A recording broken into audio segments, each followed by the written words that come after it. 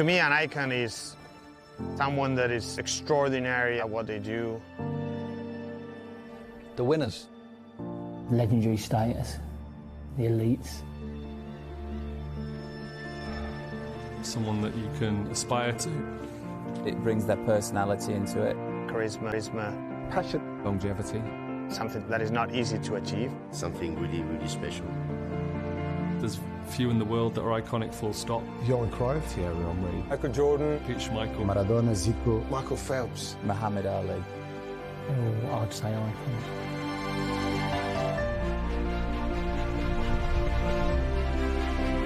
That just moves the needle. Doing great things under pressure. The word icon is how other people see you. all the names who are actually present here, they are all icons. Leadership, elegance, unique.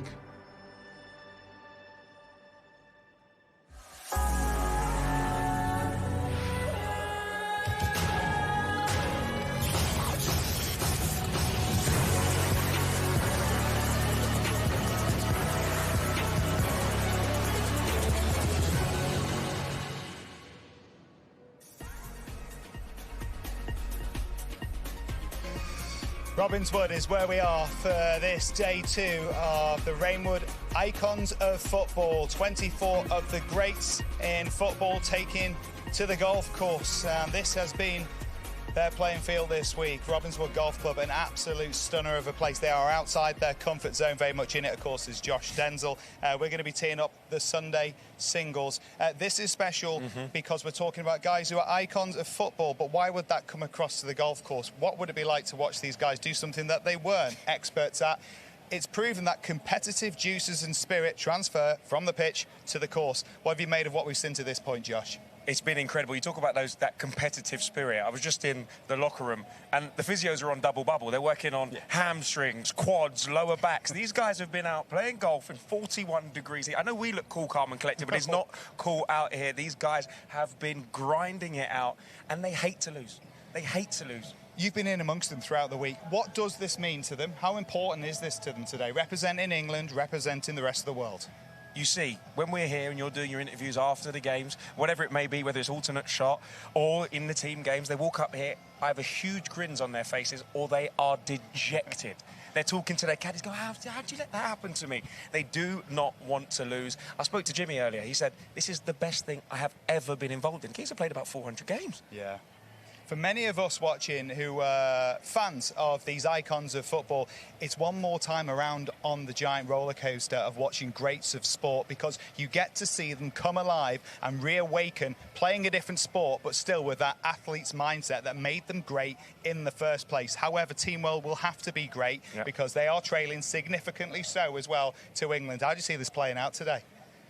To be honest with you, I am not too confident for Sergio's boys, because it's going to be a massive hill to climb in the singles games. I've seen some of the matchups. We're going to talk about that a little bit later. I'm going to tell you, I think you feel the same way as me. I don't want to put words in your mouth, but it could be tough. And guys, you're not going to want to miss this. This is the final day. This is the final session of Icons 2025, and you can watch live on YouTube or across Icons social platforms. What you're also saying, I dare to say it, is that it very much might be coming home, Josh. It very much You've might. ruined it, Nick. Sorry, What's going on here? Don't jinx it. Now, of course, these guys are great competitors and they love to win. But even more than loving winning, perhaps they just hate to lose that much more. But when they do, we're there with a camera for them. Take a look at this.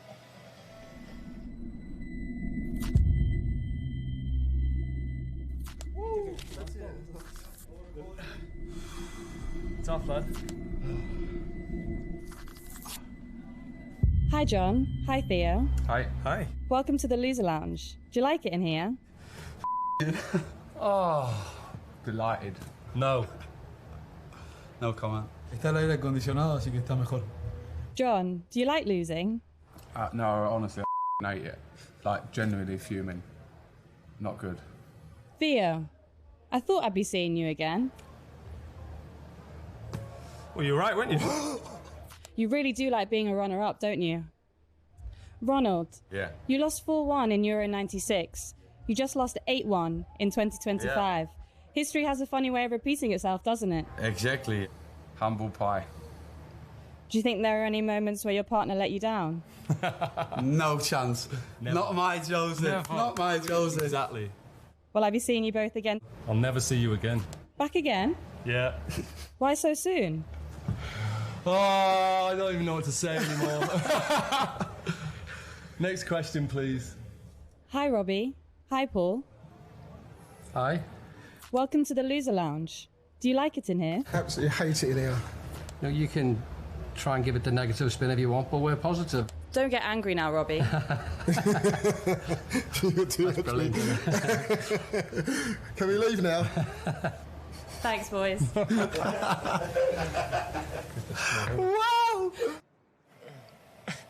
Rins there, the voice of the Loser Lounge, giving Dad Paul some serious stick. They really, really hate to lose.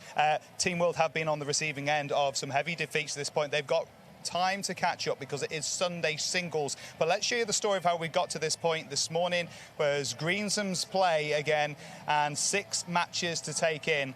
Let's have a little look at how exactly they've managed to put this together. Thank you very much, Nick. This was day 1 in the morning session. Gabriel Batistuta, a birdie at the opening hole, getting Team World off to a sensational start. And then another Boca Juniors legend, Carlos Tevez, on the second. Judges the speed beautifully. He's putted well. He's liked the greens here at Robbinswood. And then early birdie. Then staying on the same hole, the second hole, Nigel de Jong, the Dutch star, out of the fairway bunker. This is a difficult shot, some 120 yards with a pitching wedge. Superlative.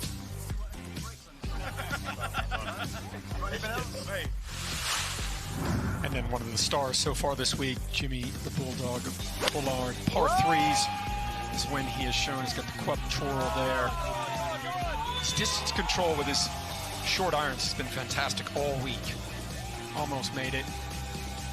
Of course he likes it. Well, David Ginola got off to a tough start on day 1 in the morning. Alongside Patrick Berger, they lost the first 3 holes, but then he poured that in at number 4 for a half, and you can see what that meant. Lee Sharpe has been one of the standouts for Captain Lee Westwood. Lots of good shots. Really a good golf swing. This is at the 6th.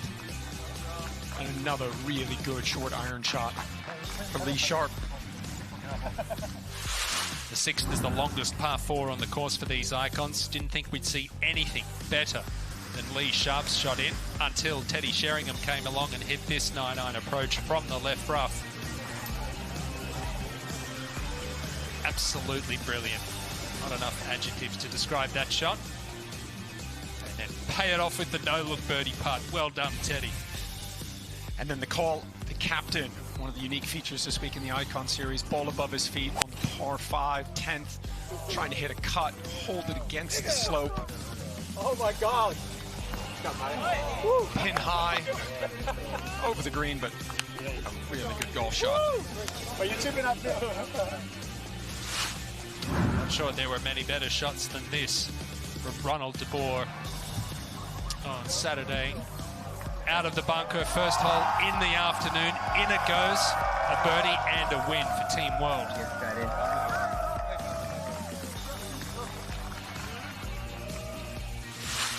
All of the players playing the 12th hole, the signature hole here at Robbinswood. $10 million swing, $10 million on offer. First person to stand up, Robbie Fowler, just rips an iron shot right at the flag, 6 feet 8 inches. Yeah. He was the first and the best all day. And day 2, session 3. Could Team World continue their fight back from the opening afternoon's play? Gianfranco Zola. This on the very first hole, his second shot. What a beauty it was. It would lead to a win. On day 1, we saw Lee Sharpe hit a lot of quality iron shots, but it was the putter that was working in the morning session on day 2 for birdie at the second. That putter continued to be red hot. This, a par save on hole 4 for the win. In it goes.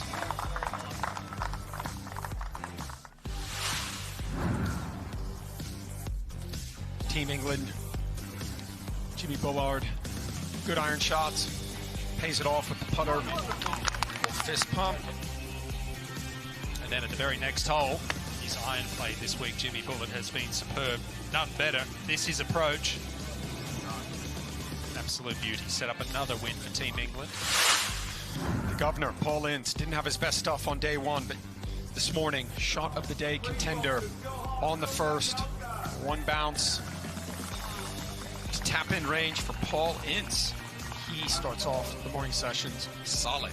Well, the governor continued his good play because this was a birdie putt at the third. In it goes, and another win for Team England.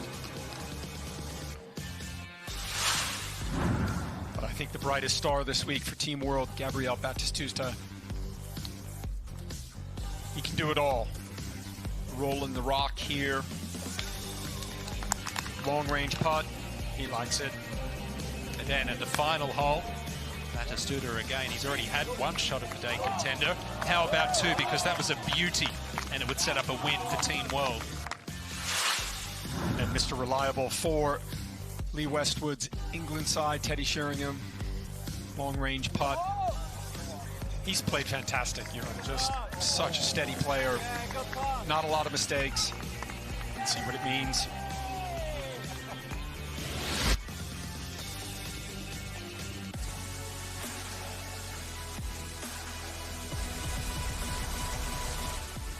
Oh, 39-21. Doesn't tell you the whole story, but certainly another strong performance, Josh, in the morning of the second day here. We've gone 4 balls in the first session on day one. We followed it with greensomes, which effectively both players teeing off, picking the best shot, alternate shots from there. Same format this morning, and England have been strong throughout here, and they've built a really, really healthy lead. Out of those matches before we move forward, is the one that caught your eye this morning? Do you know what? I spoke to Phil Jagielka on the first tee yesterday, and he had a brolly on. He said, I'm absolutely fine. I've prepared. Little did I know, by the end of the round, he was on a drip. But this morning, I'm on the first tee. He stood there and he goes, wide-eyed, I'm ready to go. Him and Joe Hart were an absolute scandal. He said, I'm not going to hit a tee shot. Don't worry about me. First thing he does, drives it straight down the middle. He is unbelievable. I love to see it, and I'm sure he's going to take that form into today. In agony yesterday with cramping. It was so hot out there, lost a lot of fluids, dehydrated, but so desperate to play for England today. He was out there, and a brilliant win with Joe Hart as well, going into our singles. There's been a couple of things going along throughout the week. If you've been joining us as well, there's crocs and camels. Crocs for every ball that goes in the water. We've been keeping track on a leaderboard. Same for camels, which is the bunker. Let's show you how the crocs line up. First of all, and it's not a list you want to be on. It's not one to celebrate, and we won't be celebrating for Joe, sadly, on the English side. But the most amount of balls in the water belong to Nemanja Vidic of Manchester United. 11 times he visited the soup, and that will have consequence in terms of points. We'll touch on that in a second. So that's the situation when it comes to crocs. When it's camels, how many times players went in a bunker? Surely some big numbers, but not as much as you'd think. Water actually causing more of a problem. Again, Joe at the top of the board. Apologies, Joe, when you watch this when you get home. But instead, it's Luis Figo again of Team. Well, this isn't helping, Josh. This is not helping. They're top of the board in both of those categories. It is not helping at all, and they've got so much ground to make up. How this is going to affect them, even mentally. You know, you're looking at the water. There is a lot of water on this course. There's a lot of greenside bunkers, fairway bunkers. You're thinking, these are going to keep racking up my scores. We've got a lot of work to do on Team World as well. We'll touch on the impact of what that's been score-wise in a second, but one little note of positive news. You did select in our little break between sessions here the shot of the day, and it belongs to a Team Worlder in Gabriel Batistuta. There's the percentages right there. 46% of the vote for his shot on the 7th, and he has been one of the strong players throughout the week. Let's have a little look at it.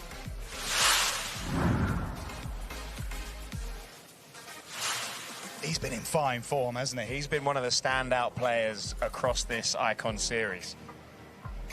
And this time with the wand on the green. And we've seen some amazing golf. When you think about the nervy starts to it, understandable, they're outside their comfort zone. They can happily step out there, take a penalty at Anfield, Old Trafford, the San Siro, the Bernabeu. This is a golf course, but still they've taken some of those mental skills, Josh, and applied them to the challenge they've got right here.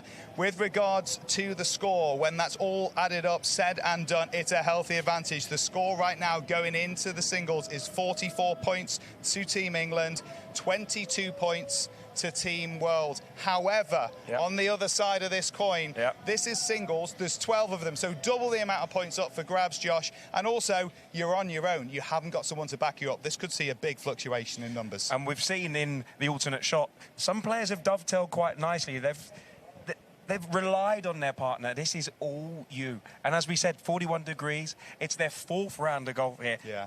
Sometimes that mental pressure and that you know, they've got the fans lining the fairways, is going to get to some people. It's going to get to some people, and we're going to see just how much in a few minutes. Every time you win a hole, it's worth a point. So if you have a stormer of a performance out there, you can build up some serious points for your team in the singles. And of course, a lot of it comes down to the rivalries that we'll see in the singles. Let's have a little look at the teams being revealed by the 2 team captains in Lee Westwood and Sergio Garcia.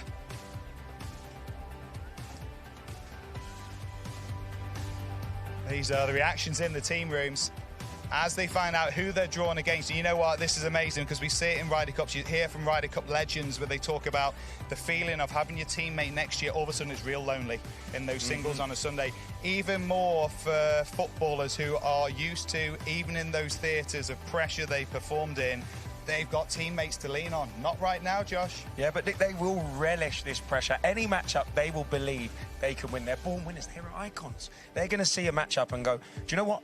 I might not have played well in the last 3 rounds, but today's going to be the day when it matters. You know, we've spoken about Bullard being the postman. Delivery was late earlier today, but I'm sure he's going to want to get revenge there. Well, leaning on Ryder Cup legacy, you will think Sergio Garcia's team talk will revolve around perhaps a certain miracle at Medina that took place where they were down and out. It couldn't happen, but you've got to believe you take care of business in your match and you can get the job done. What do those matches look like? Let's show you how the pairings line up here for this Sunday singles between the icons of football. Team England up against Team World. And there you have it. Now you look through him, obviously leading with real strength. Teddy Sheringham has been fantastic through the week, up against Ronald de Boer.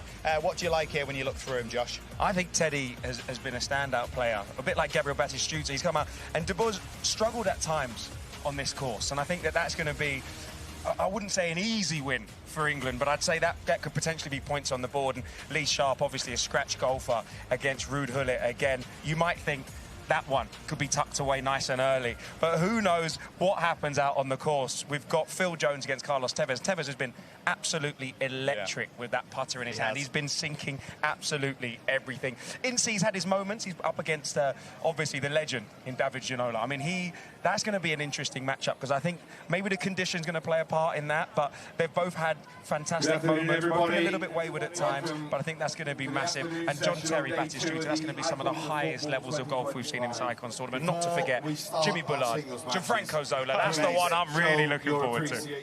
Incredible lineup for you to enjoy as we head down to the cauldron of pressure that is that first tee. Over the course of this weekend, please put your hands together and welcome two great golfing icons. Well, we've got some pretty awesome matchups coming our way this afternoon in the singles, leading off with Teddy Sheringham against Ronald de Boer. And after the Crocs and the Camels, it's Team England 22 points ahead of Team World, leading 44-22. But Claude, as we've said, there's a lot of opportunity for fluctuation out here. A lot of points on offer, but the world team is going to have to get out to an early start. They can't afford to get behind early. Try and keep those matches kind of going around the turn, kind of in that 1 to 2 point range, because if it gets 3-4 points down, they're going to run out of holes. And he is going up against one of the Dutch players' best ever performers. He's won the Champions League. He's represented the likes of Barcelona, Ajax and Rangers with massive respect. Please welcome Ronald de Boer and Teddy Sheringham.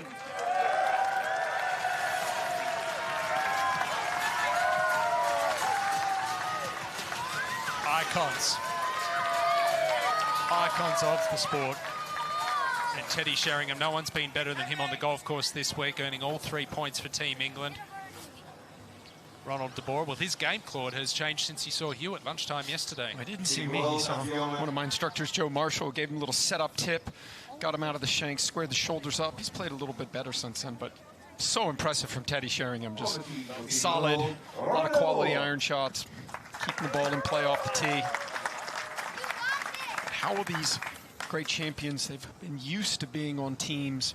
They've been on teams for the first 2 rounds, or the first 2 days, and now at the end of day 2, all about the individual performance. Some players will relish it. They'll like the fact that they can kind of do their own thing. Can't hide behind a teammate out there, and you said they need to get off to a quick start. He holed a bunker shot here yesterday afternoon. Here we go.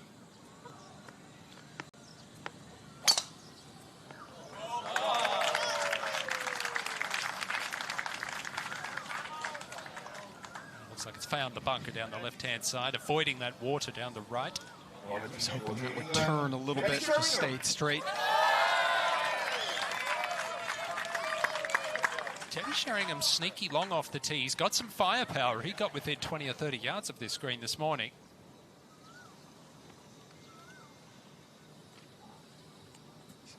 Talked to him last night about his golf swing. He said the tendency that he has when he hits bad shots, a little bit of an overswing, but it's always difficult for him to try and shorten that backswing. Teeing it up high to let it fly.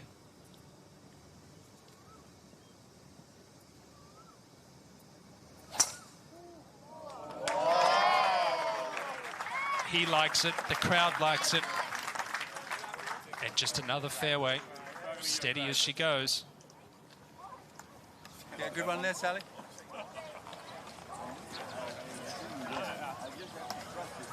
Teddy Sheringham and Lee Sharpe, the only 2 players out of all 24 of these icons to earn all 3 points for their team.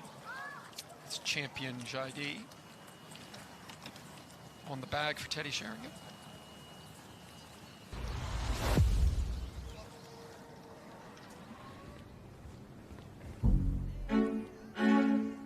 Let me tell you something about rivalry. I think rivalry in sport is very important. There's still that hatred there. Rivalry, what is very difficult for me to pronounce. It just gets the juices going. I think you have to be very competitive. Whatever it is, if I'm playing against my kids or I just want to win, you've got to teach them, haven't you? The competitive that we have inside will be showed. There'll be a few, like maybe drop the putt or drop my ball accidentally or something, just to, yeah. Mind games are a big part of it. All friends now, but we come for enjoy, but to win too. Will there be a little bit of needle from my side? Definitely. I hope so. We won't lose, I promise you we won't lose. You can save that, but we're not losing.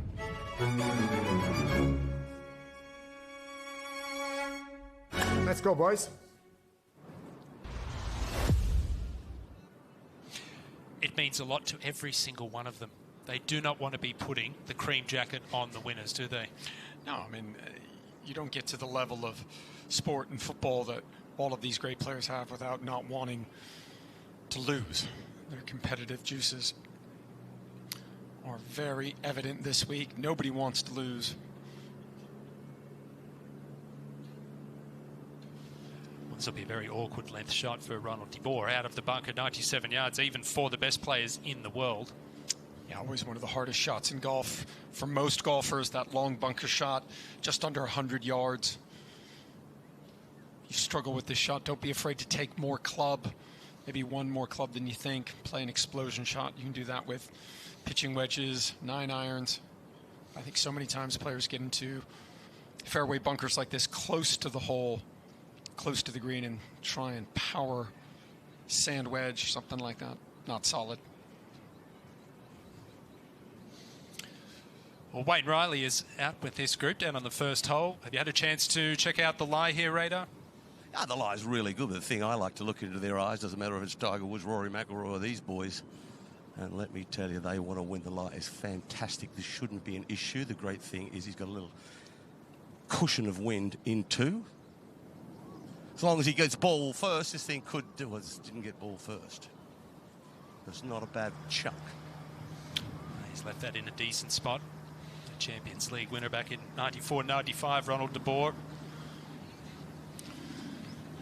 Radar, we've seen Teddy Sheringham over the last 2 days hit some beautiful short iron shots. I expect to see another one here, 70 yards. Yeah, absolutely. This is just perfect. You know, he's on a little launching pad. There's just a puff of draft into him. Like, if he really wants to get cute, I wonder, I think he plays around 4, doesn't he? The thing is, will he land this behind it and just sort of back it up, play for a 73-yarder?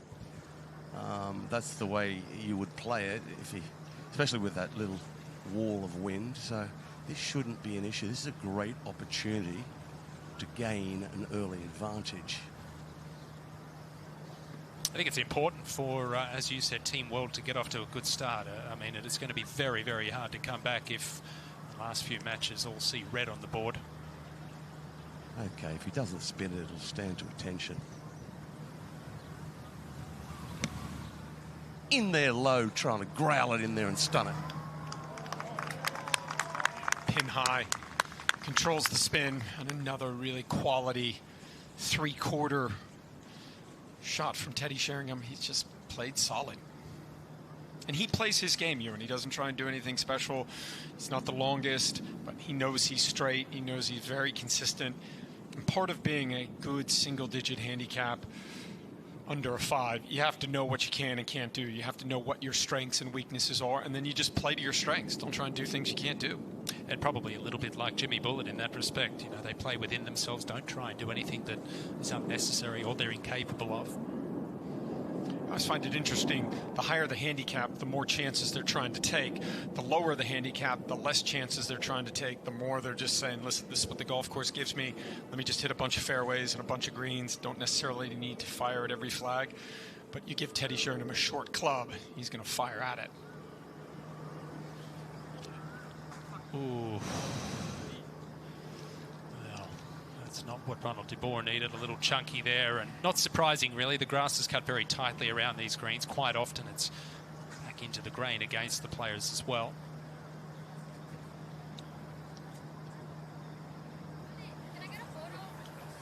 And I think if you're just joining us from wherever you are in the world, as a few autographs are being signed down there on the first tee. Lee Sharpe next, up against Gullit. See a lot of these players that were playing so well in practice rounds, and now they've struggled to come tournament time. Well, they say the longest walk in golf is from the practice tee and practice rounds to the first tee when the tournament starts. And it's a big difference between practice rounds. You know you've got another ball, but I think players are freer in their practice rounds than they are in their tournament rounds. One of the great things we've seen over the last couple of days, fans, not just football, well, not just sports fans, but football fans for these icons. We've seen jerseys from just about every country, every team, and you can join the conversation via our social media platforms for our final session, #IconSeries. Match number 2 of the singles. Please welcome 2 true icons of the game. A 3-time Premier League winner, a player who helped to build Manchester United's monopoly of English football, and against him, a Ballon d'Or winner with 2 European Cups as well, the Dutch maestro. Please welcome Lee Sharpe and Ruud Gullit.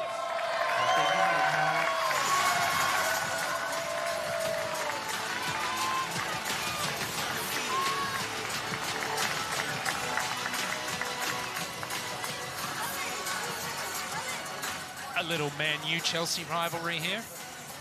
Go. And Ruud Gullit, some better shots today. Hit a really good shot into 8 on the par 3 in the morning session. Hopefully he can carry that confidence over, swing freely. Well, you would have to think that Lee Sharpe is the overwhelming favourite in this match. He's won 3 points for Team England so far. Certainly had aspirations to play on the Legends Tour in Europe. Plays off scratch. So we know reaching this green in 1, it's the breeze is straight into, so it's just laying it up. And most players, if they whip it down the left wing like Teddy Sheringham did, you'll find yourself on a nice little upslope. So this one's left, way left. Oh. Looks like it might have avoided the tree down there. Yeah, and if you get it right, you find yourself on Teddy Sheringham's little upslope there. So it's and no divots. I mean, you don't have to worry about it. It would have been a popular spot on a PGA Tour or DP World Tour, but this week this golf course is presented like something few have never seen before. It's just been a pleasure to walk it. And a fairway from Ruud Gullit. We're not used to seeing that so far. Short and straight, Claudie. Nothing wrong with that. Our second match. 180 straighty. Our second match in the singles is off. Up ahead of the green in the first match. This is Ronald de Boer, a long par putt. With 2 European Cups as well, the Dutch maestro. Please welcome Lee Sharpe and Ruud Gullit. Might be conceded. Teddy Sheringham's got 2 putts.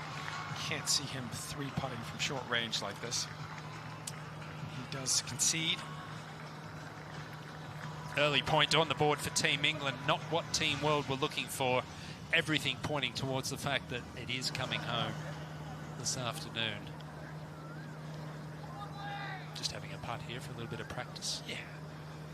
Should break from his left to right. 2 putts to win. Hasn't been conceded. Thought it might be, but I thought it was. He certainly appeared to gesture to pick it up. Maybe just wants to putt it. That no-look Jordan Spieth-esque putting stroke, which I'm a huge fan of. Takes you out of thinking so much about your stroke, about the ball, frees the stroke up, gets you to react like an athlete. And he was definitely a good one of those.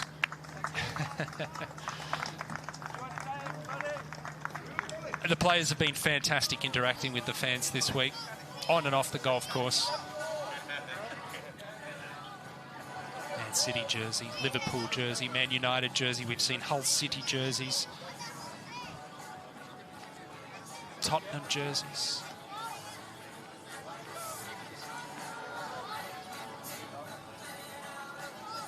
Wonder what's the strangest thing the players have been asked to sign this week.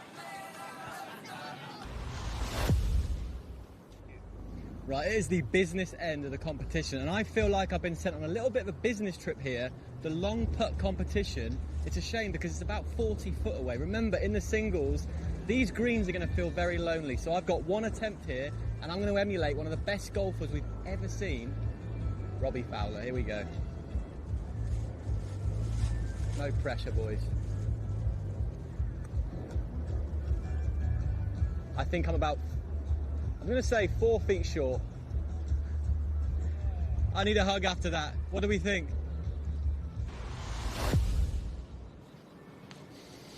Well, I think it wasn't a bad effort, Max. But we'll get back down to our second match out. Captain Sergio Garcia in the middle of the fairway, giving Ruud Gullit a little bit of advice. A little bit like Seve back in the day with Monty on the 17th of Valderrama, Ryder Cup style. Go away, Sergio, leave me alone. Important to point out too, Radar, just before Gullit hits, that there is a call the captain option this afternoon. I very much doubt it's happening on the first hole. Oh, good spot here. Just got himself a 9-iron. Pulled it. Should catch a piece, though. It does. It's going to be a very long putt, but importantly, it is for a birdie.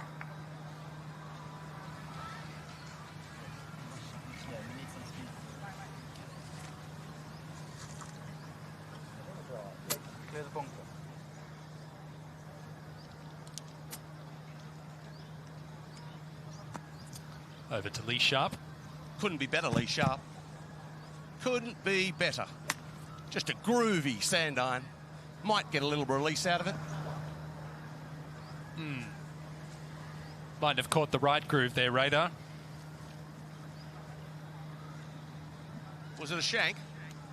Yeah, just a miss hit, short of the bunker. Not good. It was a good break, that. Lee Westwood prowling around like an alley cat. Interesting to see when these players do decide to call the captain this afternoon. Of course, only one option per session. The captains have to be on the same hole as the player that calls the captain.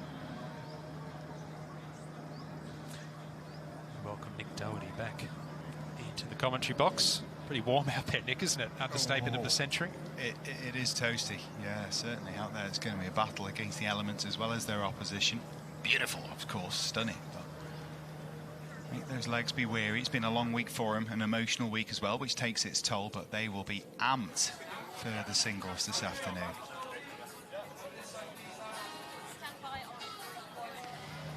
For that up to Lee Sharpe, trying to get this up and down, put a bit of pressure on. Good shot there from Lee Sharpe. Short game skills on display. But that's a good start for Ruud Gullit, Nick. Hit the fairway, hit the green. That'll give him a lot of confidence.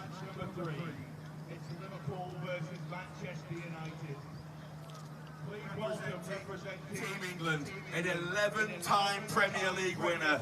He won 2 Champions Leagues as well. And against him, one of the finest players the Czech Republic has ever produced. One of the best players we saw in Euro 96 as well. Please welcome Paul Scholes and Patrick Berger.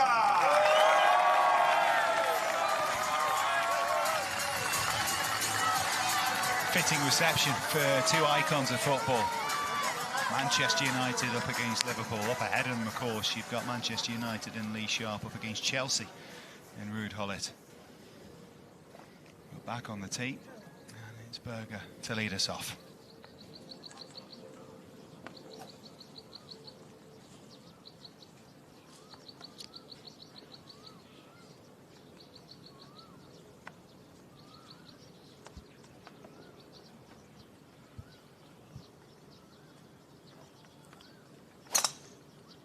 Well, this is a low, ducky one. Got out of it. Oh, my word, you lucky camper. It missed the love grass over there on the left wing. It's just fine now. That was a coat hanger.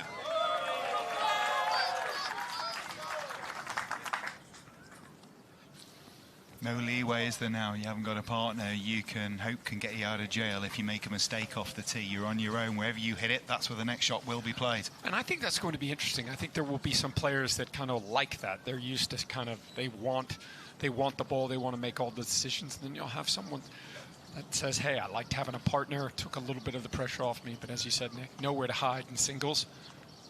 Greensome's has been fun, but this is going to be more fun. Yes. We're going to see what they're made of out here. Singles Sunday. Oh, it's flirting with that water, flanking the edge. He's aggressive through the ball, isn't he, Scholesy? That looks like a sigh of relief. All right, yeah.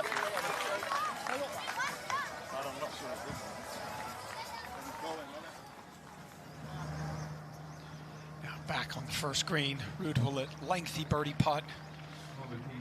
Just cozy this down there, 2-putt. Sprint to the next tee. Don't give anything away on hole 1. Pretty good for pace there. 3-4 feet short.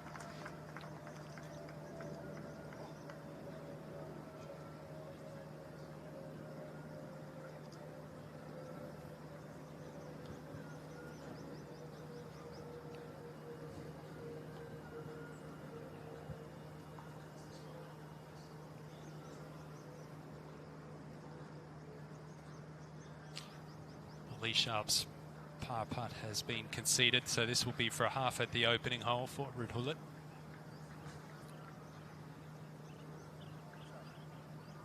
Interesting matchups. And Captain Westwood has put 2 strong players in Sheringham and Sharpe out first, and then anchoring it with Bullitt and Terry. Another couple of Scholes is wet.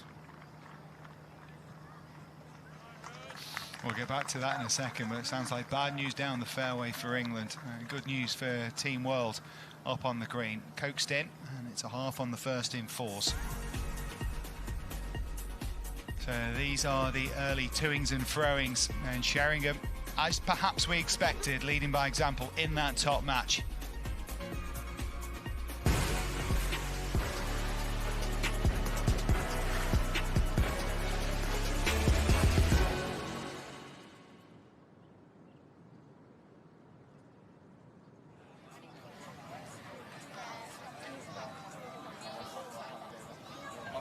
great crowds out to watch them play. And you know what, as guys who play this sport, and obviously professionally as well, it makes such a difference to the vibe and the energy that you can feed off as a player when you've got this many spectators and fans around. And not just here at the opening hole too. We just went into the clubhouse for lunch and it was chaos around there, wasn't it? There were people everywhere. And these icons have been so obliging with their time, not only with the media, with the fans as well. It's just such a great atmosphere, great vibe.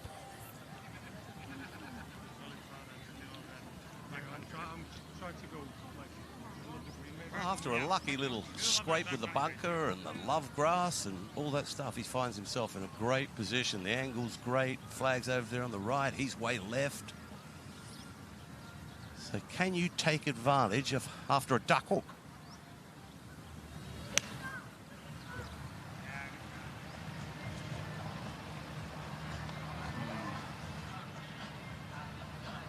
Unfortunately not, is the answer. Yeah, look at that little breeze picked up.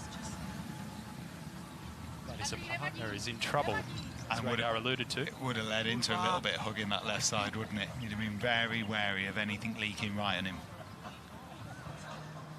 Penalty drop taken. He can still save himself here with a moment of magic with a wedge.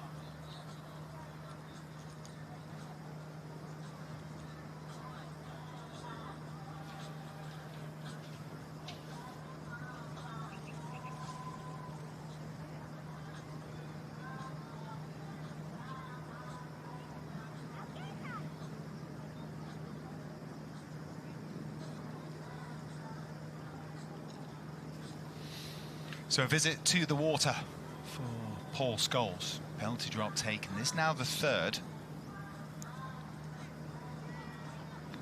Just 71, just a nudge, trying to get it up and down.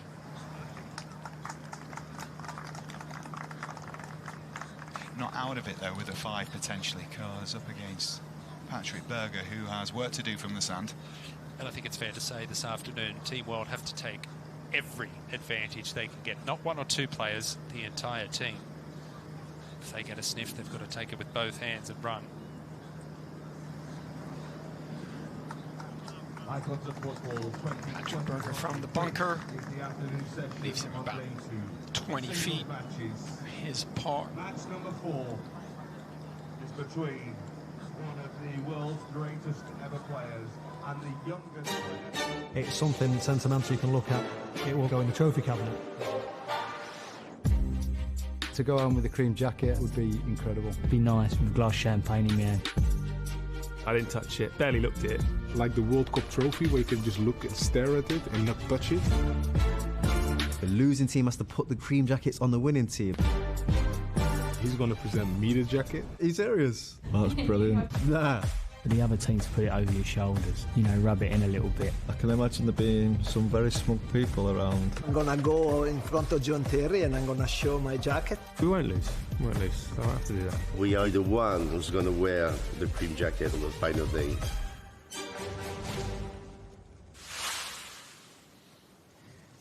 Wearing the cream jacket sounds like something they'd love to do.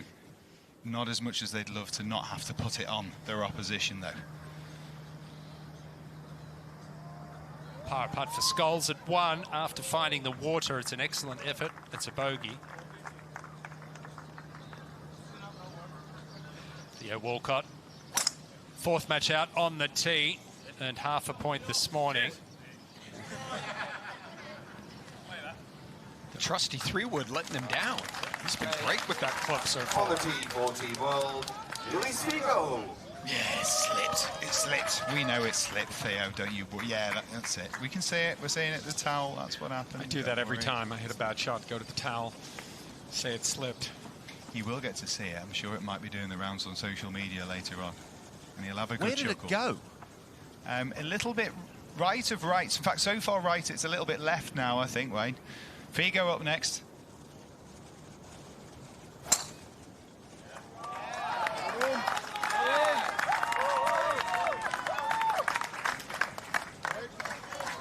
Excellent start for Luis Figo.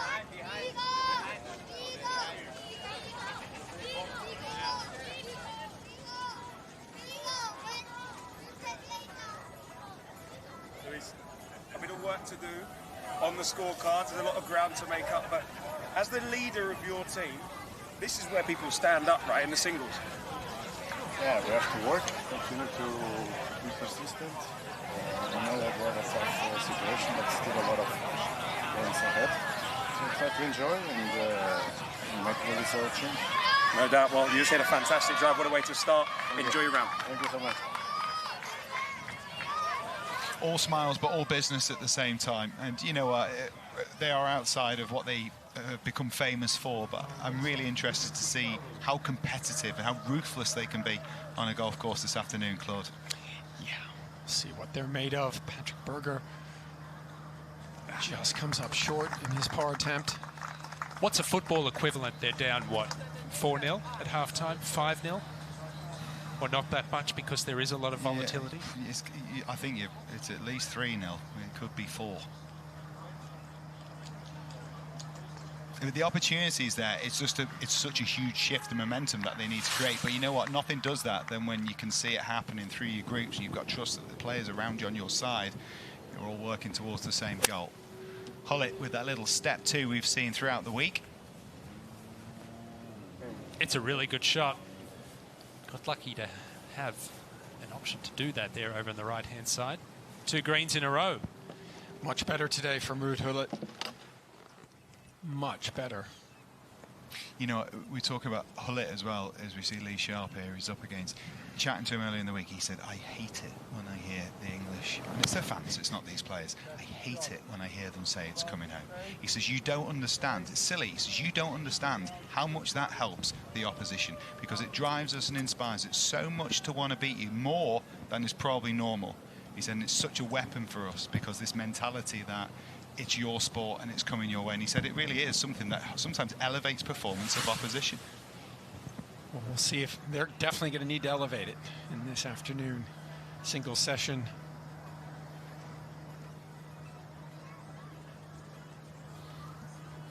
I don't think, Wayne, he's much going to like the look of this one. Theo Walcott is a long way out with a lot of water to cover for his third. Especially after a semi-shank with a less than driver. I mean, yeah, you're walking down there and you're thinking, okay, we've got a long way to go. It's okay losing the first hole or whatever, but you want to hit a good shot here. He's still got 255 to go, and the ball's below his feet. Still a chance to make a 5.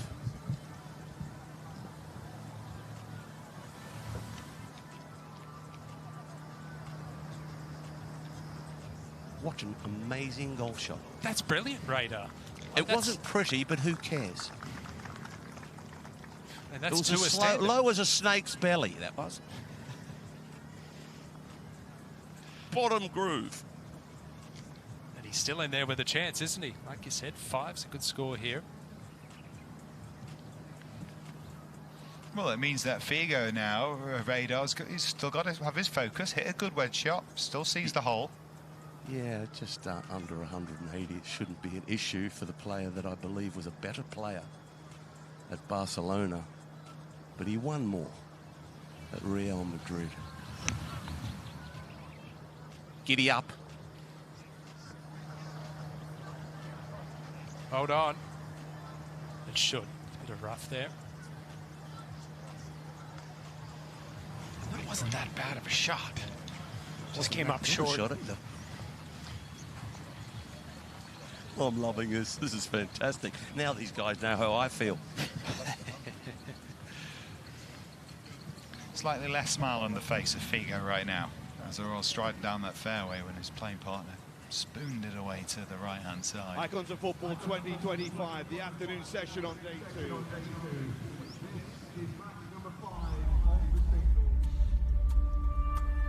I always loved it.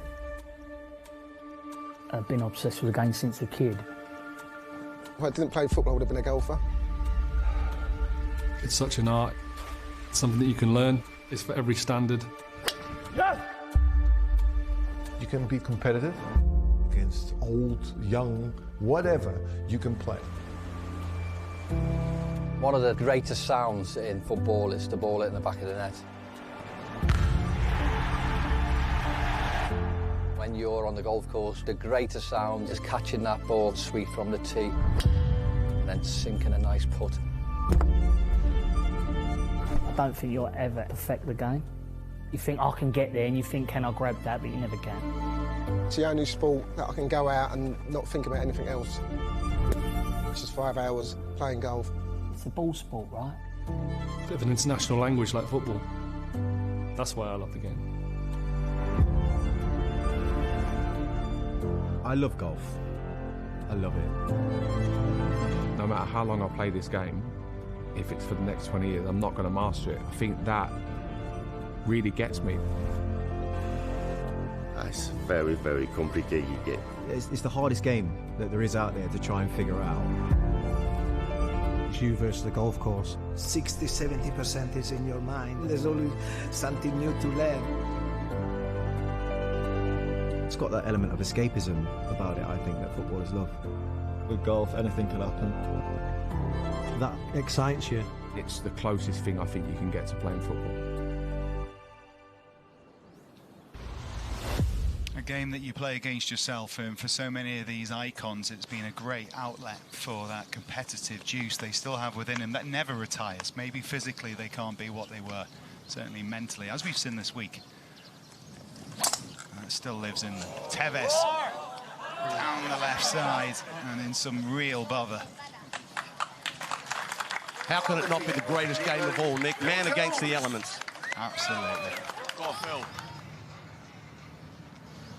Figo, third shot.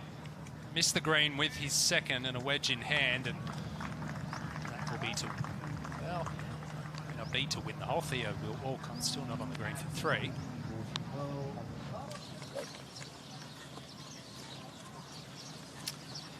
Phil Jones, safety first, going with the hybrid, just trying to hit the fairway here. Get off to a good start. Crowd likes it. Good move, wasn't it? That's a big hybrid into the breeze as well. He's a big boy. You wouldn't want to go up against him. A couple of linebackers, Joe Hart and Phil Jones, are seeing them playing together this week. Up ahead, fourth shot, and tell you what, if he can pop it in, it'll be a hard-earned 5, that, and it might be enough to keep him in this hole with Figo's shot.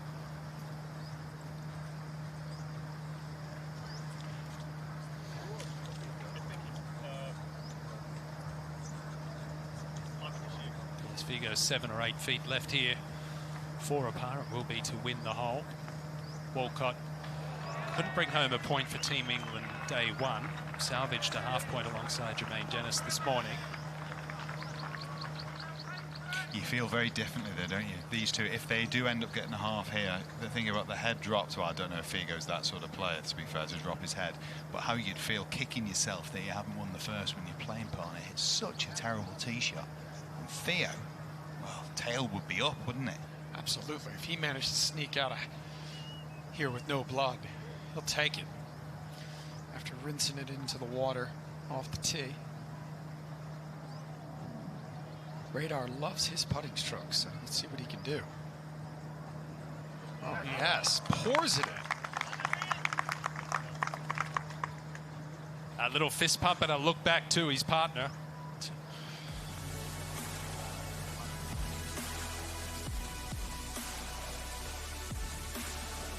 So there we have it. Some green on the board for the world. Well done, Luis Figo. 1-0 up on Walcott through the first, but those top 2 games, it is England with the very slender advantage.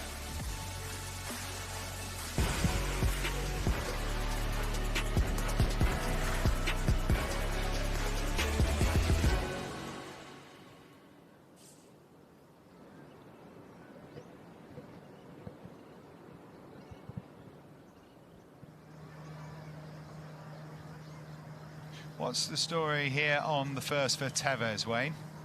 He's taken a drop. This is take 3. Draft in 2, got himself an 8-iron. Off the back foot, trying to trap it. Hands forward.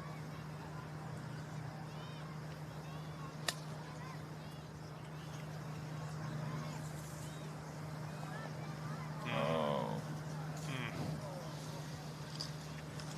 unlucky there. That was pretty good contact, but tough start for one of the world players on an afternoon where they need as much help and as much points as they can get. The other one.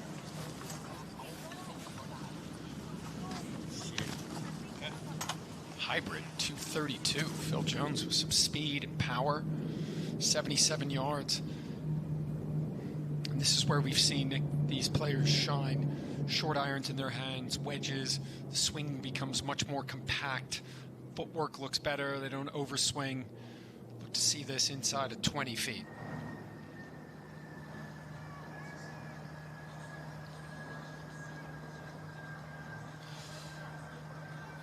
And really shouldn't be too difficult from here. 77 yards, just a sand wedge in hand. Played some good golf this morning. Won't be an issue. This won't be going anywhere near the flag. I'd imagine this is 20 feet left of it.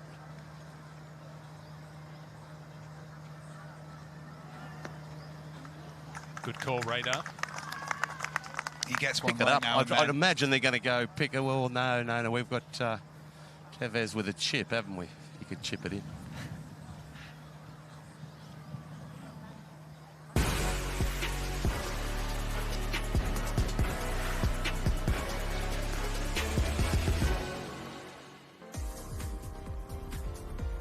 Now, every football supporter remembers this classic Chelsea shirt. Wasim here has two of them, and he's celebrating 30 years as a Chelsea fan.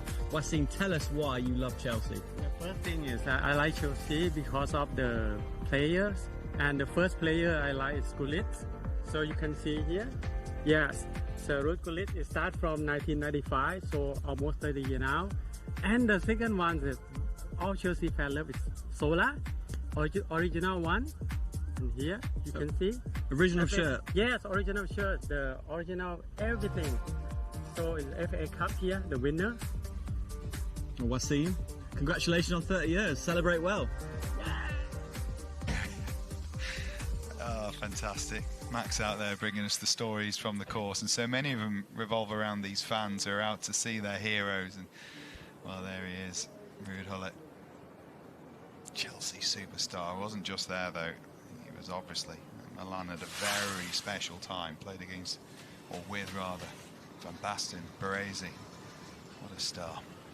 Right, Tevez. Chip this in, make a 5, put the pressure on Jones, and it's well done, but it should be a Team England point right there.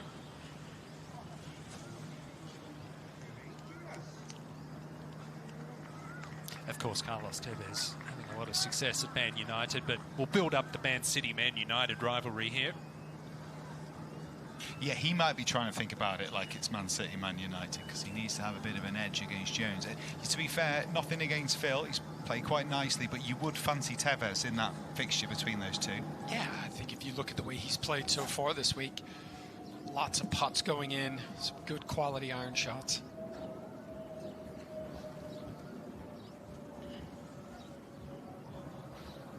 Back to the first. Match 6, Jermaine Jenis.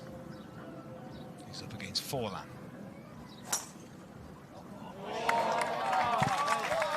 Hit a hummer down here this morning. He hits it a long way. Almost hit Sergio Garcia in the cart. That's how far it went. We'll get relief, or they might move that board there. Quite incredibly, as much as he's a very handy golfer, he's also now a professional tennis player, which is remarkable. Makes you sick, doesn't it, the talent they've all got? I tell you what, Nick, thank heavens it's nice and cool out here. It's just hit 40. Should we send a drink out for you, Wayne? No, I've got plenty. I've been looked after this week incredibly well, as we all have. We will come again. Left here this morning. And I believe that's the same again.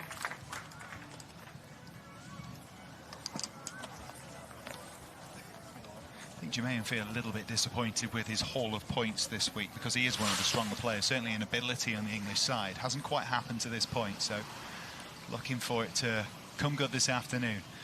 For a win for Paul Scholes, to edge ahead of Berger.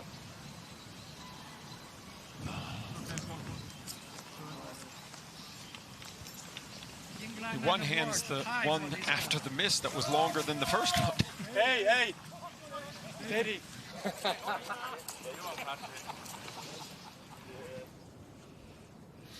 So needing something good to happen in the early stages, the world side, it's not quite happened yet. However, you can see from the scoring there, there's nothing in these games, just one in it across those first games on the golf course. And one ahead is what Lee Sharpe finds his position here. Ball above him, slightly awkward. Come out a little left on him. And not used to hitting an approach shot from the rough either. Everyone talking about how well he's been driving the ball. Missed the green, but it's not too bad. 1 point advantage over his opponent, Gullit, early on. He's the favourite, Lee Sharpe. Just a stunning golf course, incredible condition. A lot of that down to Kenny Mackay, who is the head greenkeeper superintendent at Wentworth Club, where we played a flagship event on the DP World Tour, the BMW PGA Championship, and we know that's a remarkable golf course and all part of the Reignwood group. And they are obviously our kind sponsor here, the icons of football, and they've been wonderful hosts throughout the week. It's like a town, this place, rather than Reignwood Park. It's the home ground for this match, but there's a school here, an incredible school as well, Claude, and you've got a setup there, golf setup. Yeah, we do. The KIS International School. We're going to be helping them with their golf program, trying to help junior golfers improve. Really excited about partnership with the Reignwood Group and Robbinswood. Now Diego Forlani was left this morning. Same result this afternoon. It's never your ball, is it? You're in there, you'll find 5 or 6, but it's never yours. Better be careful too. We'll find some other things slithering around in there.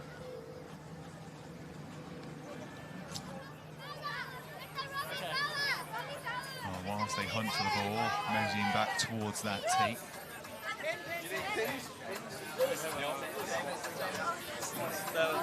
Nemanja Vidic will be up against God next in Robbie Fowler. Harry's affectionately known at Anfield across his career. Cop singing his name for so many seasons.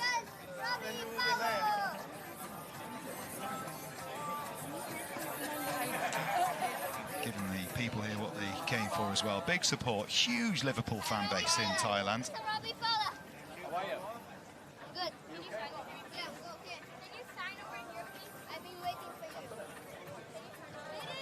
Part of Liverpool's treble-winning season as well, 2000, 2001, the FA Cup, League Cup, and the UEFA Cup. Yeah? How many Manchester United fans? It's the contest when the players come on now. Who can make more noise for their player, whether it's Vida or Robbie?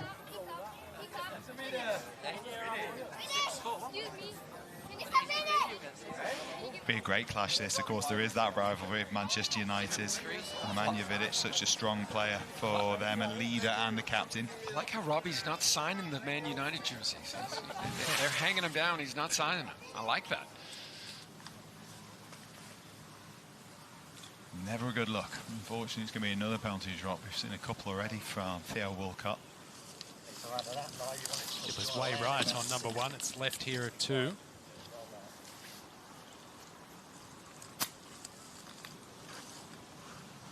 Point down to Luis Figo. Good angle, does have a shot here.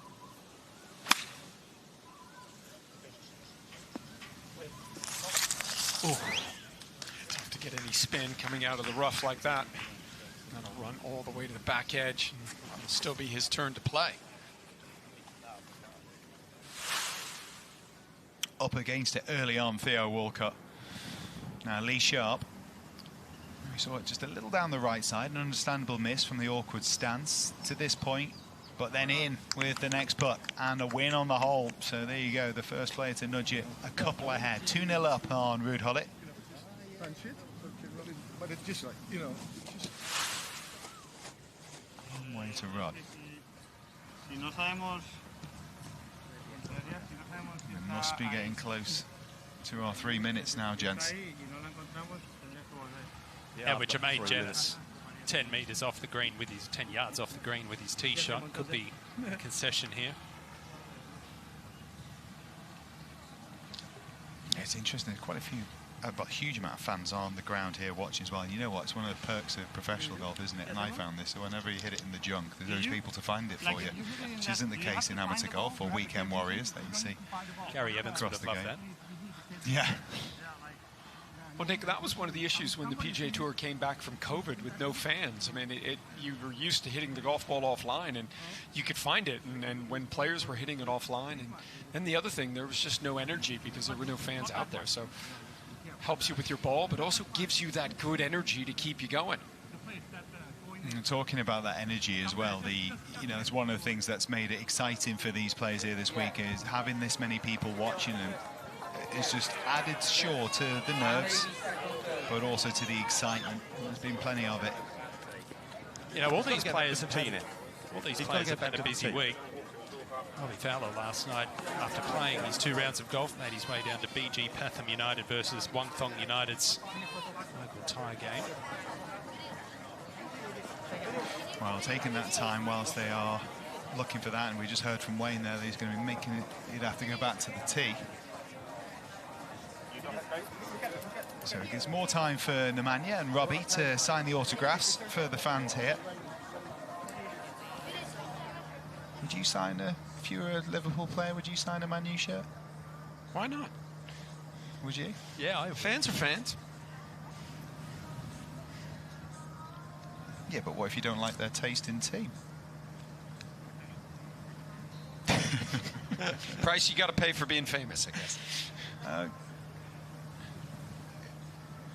Well, we should get in touch with us. Let us know if you had the opportunity and you're a Man United player or fan or whatever. Would you sign another team shirt? Or would you turn away from it in disgust? Wayne Riley's there now, so they must have had an idea it's in the penalty area because there's a penalty drop happening. Wayne, what's the dealio here? We can see it just creeping into shot. He's having a chat with Sergio. He's not interested in us. He's got Sergio there. No, I got you. They've got a rule this week that if you know it went into that love grass type stuff, that if you know it went in there, which it did, it means you can take a drop, even though it didn't go in the red-lined penalty area. So a fortunate break.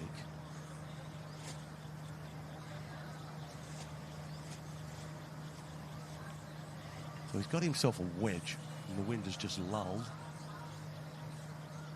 So still a chance to get it up and down.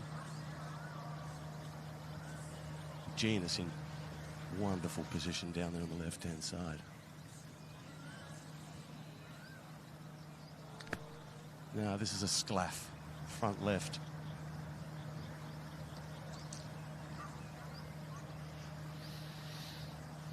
Well, I guess it's not too bad. It's not out of the hole. What a tee shot, Wayne. 290 off the tee. 36. Put this thing to bed. Bounce it on there, release it up to it, and look at him in the eyes and going, do you want to have another crack just for practice, son, because I've come to play? He's going to win this first hole by some margin by the looks of it. Really good start for Jermaine Jenis. Second hole in Theo Walcott. Ooh, looks like one of mine there.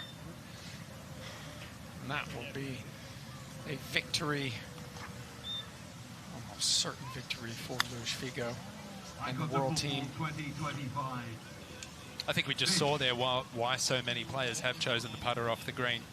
It's very easy to chunk it in front of you, cut so tightly.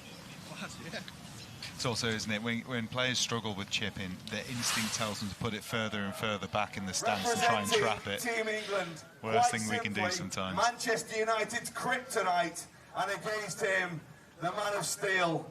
One of the strongest defenders the Premier League ever saw. One of the strongest defenders international football ever saw.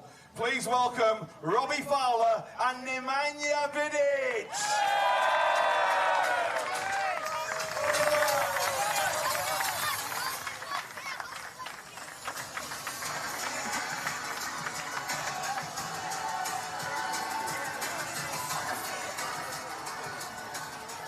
He's been a strongman for the world side, undefeated through the series of 3 games so far. Half his match this morning. And won both on the first day. So he's got plenty of length to get there, but going with the iron for safety. Just trying to hit the fairway here. I like it. I'm surprised more players haven't tried it. I mean, a bottleneck's down there when you hit any kind of wood, and that's why they're wearing out the left-hand side of this first hole. So I just really do like this. It's an iron and a 9-iron at the most. Good play.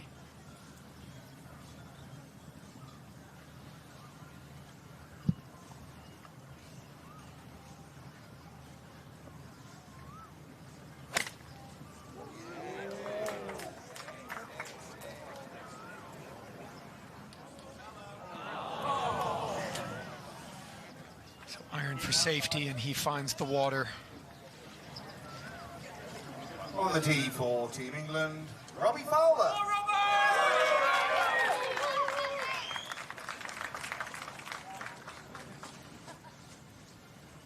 He's got his work cut out today, Vidic, because Robbie Fowler, certainly when it comes to the iron play, has been somewhat peerless this week. Some cracking shots, including the very best of the bunch in our $10 million swing yesterday. Hit it 6 feet 8 inches, a Peter Crouch away from $10 million. Just goes to show you the confidence he has in his game. His opponent in the water, but he's still going to choose driver.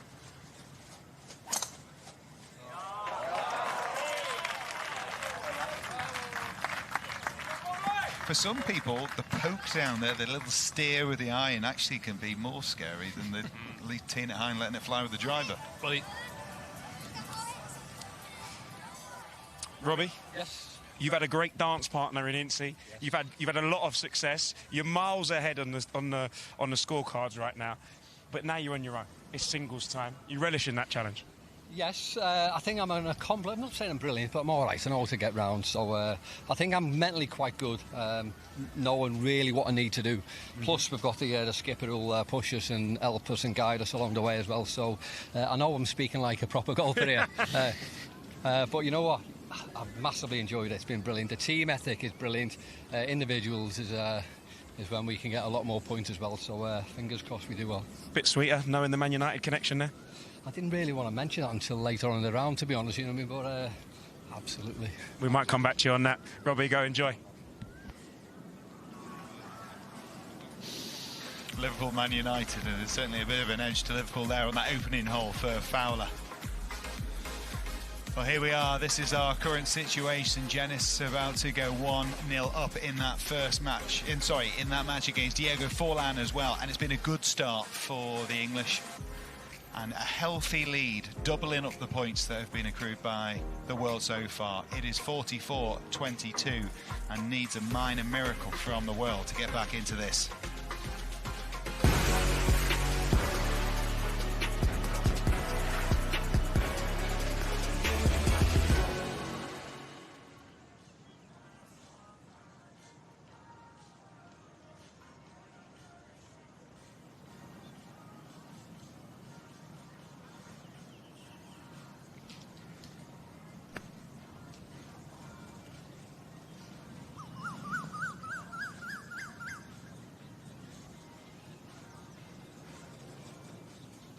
There's Figo there.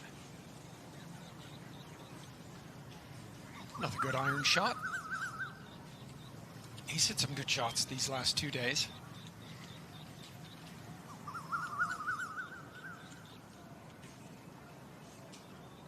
Quite a day out this for Theo Walcott, because obviously this is a game of golf, but there'll be a huge amount of respect and, well, I'm sure probably an idol when he looks at Figo. It'd be, if you're a footballer, it'd be hard not to fanboy on.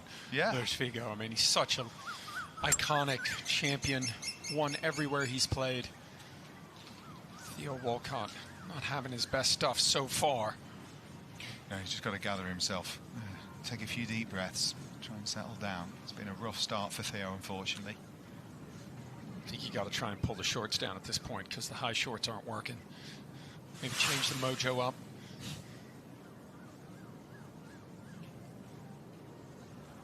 Carlos Tevez already 1-0 down to Phil Jones. Hold a long putt here in the morning session yesterday. Awfully close again. Gee, he rolls it well.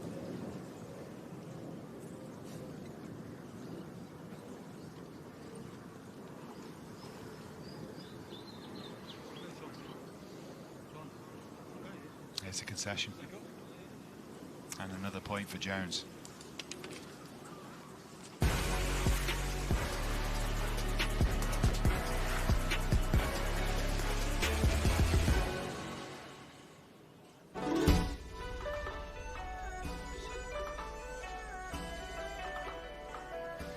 Really is an exquisite structure, and that is the Chinese palace. So Reignwood Group very proud of its Chinese ancestry. It's an exact replica of the Hall of Benevolence and Longevity in Beijing's Summer Palace. And we were there a little earlier in the week for the captain's barbecue when they announced the partnerships for the first day. That feels an awful long time ago. There's been an awful lot of good golf shots hit since that point. Yeah, Robbie Fowler just coming up a little bit short there, but I like what he said, Nick. He knows how to manage his game. He kind of likes being in control. He's not going to really try and do what he doesn't do.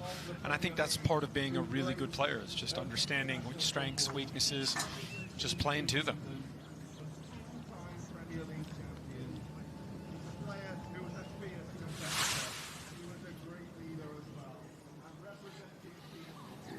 Ropey start for Theo Walcott. Better rhythm there. That was his third. It wasn't a bad shot. More than capable. We've seen plenty of good golf from Theo through the week. He's got on runs of playing some really nice stuff, but he's got to get past Figo. He'll be tough to beat. And also there's that element, Claude, as you sort of nudged on there, of him just looking up so much to an icon in Figo. For Theo, it's quite the day out, that. Absolutely. Playing with probably one of his heroes. Definitely want to try and beat him on the golf course. Found the water off the tee, Nemanja. It appears he's just avoided it with his third, so fourth now. At least needs to get it up and down. Advantage Robbie Fowler. Back to the tee. Next up, Paul Ince. He's up against David Ginola. We didn't see a lot of that yesterday. A little out of sorts, but Paul Ince came to play today on day two. Driving it good.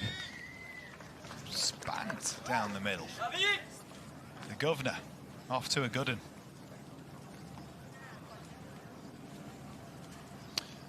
Well, Ince and Fowler 6-point winners over Ginola and Berger this morning. So it's, you would think, with a little bit of the mental edge. David Less than Ginola. driver, I would think. Yeah, Iron Wayne. Yeah, okay. I like it, but I said that the last time. Water down the right-hand side. Pull it, and there's a bunker awaiting for a club of this length. Right. And that won't reach the bunker. It's a long way back, but look, it's dry. Still has a chance. In theory, that strategy is very good. In reality, it's not seeming to play out that way, boys. It's not, is it? And we've seen a couple of terrific drivers up there. Jermaine Janis, Paul Ince, Robbie Fowler. It's worth saying as well, that is a highly pressurised environment that they're not used to. And without wanting to be mean, we've seen some pretty rough shots off that first tee. He's trying to trick me with that shot, isn't he? Yeah, I mean, I think David should just take driver out. I think David's trying to suck me in with that one. Things will get better.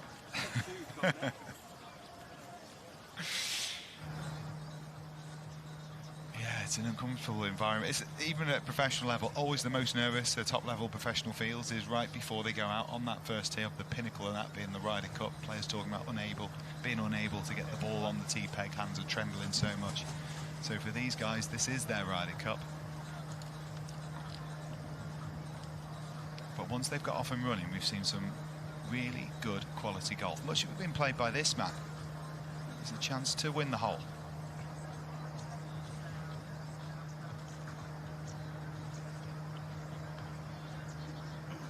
Good roll. Never missing, was it? Another point on the board for Team England early on.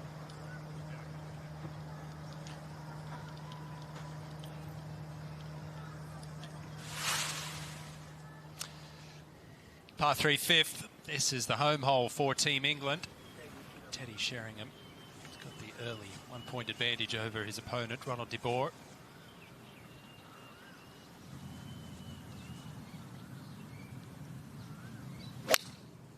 If you're just joining us for the first time, if Team World can win this hole, they get double points.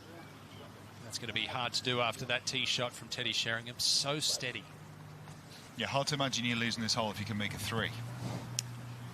Teddy's almost guaranteed that, right into the heart of the green. Quite the honour as well of being sent out first. I mean, that is a massive confidence booster in your captain picture. Lee Westwood and Sergio Garcia very much involved in the selection of the order of these players. A little further down the order, back to the first. 219. Back into the puff.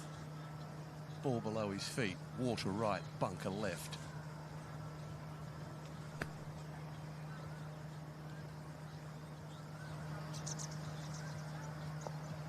Oh, stay there. You lucky devil. Might be a little awkward stance there for David Ginola. He might have to be careful. He's not wet after the next one. Nick, I would think this is a better flag for a left-hander. Ronald de Boer, he can hit a little left-handed draw in there. Apologies for the language there. Not his best. He's missed quite a lot of the face with that one. El Hotel. You know what, he's been thinking a lot about his swing this way. It's not a good place to be, is it, when you want to play well, having to think too much about how you do it. Figo at the third. Won the first 2 holes. And a half there. Still 2 points ahead, but you don't want to see those left short. Fell in love with the line. And we've seen that a lot this week.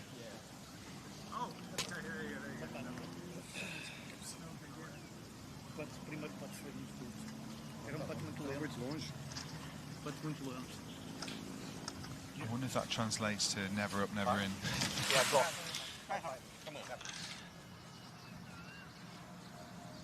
Well, we saw him hole a bunker shot yesterday in the afternoon. But this is going to be a double camel for Ronald de Boer. Second chance at trying to hole a bunker shot, sadly, for Ronald. And far from stealing the away win on the England hole, it's going to go the other way. Could be a home win. In fact, Sheringham not having to do a lot of work at this moment, and at least a couple for it. Second shot for Paul Ince. We saw him hit a really good one here at the first this morning.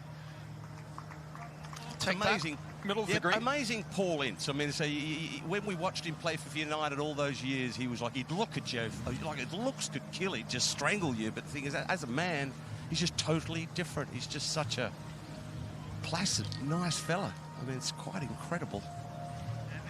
Yeah, gentle, jovial, isn't he, Wayne, when you spend time around him? But I think competition brings out that ferociousness in him. Certainly was that for Manchester United. Now, Ginola, this one looks awkward.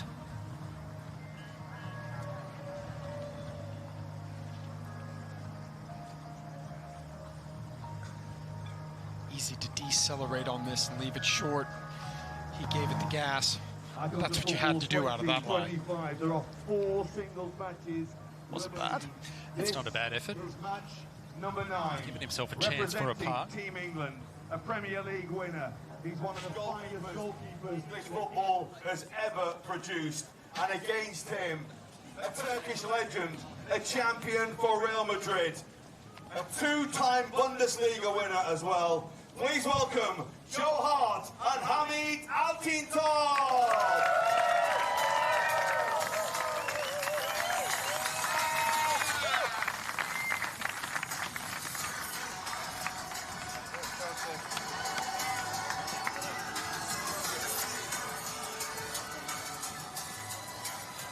Now, these are the 2 highest handicaps together.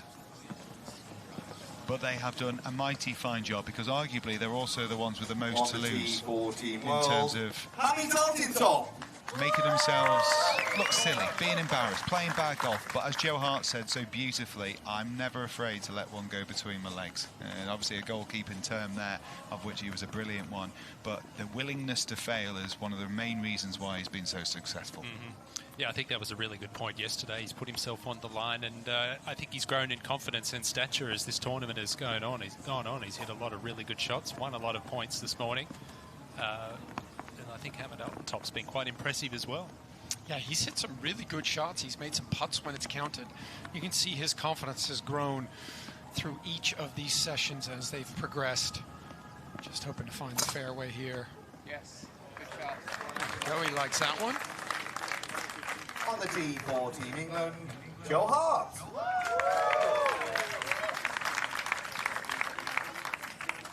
Top, obviously a Turkish legend, but a Bayern Munich player, really, is where he did a lot of his damage for 2 Bundesliga titles. And for Joe Hart, part of that amazing Manchester City team that was so successful, 4 times winner of the Golden Gloves in the Premier League. Good at Celtic as well. Yeah, good. Only just retired as well, Wayne. But very much eyes on his golf here. Driver in hand.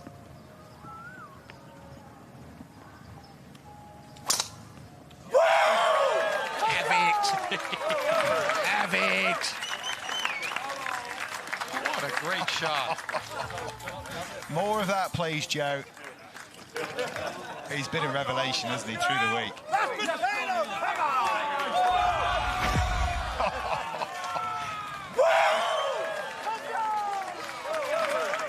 That's what it means. That's what it means to the guys this week. That's how much they are into this. They are dialed in. He has been putting in so much work, and to come out and perform and hit the right shot at the right time. So happy for him.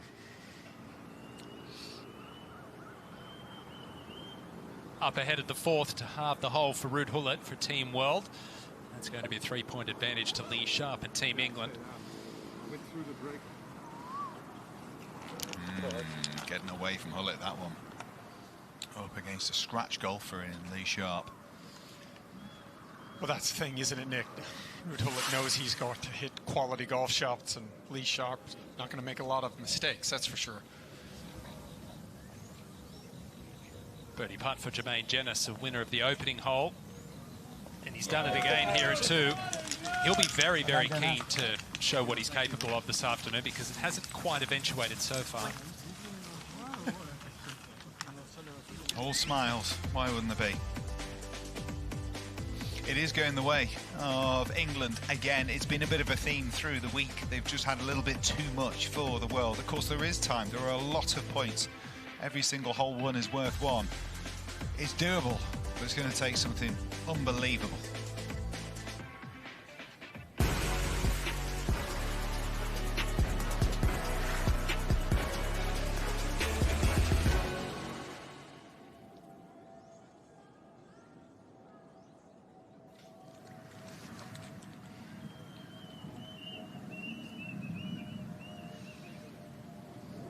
Lee Sharpe, 3-point lead over Ruud Gullit. On his home hole here, the par 3 5th. Is that going left? By a long way. That's a wide one for Lee. We haven't seen him miss one that wide with an iron. Potential opening of the door for Team World.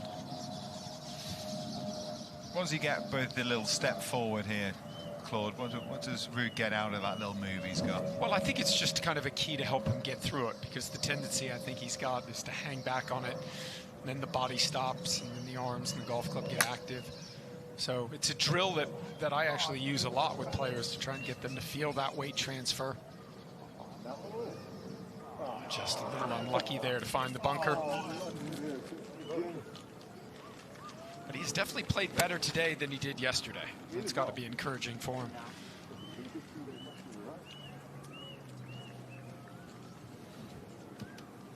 There's been a lot of that. Wet towel on the neck, trying to keep him cool. It's been fairly tough going out there in terms of trying to keep your concentration, fluids up. I mean, the majority of these competitors have come from somewhere in Europe as well, where it is winter. It has been winter.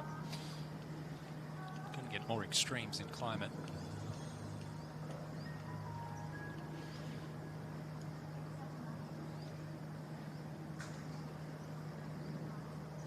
Well, match 2 certainly leaning the way of Lee Sharpe right now.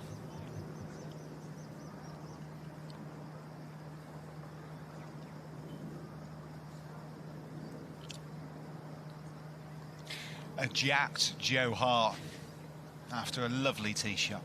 So get underway here. That's one of the best shots we've seen him hit. Let out a big yell. Wouldn't it be great if he could just follow it up here with a really good iron shot? These are the shots that he seems to right now seem to be able to control. We saw him hit a really nice one in on his final hole this morning in the morning matches. So it helps him feel like the backswing's just a little bit shorter, and then his footwork, the big thing for Joe Hart, trying to feel that left foot stable, hit down on it, don't try and help the ball in the air with the irons. That's the tendency. It's a tough shot. It's pretty close. Easy to fat this or knife it. Well, Radar, that's a good call. We've seen that 3 times already from the fairway players hitting it fat short of the green. He still is in the box seat on this hole, but should have really been hitting the green from there.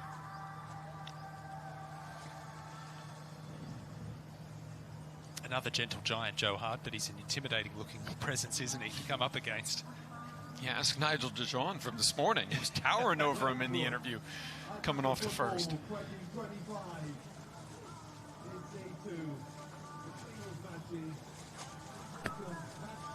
The third shot here.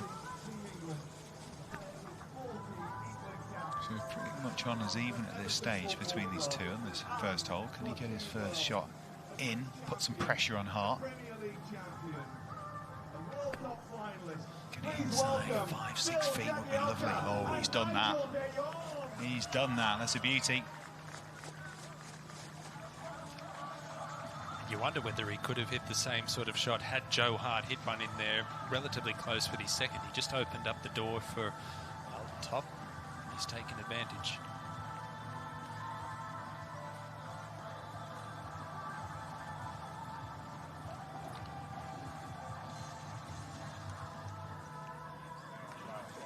On the tee for Team England, Bill Jagielka.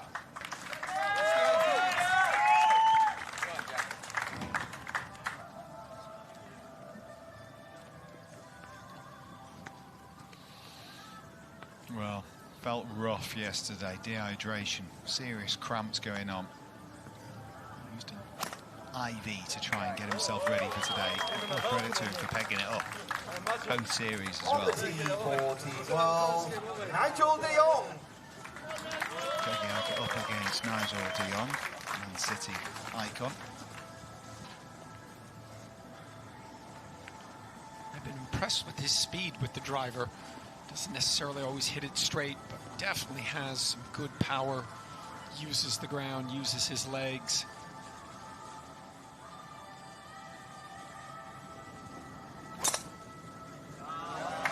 Oh, he likes that. Goes for the early tee. Right down the middle. Had some bend about it. Like that. See you later, brother. He's improved a lot. Is it 2 good ones down here today because they hit 2 along the floor on the first day? Yeah, he's definitely been very impressive. He was saying the other day he rarely gets a chance to play anymore. Top match. Yeah, the shoulders tend to get just a little bit on the open side for Ronald de Boer. That just makes the strike inconsistent, but there we go. That's what we want to see. Great shot there. That's the best one we've seen here today. We saw a couple of crackers yesterday, but tough pit on the right. It's a beauty. Sheringham not out of that hole, mind you. He still has an opportunity of his own. You can see in just behind it, but certainly an advantage to de Boer. 2nd to 3 for Jermaine Jennings. He's been driving the ball really, really well. Birdie start as well, Claude. Oh, that could be 3 in a row. Right at it. Look at that. Dialed in the afternoon.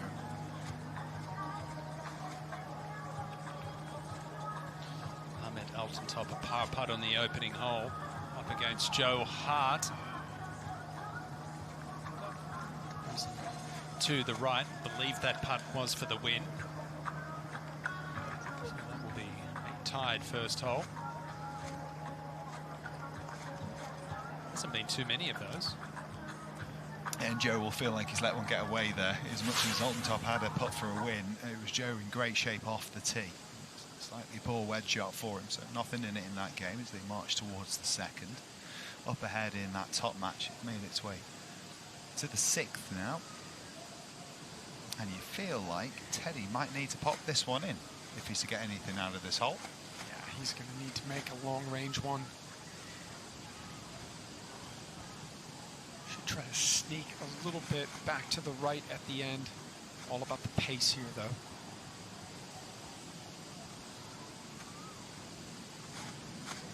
Talked to him last night. He said he just loved putting on these greens.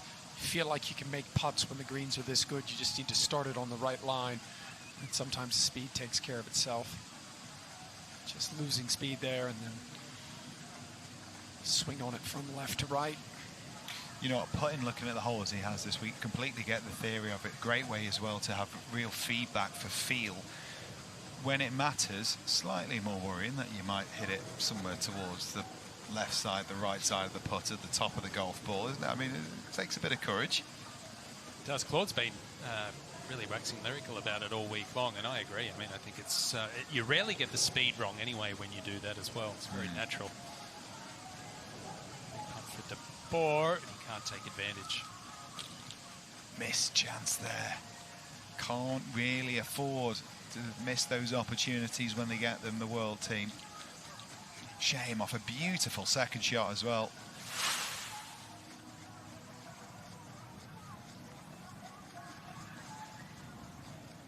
Now Gullit for the win at the 5th. Can he get it done? Hit it, hit it. Yes, there we go. Some emotion from the Dutch icon. Pulls one back on Lee Sharpe. That's an away win. 2 points for Team World.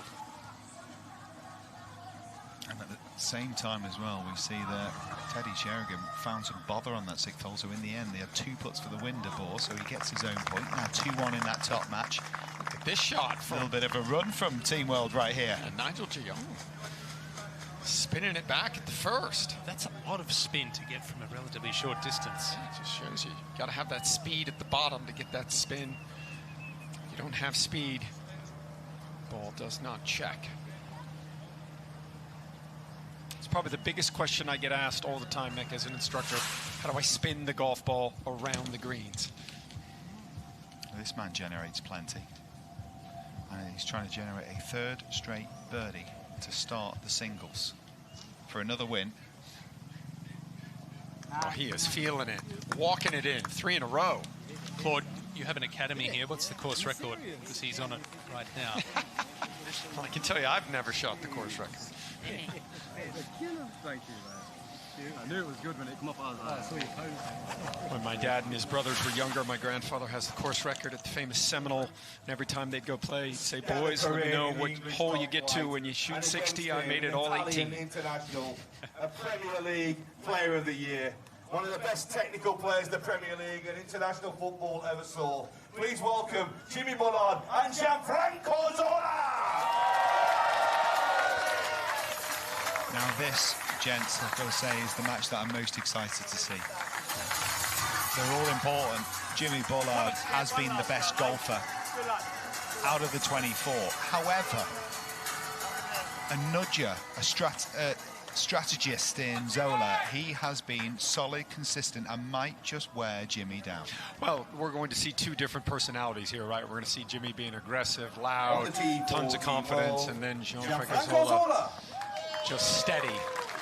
And of course, Jimmy Bullard is favourite. If you've been watching the golf he's played across the session so far, he has been standout. And if you were watching this morning, I do not want to see those shorts around the chest again on the final hole from Jimmy Bullard. I can't unsee that, no, unfortunately. So bad dreams. Wayne, he's got the hybrid in hand here, Gianfranco, so playing it the smart way. Yeah, this is the group I'm going with, and the wind's just picked up, so just find the fairway. Wriggle one down there.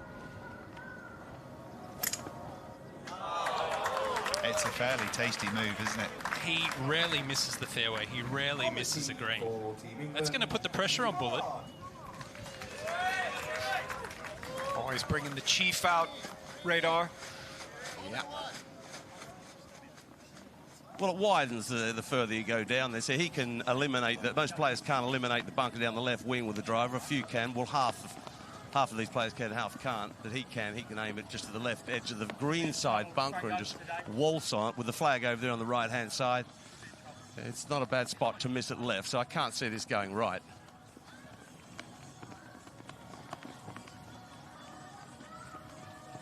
Well, the self-professed postman this week, Jimmy Bullard.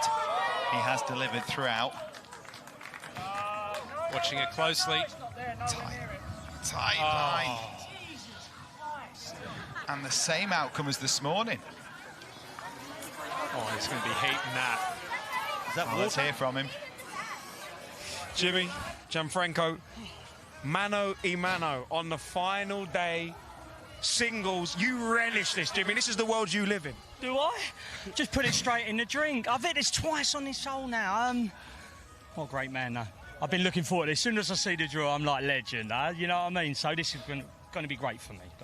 Gianfranco, you're a humble man.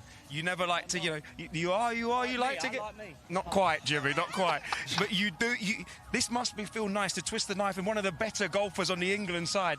To beat him would be perfect. It's a clash of styles and personalities. I think I got drunk only once in my life, and I think tonight is going to be the second one, because when I'm going to get hold of his mentality, already I'm starting here, thereby it'll be fantastic.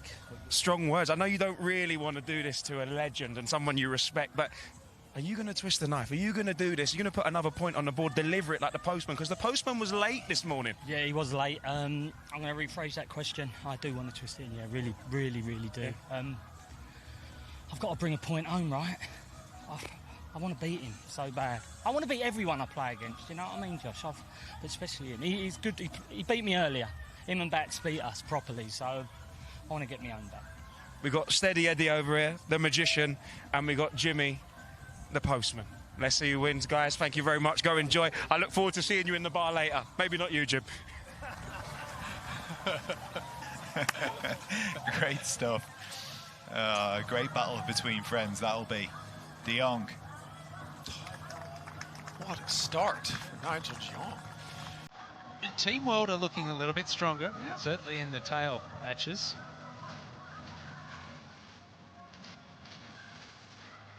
It's still lopsided at the moment, though. Just one more match to head out onto the golf course. It's a beauty as well. It's Chelsea's John Terry up against the icon in Batistuta in that anchor match.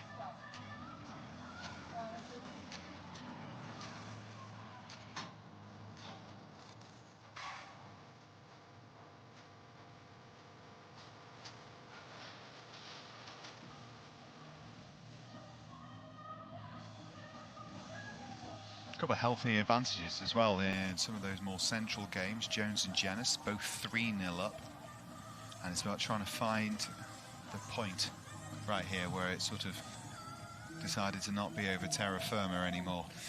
Well, I think these last two matches I'm really looking forward to. I think we're going to see a lot of quality golf shots. Really surprised there from Jimmy Bullard. Rinsed it into the water in the morning. You know that would have been driving him nuts. He pulls out driver after Zola, knocks it in the middle of the fairway with a hybrid, and then he rinses it again. It's just too enticing, though, isn't it? When you're a good golfer, you see that and you think, yes, I'm going to smoke this right into the heart of that green, take the applause on the first tee. Well, especially when you've done it in practice rounds as well, like Jimmy Bullard did. But I would say that Gianfranco Zola is probably one of the hardest opponents you could play in match play, because you know that he's going to be in play all the time. You know that he's not going to put himself out of a hole, so you've got to go and get the job done. And any mistake like Jimmy just made is going to be punished. Well, you're right there, Ewan. Gianfranco Zola, definitely the type of player that doesn't really do a lot, that is going to beat himself. He's steady, he understands his game, plays within himself, plays to his strengths too. I think that's hugely important as a player. Outside chance for a 4 there for Jimmy Bullard. So not out of this hole yet, which will depend on the approach, though, of his opponent. Zola's going to hit this to 15, 20 feet, especially with a little short club in his bag, just under 110 radar. Well, you just said he's going to hit it to 10 or 15 feet. Okay. I'll go with that. Ball in the air there for Gianfranco Zola, and he hits it between 10 and 15 feet away. It's a 10 and beautiful. 15 that was a good radar. shout, Claude. Not bad. I have done this before. Yeah, you have, yeah. He has the advantage. Jimmy Bullard's approach, it's good, and it's an outside chance for a 4, so it's not over that hole, but certainly a huge advantage to Gianfranco Zola. Ahead to Theo Walcott, down to Figo. Yes, by 2 points, he needs to make something happen. Struggling with the ball striking, and that is much better. Theo Walcott, a shot of the day contender right there. That's a tough pin.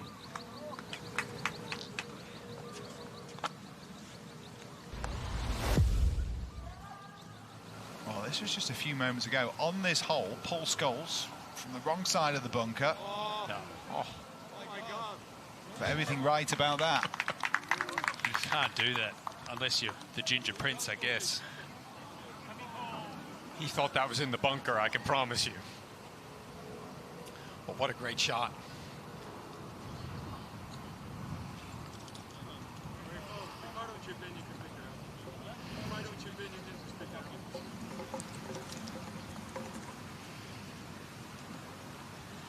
Patrick Berger just saying to Scholes there, if I don't chip in, you can pick it up. This is his 3rd shot. Gave it a good run. Comes up a little short. That'll be conceded. 1-1. In that Liverpool-Manchester United match. Up early watching the Icon series. Like it's the final day of the Masters. Strangely hooked on it. It has been interesting for all of us watching, isn't it? Because you think, well, hang on. Am I just going to be watching amateurs play golf here? But it's a bit different, isn't it? Because as much as, yes, they are amateurs, very, very good ones, they're athletes too. And with that comes a certain mentality of a sports person that actually makes it highly compelling because you know what it means to these guys. Absolutely. And Jimmy Bullard embodies that. He wants to win so badly. Not the start he was envisioning, and I'd imagine pick it up. It is. Team World with the point on the board early. It's also highly relatable golf, isn't it? It's real golf. It's not what the 0.0001% of the best players in the game do, which we see so often on TV. Lee Sharpe at 6 for par. About 15, 20 feet. Just slides it by. We've seen a couple of concessions in a row there. Going in favour. Had a 3-point lead. Just 2 holes ago, Lee Sharpe, an away win and followed up by another win for Gullit. It's tied. Final group, John Terry. Found the water this morning. Same strategy though, driver. John Spencer! John. He fouled it yesterday as well. That's 3 out of 4 matches. Well,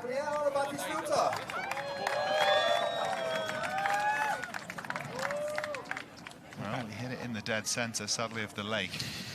Well, Batistuta will just hit his patented little fade. I like his setup. It reminds me a little bit the setup of Hale Irwin, 3-time U.S. Open champion. Aims right and then just comes over it, but he does it every single time. Much like the man in front of him, Zola as well. Very reliable golf. It's going to be quite a tough opponent out there for John Terry today.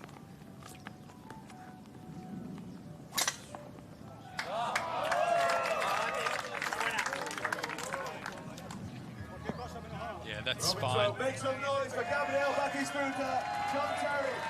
Yep. Team England have got their work cut out in the last 2 matches. And Lee Westwood. The captain's work on the first tee is done. They've seen all of their players, the 12 men. They've given them the advice. They've given them the team talk. They've sent them on the way, and it's now up to them. Battigol heading down that first hole. He's been a pleasure to watch. One of the best players, you'd have to say, on Team World this week. Well, when we watch golf week in and week out, Nick, we see the best players in the world and we marvel at the birdies and the bogeys. But the players that are playing well this week, lots of pars, nothing crazy. Well, it was 2 putts for the win for Theo Walcott, so 1 not needed. He claws 1 point closer to Luis Figo.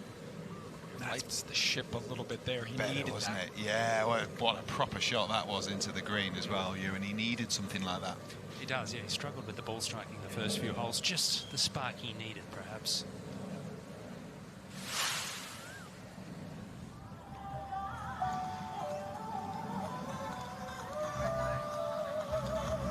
Oh, thank you for choosing to spend your Sunday with us. We've got a treat for you. Icons of football playing this wonderful game in the sunshine of Thailand. It's friendly, but it's competitive. It's been quite the cauldron, the first hole. A lot of pressure, and because of that, sometimes they don't find their best stuff. Goodness me, it looks like fireworks on New Year's Eve.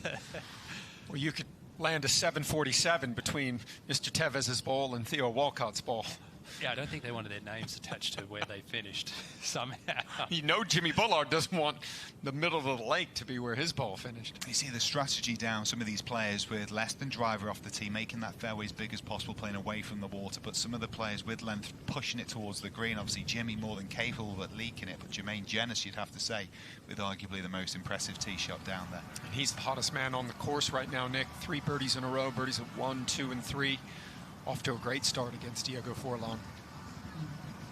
But I think it's just, as a viewer, you can learn so much about how to play the game of golf by watching these players. And the players that have played well this week, the Zolas, the Sheringhams, and those players, they've just kept the ball in play. They're not trying to do anything crazy. They're not flag hunting unless they have a short club in their hand.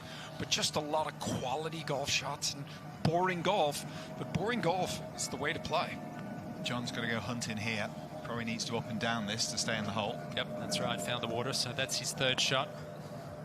And we've spoken several times about what pressure does. It doesn't matter what sport it is. John Terry hit it to 4 feet here in a practice round, made an eagle. 3 out of his 4 matches, he's found the water.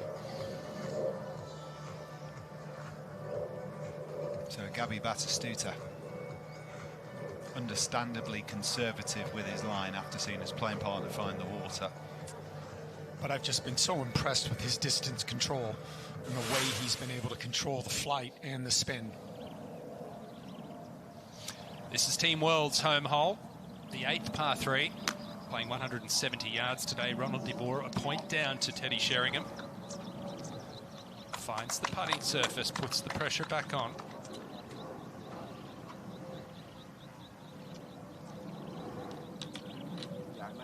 Hasn't had his best stuff, but he's right in there.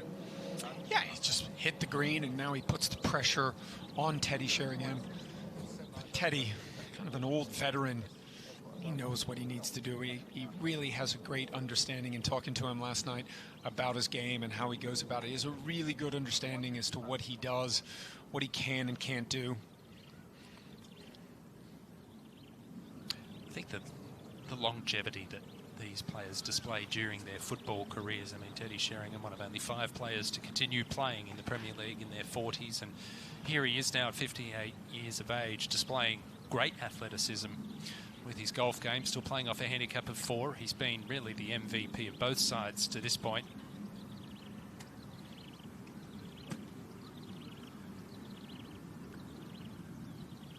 Takes his golf very seriously. It's a game of passion for him. Diligent, very precise about what he does as well.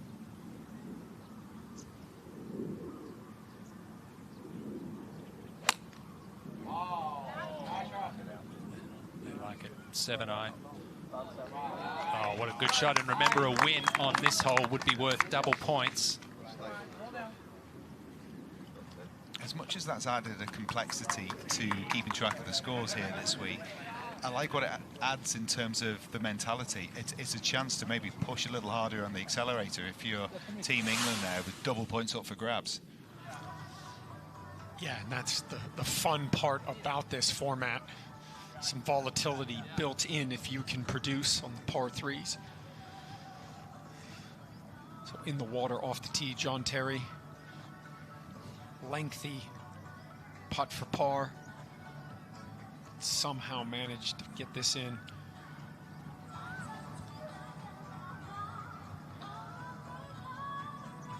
That's a good effort from there, from long range. Nicely done.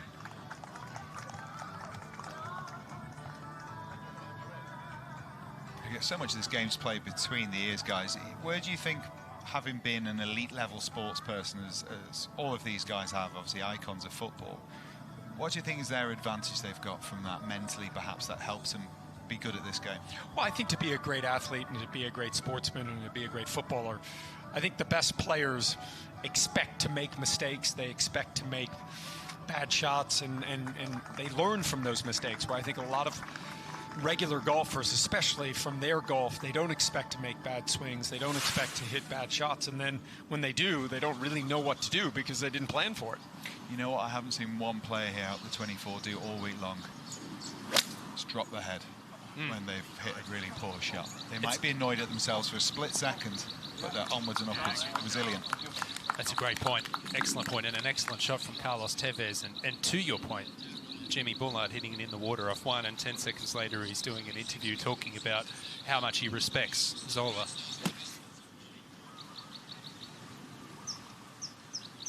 Now Phil Jones, after a really nice iron shot from Carlos Tevez, trying to keep those legs nice and stable. Tendency is for the legs to move around. He hit a really good shot here this morning, Claude. It's a good flag for him on the right. That one going left. It is England's home hole, so there's an element of defending going on here for Phil Jones. Probably the right man for the job, considering his career. Long putt for Ronald de Boer at the 8th. And opening the door for an away win for Teddy Sheringham.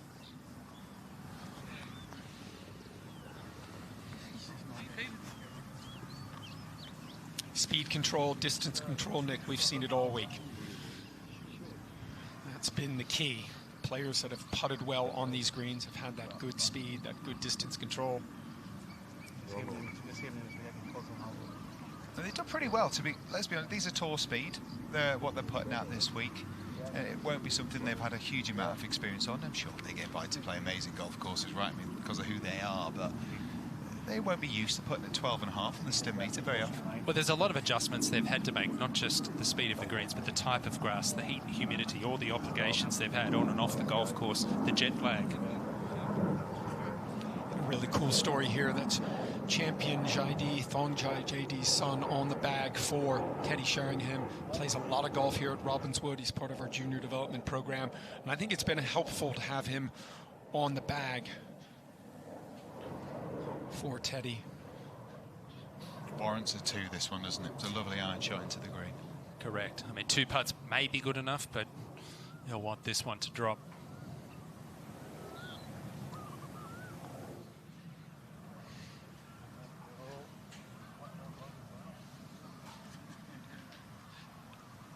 He's left himself a little bit of work there, Sheringham.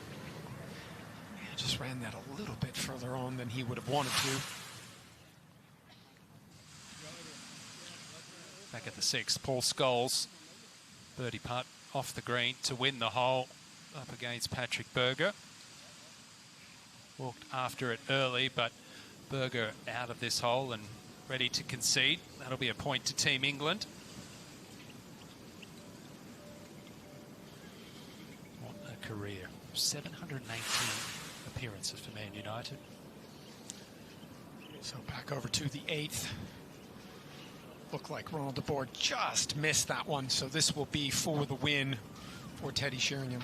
And you would hope he can pay this off after a really quality iron shot right to the middle of this 8th green. Be annoyed at himself, though, when he's having that much work left. Double points on offer, and I just, in this sort of situation, I wonder if there's a little bit of over-analysing going on for Teddy Sheringham. He should have seen what the ball was doing past the hole. It should be fairly straightforward. He's trying to look for something here. I think if this slides by, we'll see a reaction from him, because he will be mad as a wasp if he doesn't capitalise on this opportunity. Fairly simple putt though. The upside is it's back up that hill.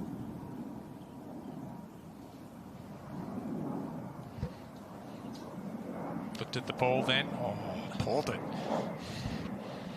Oh, he's going to be kicking himself after that.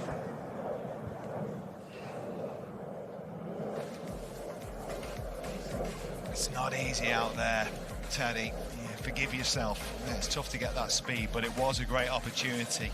And a sigh of relief for De Boer in that top match. He hangs in there just a point behind Teddy Sheringham. All tied up in that second game. And United up against Liverpool in match 3. Bit more balance to it now, though. Started to turn a little.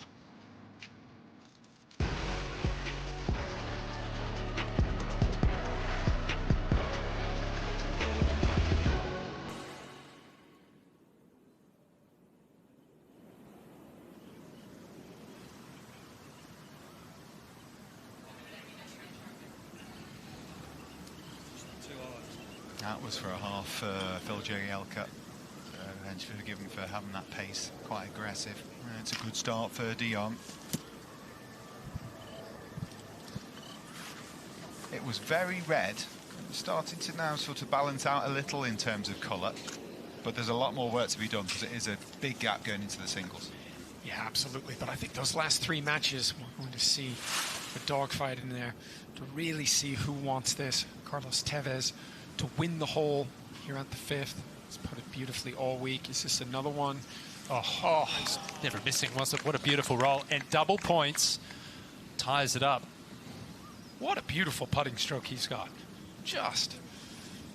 Isn't it funny how we see team momentum shifts? It might not just be one match, it's a few. And that's what we're starting to see here for Team World. Ironically, we can see it and feel it. But the thing is, they don't know that's going on. But it's almost like it's a universal thing, an aligning of the planet. Anyway, it's starting to edge that way, needed to as well. Jenis on defence here on England's home hole. Good start for him there, and another cracker. What a shot. Well, he saved his best for the singles, that's for sure.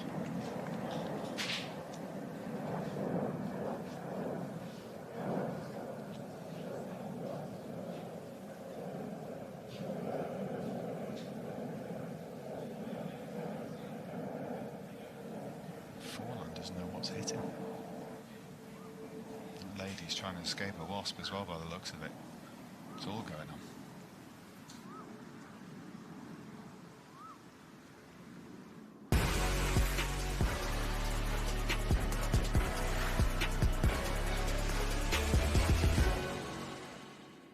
Patrick, 6-0 defeat this morning. That must be a tough one to take. How are you prepared for this afternoon? It seems like this morning was like yesterday morning. You know, we didn't really get good results, but I'm hoping that the English lads will be tired this afternoon, and we're going to pick up more points than this morning. And you and Paul Scholes both very feisty in the midfield. How is that as a partnership? It's awesome. I like Paul. We played golf together a few times. He's a great lad. So I'm just having fun. I'm enjoying it. You know, it's great to be here. So I absolutely love it. He's a great lad. So I couldn't ask for better guys to play against. Well, let you get on to it. Good luck. Thank you.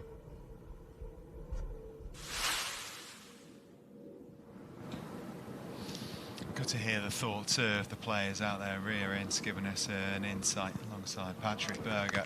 All of them trying their hardest, wanting to be part of the team that's victorious. Remember that the winning team gets the cream jacket, as well as obviously the trophy. The losing team has to put the jacket on the winning team. There's a certain amount of professional pride that goes way above and beyond what's happening here. Competitors in football, that doesn't ever go away, even in retirement, so they will not want to lose, probably even more than they need to win. Gullit. Oh boy, that was a lot of leg action considering it's a putter. I've got some guests moseying in here next week. Come on, gents, along you come here. You'll get to hear from them very shortly. They're quite special guests. We've levelled up in terms of... between us guys, sitting down, I can tell the three of us, we've been world #1. We've won a major championship as well.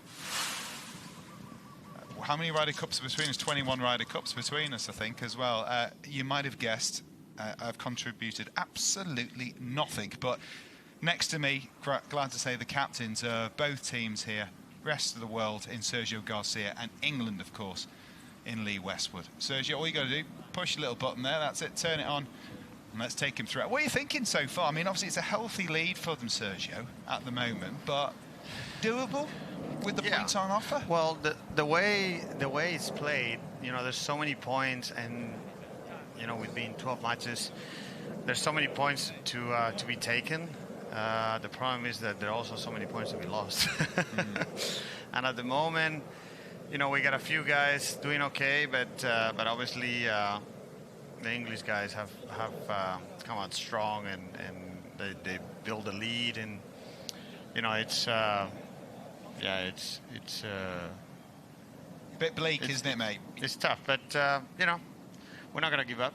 No, absolutely, and things can change. It already has. You know, you guys haven't had the chance to see. You've been up there on the first tee, but there has been a slight shift in momentum towards the world. You just pointed at the scoring computer there, Lee. It looks like a tour score there, doesn't it, for Jermaine Jennings? Birdie, birdie, birdie start. How do you like that? JJ coming straight out of the blocks with 3 birdies. Yeah, I mean, it's been a great standard of golf. It really has. And it's amazing to see. Well, it's not amazing to see when you think about it, but it's how competitive all the guys are, which you can imagine, you know, during their careers on a football field, they'd have to be ultra competitive to get to the level where they got. So, you know, it's no wonder that it translates into this, because they don't want to sit there tonight and be on the losing side. So, you know, they've taken it seriously, and how much they want to learn. Oh yeah, they're like sponges for the asking questions. You, so what about this? If I move like this, if I move set up like this, it's like, yeah, I know, but just go out there and play. You know, you don't want to be thinking too much. From your experience, we see Jermaine Jennings here. Again, beautiful tee shot in behind the hole on the par 3. It's a chance to win again, take a healthy advantage. When we're talking singles, from your experience in Ryder Cups, I'm sure you might have relayed this message to them. Can you relay it to us watching? How different does that feel when you get to the singles after the team elements behind you? What's it like? What's the mentality you take to this? Yeah, it's definitely like, I mean, you're asking me. I mean, I love. You guys know how much I love playing fourballs and foursomes. You know, I love having a teammate next to me and share the good moments and kind of deal with the bad moments together and stuff.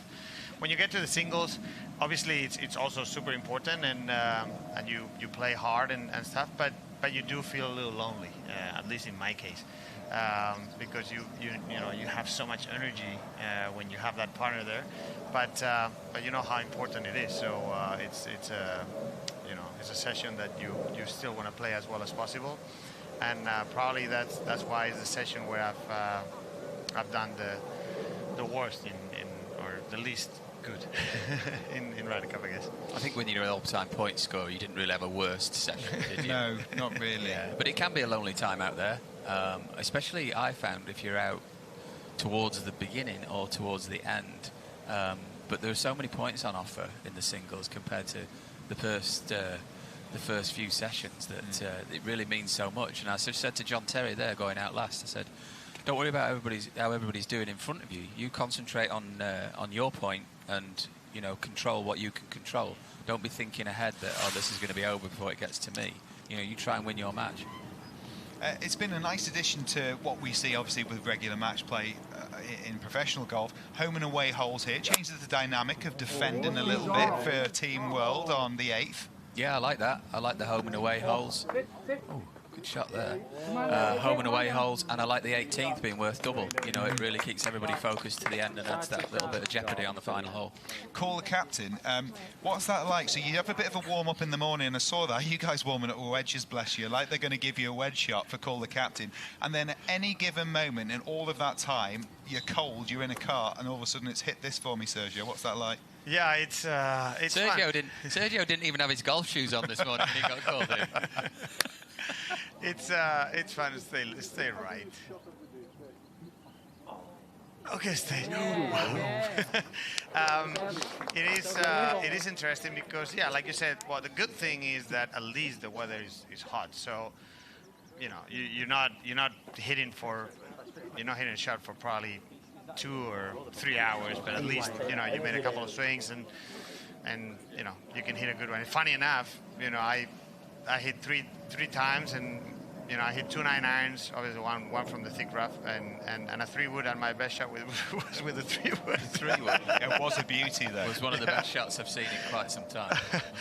But yeah, it's an interesting thing because then you hit the shot, and then all of a sudden 2 groups later, they start calling you, come, hit this. And then you get there with a sad face saying, sorry, I've already used it. And they're like, oh.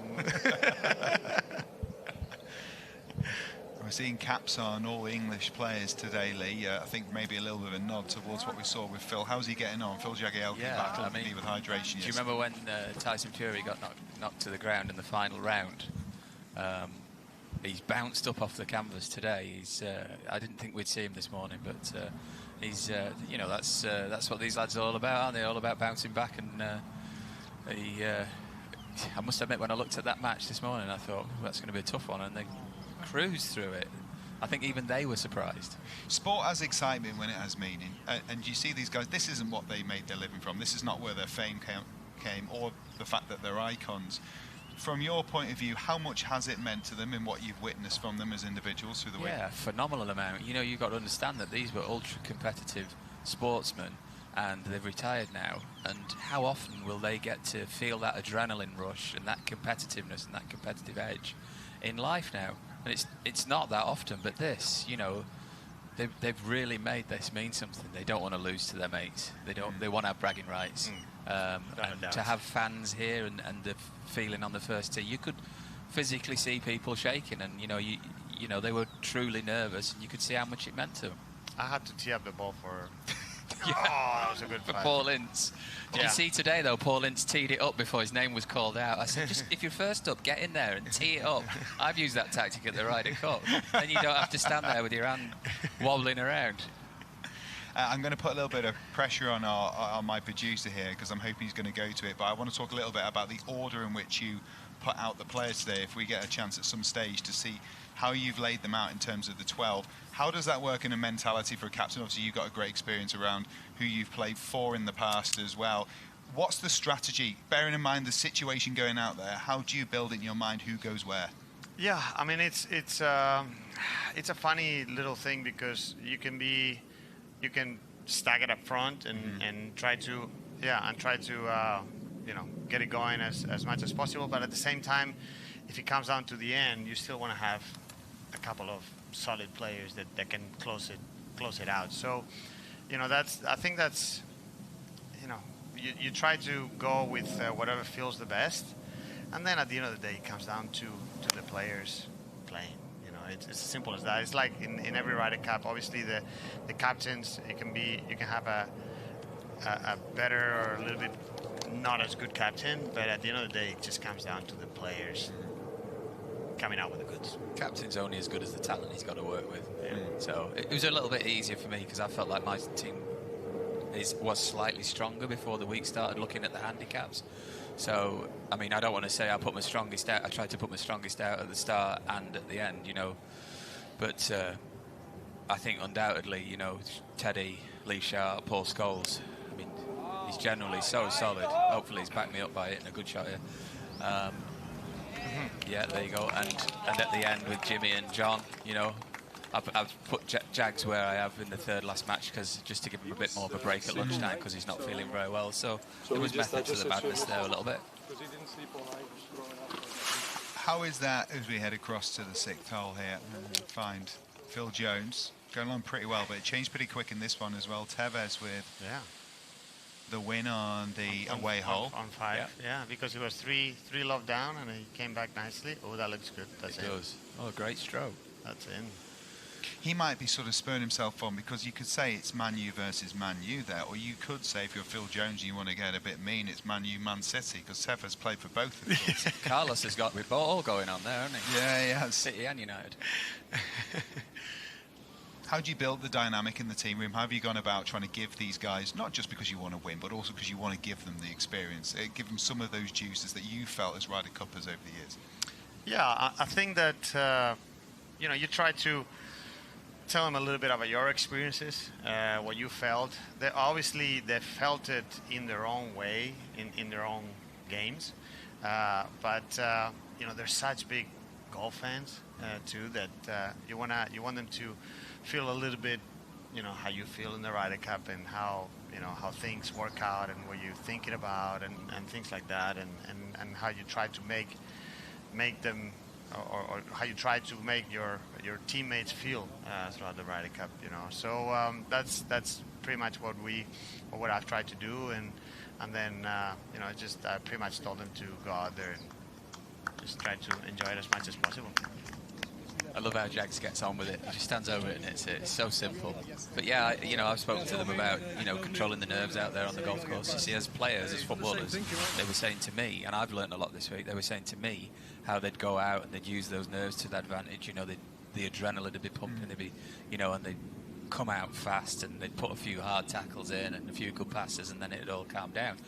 Whereas we come out on the first tee, we're trying to slow everything down, slow adrenaline down, take deep breaths. Yeah. So we've probably learned as much from them as they have from us this week. I've always enjoyed being around great sportsmen, you know, quizzing them and gleaning knowledge from them. You get the feeling, Lee, that there's a level of admiration from these guys for you. I haven't spoken to a lot of them this week because they realise what a mental sport this game is and how you have so much time to think, and they realise the luxury they had. As hard as it was to be who they were in football, you reacted. You didn't have to deal with that bad juju in your mind that sometimes comes around with golf. Yeah, it's like we talked about it all week, and everyone agrees that golf is kind of like shooting a penalty. That's the closest it gets. It gets, you know, the ball is still, you got the goalkeeper there, and you're like thinking, okay, you know, I want to hit it there. But then if you start thinking, well, if you're gonna dive that way, then it becomes, you know, it becomes tricky. So it's you know, it's funny how, you know, you get to see what they think and how they go about it. And like, for example, Gianfranco this morning with that putt on the last hole for the tie, and he just.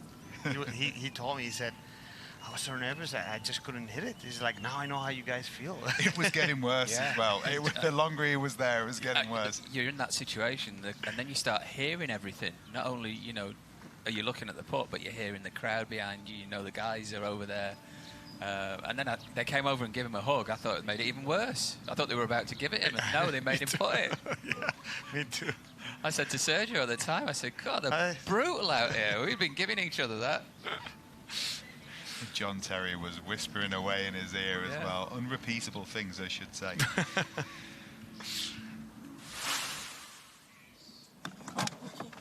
Well, here he is, Gianfranco Zola.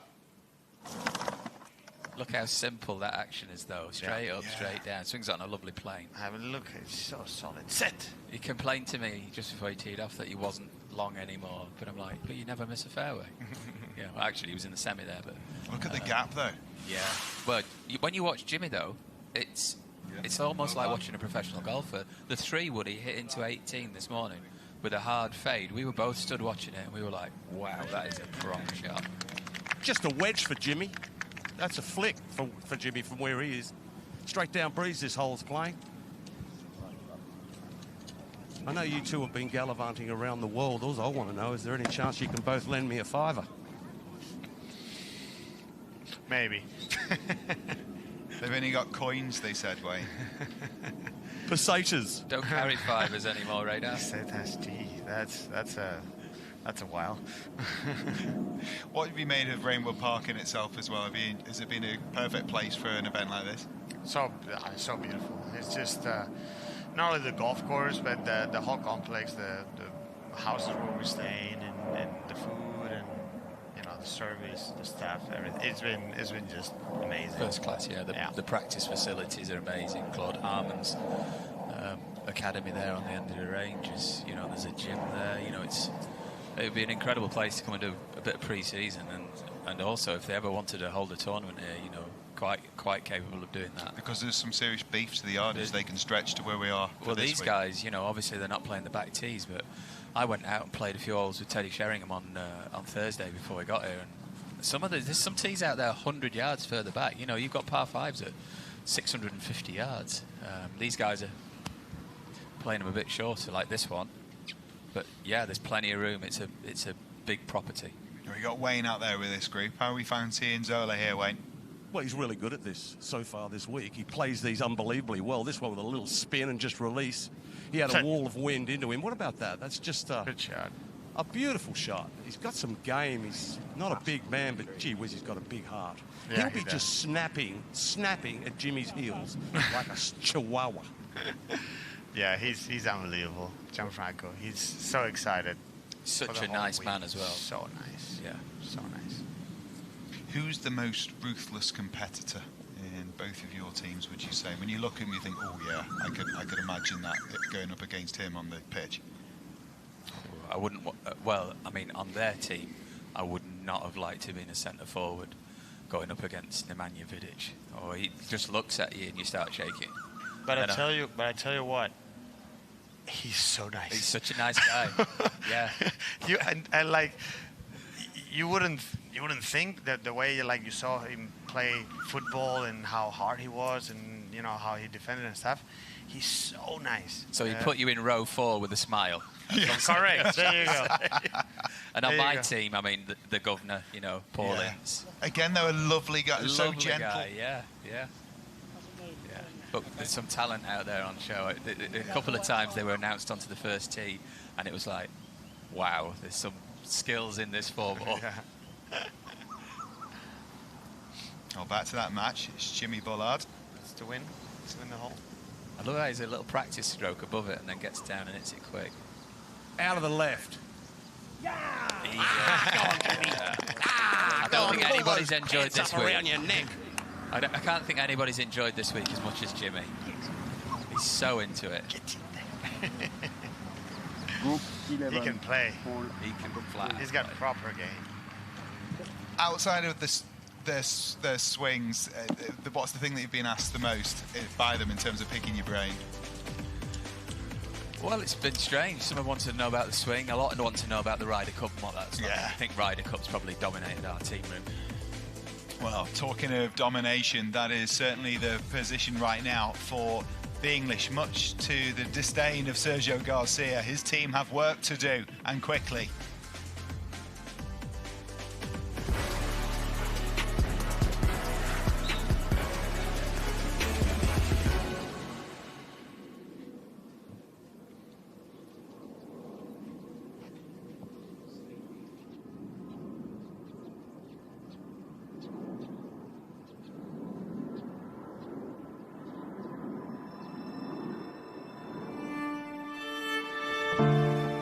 To me, an icon is someone that is extraordinary at what they do. The winners. Legendary status. The elites. Someone that you can aspire to. It brings their personality into it. Charisma. Passion. Longevity. Something that is not easy to achieve. Something really, really special. There's few in the world that are iconic, full stop. Johan Cruyff, Thierry Henry, Michael Jordan, Pete Schmeichel, Maradona, Zico, Michael Phelps, Muhammad Ali. Oh, I'd say icon.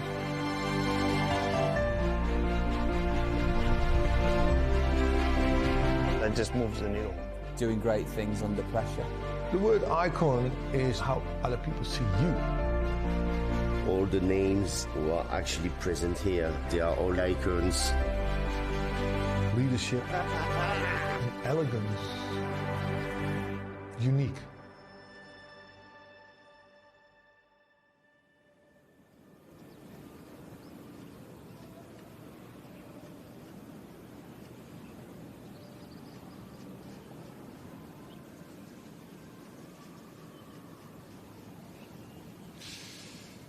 Well, you might recognise the look of that clubhouse right there. It's a bigger Wentworth club, recognising the history and heritage of one of England's finest venues. Welcome to Robbinswood.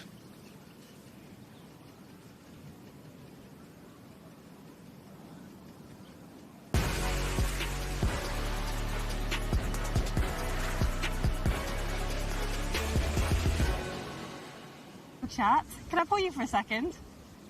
clearly doesn't want to speak to me. Excuse me. Do you like any tips for today? No, I don't really. Have you got any for me? Well, you played well this morning. You weren't playing so well yesterday. Thanks, darling. Very nice of you. No, I've just said we started okay. I said the second day is quite, well, the second session in the afternoon was always quite tough because people are tired, the sun gets a bit hotter. But yeah, it's going okay, it's going okay. And you're up against David Ginola again this afternoon. Any part of his game that you thought you could pick on today? It's certainly not his looks, that's for sure. I like that. You're not doing too bad. I like the way you read David Ginola. You know what I mean? Now listen, I think David's he's quite tired. You know what I mean? We're all tired, but David seems to have sore hips or something like that. So listen, it's about just being out together. You know what I mean? It's great to play with someone like David Ginola, who's a world-class player. But I've got to focus on my game and, you know, hopefully get the 3 points that we need. Well, if you need me, call me. You know where I am. Listen, I won't be calling you. You're the one who always needs me, Ruthless evaluation from Rear of Dad's game there. Well, kids are always so honest, aren't they? At least to the parents. Yeah. Good try. Bit of speed to these greens, especially in the afternoon, you know, as they're drying out. Get down grain. They're beautiful. Yeah, they are. Roll so nicely. They're good pace. They're not tour pace, but they're close. Yeah, has that been a challenge for a lot of the players here? They're just not used to it. Yeah, they've gotten used to it as the week has gone on, but a lot of the comments, mostly early on the week, were like, oh, "These screens are so fast. These screens are so fast." So come on, Ruud. So definitely, it's definitely something that they're not very used to, and they can't believe it when they're like, "Do you guys play games like this?" We're like, "Yeah, usually like this, maybe a little faster. This is probably the lowest." And they're like, "Really?" Ruud's doing so well with a new knee. Have you seen how he steps off the ball and steps onto it? That's down to his new knee, new left knee. He's remarkably precise in laying club on ball, considering how much there's got moving on there. Look at my team. He held a nice one on the last as well. He's putting it to your man. Wow. Who's been your surprise package then from your side, and who's performed above what maybe you thought they would? Well, I think from my point of view, nobody's got into it really, other than Jimmy, as much as Joe Hart. I mean, he's only just retired, and he said he'd been playing a bit more golf since May, so he's only taken it up seriously since then. And he's so confident. He just says, I'm going to stand up and smash this one. And he just gets on with it. And I can see him playing quite a lot in the next few years and really improving. He's such a big man. If he gets anywhere near like a really good golfer, he'll hit it miles. Yeah, I've been impressed with all of them because I know how difficult it is for us. So I can imagine how difficult it is for them to, you know, perform under this pressure on a game that is not your game. But obviously, Bati, Gabriel, and Gianfranco, they've been so solid. I've been impressed with Tevez, with Carlos. He's been very solid. You know, I knew he played, but I didn't think he played as well. He's good putter. He's pretty steady. So you know, it's been fun. You mean to tell me you wouldn't be comfortable strolling out into the middle of the Bernabeu and doing like 30 KP uppies? Well, you've been out there in your green jacket. Yeah. You were telling me a good story about it the other day. Like with an empty Bernabeu. Yeah, 100,000 people. I could go on. Tell us, Sergio. Tell us all. I could try. Tell us what it was like. You went out there in your green jacket. Yeah, it was pretty unbelievable. I remember. I mean, I still get goosebumps when I think about it. For me, obviously, I've been at the Bernabeu several times and watched Real Madrid many times and stuff like that. And I know how amazing it gets when they start chanting, you know, a player's name or something like that. But you never think about you walking into the Bernabeu, into the pitch, and 85 or 87,000 people chanting your name. And that was like, like the same thing that Gianfranco said to me on the last hole today. I turned around and I told Sergio Ramos, I said, now I know how you guys feel. You know, when it's just an amazing feeling. You pinged one across there, didn't you? As well, I think I remember seeing you. He was very tasty. Yeah, I was like, I'm not gonna give it the little kick. So I gave it a proper. I'm glad I didn't slip because I was wearing street shoes. I was wearing a jacket and like nice pants and stuff, and if I would have slipped, Pulled the hamstring. No, forget about that. Slipping in the middle of the pitch there with 87,000 people. I mean, how many memes would I have gotten? No, I gave it a proper kick with the left foot straight into the Real Madrid bench. That could be you at Forest next year after they win the Champions League. Champions League, here we come. Yeah, I've been joined at the hip to Teddy Sheringham this week because he's and Jermaine as well, because they're the two Forest lads in there. Guys, we're going to let you go in a minute because obviously your players are starting to get towards the conclusion of their rounds. Just before you do, though, give us an idea about the... Oh, what a pot! What a pot! Patrick. I know that's Luis. Luis, yeah. Real Madrid legend. How can you miss that? No, that's Luis, and it's... Against Theo. And it's on the... Oh, it's no, on the away it's hole. our double hole. Oh, no, it's our double hole. You just calm down. You're getting a bit carried away with what you need. Just before we go, how impressed have you been about the sporting environment that's been created this week in terms of showcasing what happens when you can unite football and golf together? Yeah, I was talking to Ahmed Altatop, and he was talking about how good this will be for golf in Turkey, that, with him being so popular and such a public figure, seeing him play golf on such a big stage as this, with the full production and a golf course, with all the signage up, it'll encourage kids to play in Turkey. He's done well too. He's done phenomenally. He's done very well. There you go. No, we won the hole. Just the 1 point, though, Sergio. Just the 1 point. You know what's worse than 1 point? No points. Oh, losing one. Well, there's a lot of work to do. We're going to let you guys stroll off and see your team in, but congrats on a great week. We've enjoyed watching you. Obviously, you've got a lot more great golf still to play with where you are in your own careers, but the enjoyment you've given us across Ryder Cups it has been stupendous. And this week you've been great sports, and I'm sure made this a very, very special occasion for icons of football. We definitely gave it our best, and congrats to you guys too for all the work you do. So it's been a well-run event, and we've enjoyed it. All right, off you go, guys. Get stuck in. Strong finish, Lee. Thank you. Make sure it does end up coming home this time, for goodness sake. Strong finish for us, so it's nice and tight, Great to have the guys in, giving us their thoughts on what's been a brilliant week, but also the crossover between these two great sports of ours.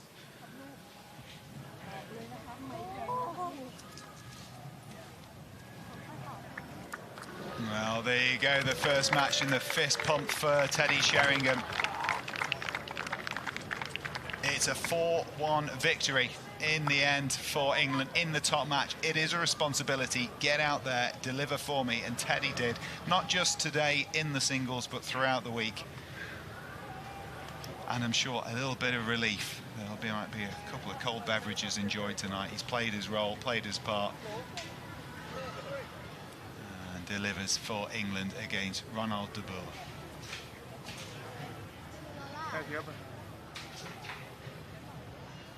Well, their job now is done. They'll be going back to support, as we see across the Ryder Cup. They'll look forward to now being there, cheering their guys on as they come up this home hole. Of course, remember, it is match play, sure, but it doesn't finish until they play all 10 holes. So there will be a gathering point there on that 10th green, the final hole of our matches this week. And this is the situation. First point added in the singles. It's now 47-22. England soaring.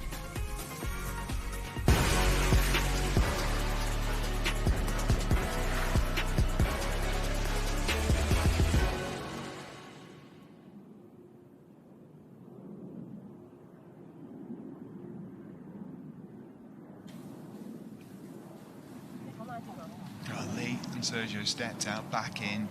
Ewan and Claude alongside me. It's starting to turn the way of England again. Lead at the moment 25 points to England, and I just happened to see Theo Walcott being on the wrong end of a Luis Figo long putt on the previous hole. How good to have not just these icons, but the golf icons in Westwood and Sergio here as well. It's great listening to them and their observations. I know how much they love loving being here, Claude. Yeah, I mean, it's such great champions, not only on the football side, but if you look at what Lee and Sergio have meant not only to world golf, but to European golf over the years.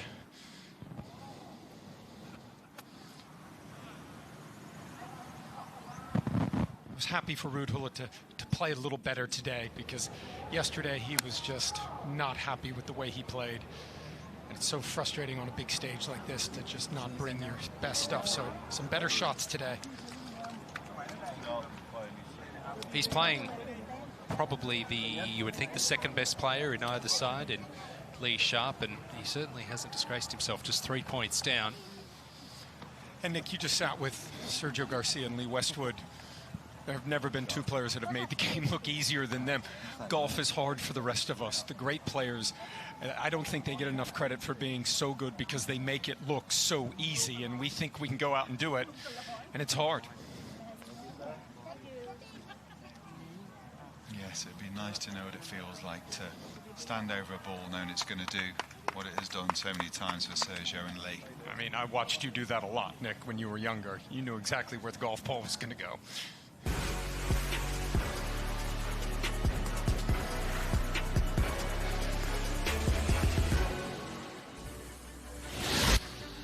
Well, a lot has to happen in the singles for Team World, and here's what's gone on so far. In that top match, Teddy Sheringham victorious 4-1 in the end over De Boer.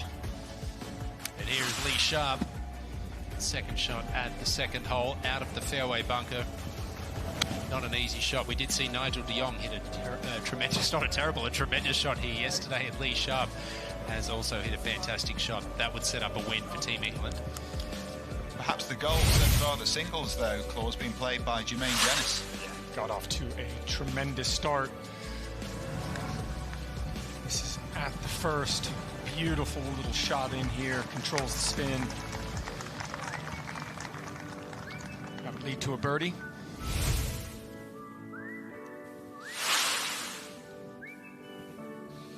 And then again at the second hole. Beautiful iron shot in. Pours it in. Back-to-back birdies, back-to-back wins. And something we would have heard before. Jermaine Dennis for the hat-trick. Third hole, same result. Again, stunning approach with the iron. In for the 3 and just the perfect start. At the moment, 4-1 up against Diego Forlan. And then Phil Jones here at the 6th. Birdie putt, breaking from his left to right, judging the speed beautifully. Drops it. He's been impressive. He's hit some really good shots. Back to the finishing hole. And the second match onto the golf course. Sharpe and Gullit. A really difficult putt here to get the speed right up and over the ridge. It's back down now. Pretty decent for speed. What a treat to have Ruud Gullit here for 4 rounds of golf over the weekend here at Robbinswood. Great character, great personality, and all of these players, Nick, have just been interacting so well with the fans. Well, I think they all feel it's just a massive privilege to have this opportunity, to have a taste of what it feels like to be surrounded by the trimmings of elite golf. Setup is very much a tournament setup, Claude, for what you could see on any of the tours. Absolutely, this is as good as it gets. If you love golf and you were a competitive athlete, to be in this arena against these great players, a lot of these guys will have played against each other. Well, great to see that other icons are watching around the world. Love following the Icon series. Looks a lot of fun on a great course from Harry Kane. Well played, England. I feel like he's saying played because he knows it is indeed coming home.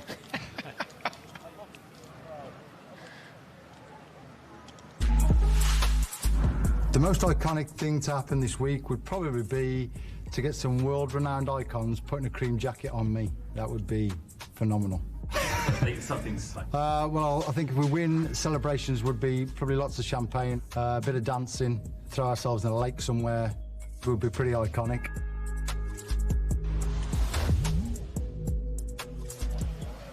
At the moment, it is leaning the way of Lee getting that jacket plopped on his shoulders. And I'm holding him to the jumping in the lake comment as well. Yes. I think Wayne Riley threatened to do that at some point, so perhaps they could do it together. That's just how Wayne washes. Does he wash? Are we sure about that?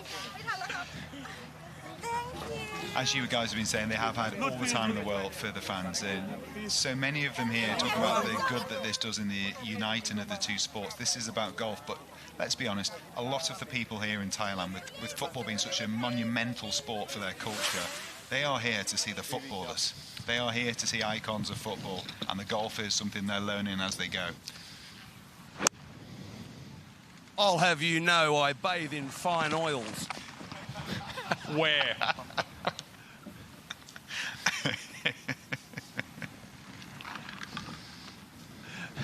Never disappoints, does he? But neither does Zola with his iron play. That's a tremendous shot there. I'll have you know I bathe in fine oils. Well, if you could model your game off someone, everybody wants to model their game off of Scotty Scheffler, Rory McIlroy, but Gianfranco Zola, I mean, I've just enjoyed him so much this week. Shots he's been hitting, just quality. Just looks like he's just in total control of what he's doing. Which professional golfer in the history of the game is he the equivalent of? Well, he would be someone that necessarily doesn't have a tremendous amount of length. You know, a player that springs to mind would be Jeff Maggart, who was a great player in the 90s, played a bunch of Ryder Cups, President's Cup. He just hit the golf ball very, very straight, didn't really... Chip Beck, similar, didn't really try and do too much, didn't try and get out of his comfort zone. Famously, Chip Beck laid up every single time he had a chance at Augusta National, especially down the stretch, but he's just stuck to his guns. But I guess of the modern players, Nick, maybe a guy like Zach Johnson, who just basically goes about it point A to point B. He knows he can't overpower a golf course. And I think for everyone watching, find something in your game that is a strength. It can be anything, green reading, bunker play. But it's easy to think of all the things you do poorly. But you will do something that you do well, and then just play to that. Try and set your game up to that strength. Yeah, secret is staying in your lane, isn't it? And playing your game, what works for you. Sometimes easy to be distracted from what's around you. Jimmy Bullard, a very different makeup to his game. Much more power in there and flamboyance. Good match this one, Wayne. Yeah, this is a great match. A really good match. I'm so happy to be with it. It's there's not a lot of chat going on. Good friends, we know that. They're all good friends, but this means so much to them all.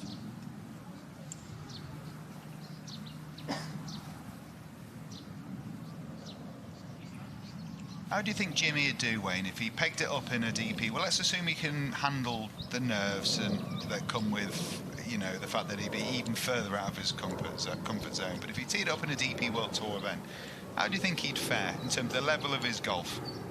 Well, I think let's do it. Let's see if the powers that be, the DP World, give him an invite sometime. Get him around the right sort of golf course. And I sort of say a Crane, Montana, up there on the mountain would be a good one because he's not overly long. But you get him on the right sort of course, I think he'd sort of hover around the cut mark. Definitely, yes.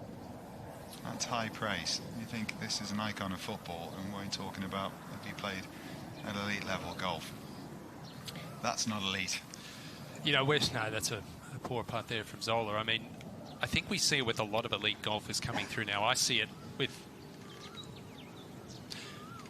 a lot of the junior golfers back in Australia. Their best is good enough. It's all about minimising their mistakes and turning a poor round, a 76, into a 70 or 71.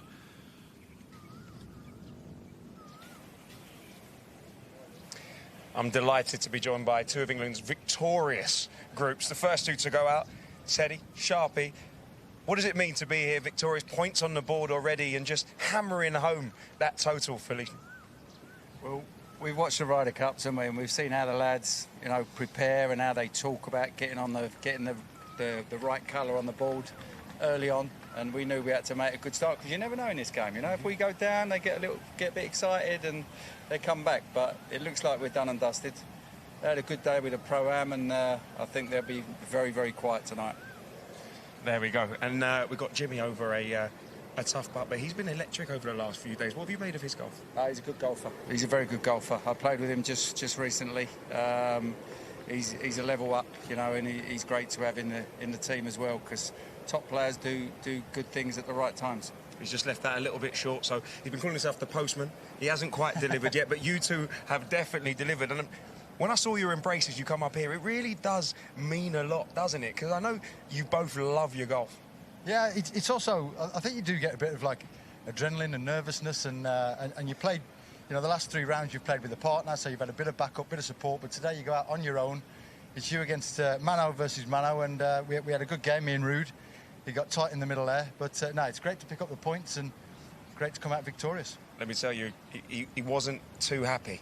He wasn't too happy. He started playing some really good golf. He's come in here, he's got a bit of a frown as we just watch Zola unfortunately miss it. But he's been another player, a legend of the game, who's off the tee been fantastic. So steady, just like you two boys. Someone that we need to worry about for Team England or not?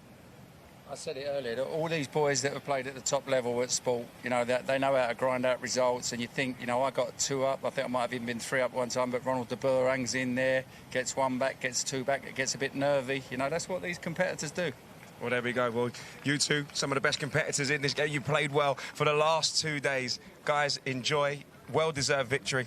It's not coming home yet, but it's very, very close. It's on its way, mate. It's on its way. Back to you guys. Well done, Josh, and well done, Lee and Teddy, of course. Lee Westwood sent them out first and second to do a job, and they duly delivered, emphatically as well. Paul Scholes at the 10th.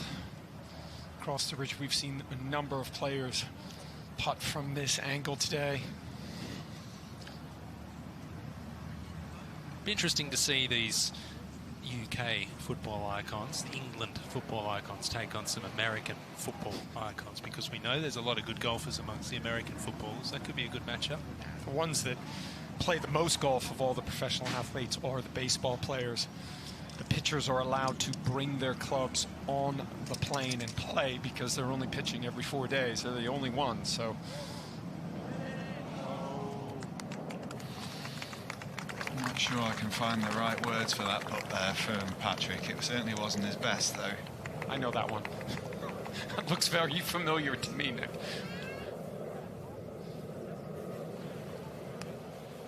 Well, Patrick Berger held a 1-point lead going to that final hole. Double points on offer. Yeah, was it a half? We'll find out very shortly. It was indeed. So it does end up with a win in that game, but only a single point gained. It's how many points they can generate that matters. 3-2 in the end to Berger. That was a nasty lie that he did a great job getting that out. Steep into the back of the ball when the rough is really, really thick. He's just trying to hit down on it, get that angle of attack. It's that downward angle in the rough that's going to help get the ball in the air. Because that Tenny Sheringham going undefeated. And Lee Sharpe as well. Yeah. I got to watch Dustin Johnson do that at the Ryder Cup in 2021 at Whistling Straits, go undefeated. 5 for 5. 5 for 5. Tying the great Francesco Molinari. Frankie.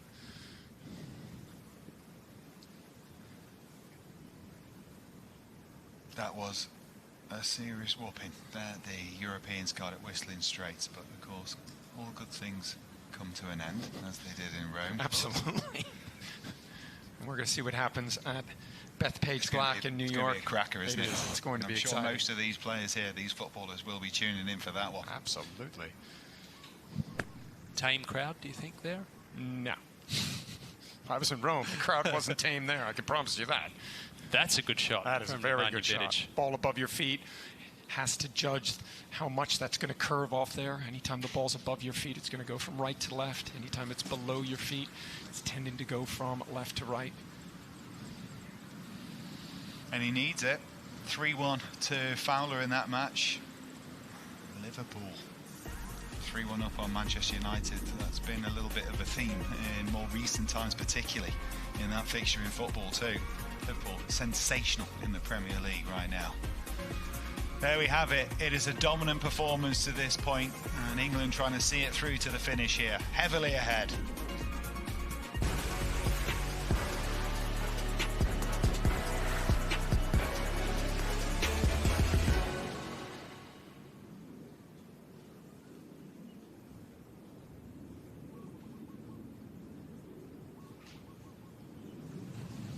Xavier Walcott. This on the 9th hole to tie Luis Figo. It's a lovely putt as well. And he'll head to the 10th. He's loved being a part of this. Hasn't had his best stuff on the course, but done a lot of good things away from it since he's been here. Interacted with a lot of the kids at the KIS school, doing different sports with them earlier in the week. Yeah, they really enjoyed that. And I'm sure Phil Mickelson and Johnny Drama would be jealous of Theo Walcott's calf game. That's for sure. We saw Robbie Fowler in trouble off the tee. He had to punch out to here. Vidic up there relatively close. This is third. Oh, what a shot. Get it past the hole there. Fantastic. Chance to save a par for God here at 7. It's a tough nickname to live up to, huh? You can't do anything wrong, can you? If you do, well, then they have to start to question it. But what a career. Of course, scored that famous hat-trick at Anfield. 4 minutes and 33 seconds. And it was really cool to talk to him the other night at one of the dinners. He was talking about he's trying to make his way in management now. He's been doing some work in Saudi Arabia. What he liked about that, I was asking him what he liked and what he tried to bring to management that he learned from his playing days. It's been fascinating for me to talk to these great footballers this week. Yeah, also managed Brisbane Roar down in Australia. And I think you can learn something everywhere you go too.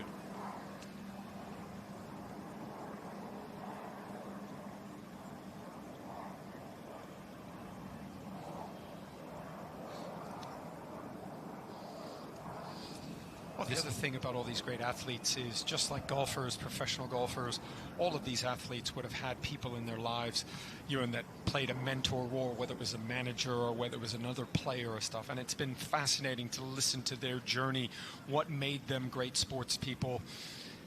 But it's hard work, it's dedication, it's attention to detail, and it's doing the things that you need to do every single day to get better. And all of these great footballers have all done that throughout their amazing careers.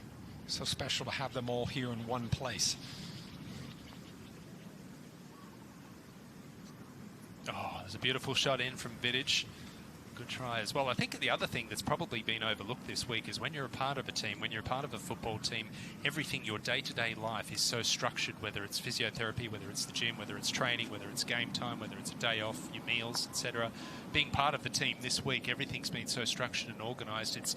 It would be nice for these players to have familiarised themselves with the routine that they had in their playing days. Yeah, and I think it's interesting. I think golf more than ever now, Ewan, is starting to be, you know, if you look at the teams that the best players in the world have, they have the same makeup that a lot of these players would have had when they were playing on a team sport. But most of all, the best players inside the top 50 in the world, they have teams of people. They have coaches, they have physios, they have chefs, they have people that stretch them, they have all these people.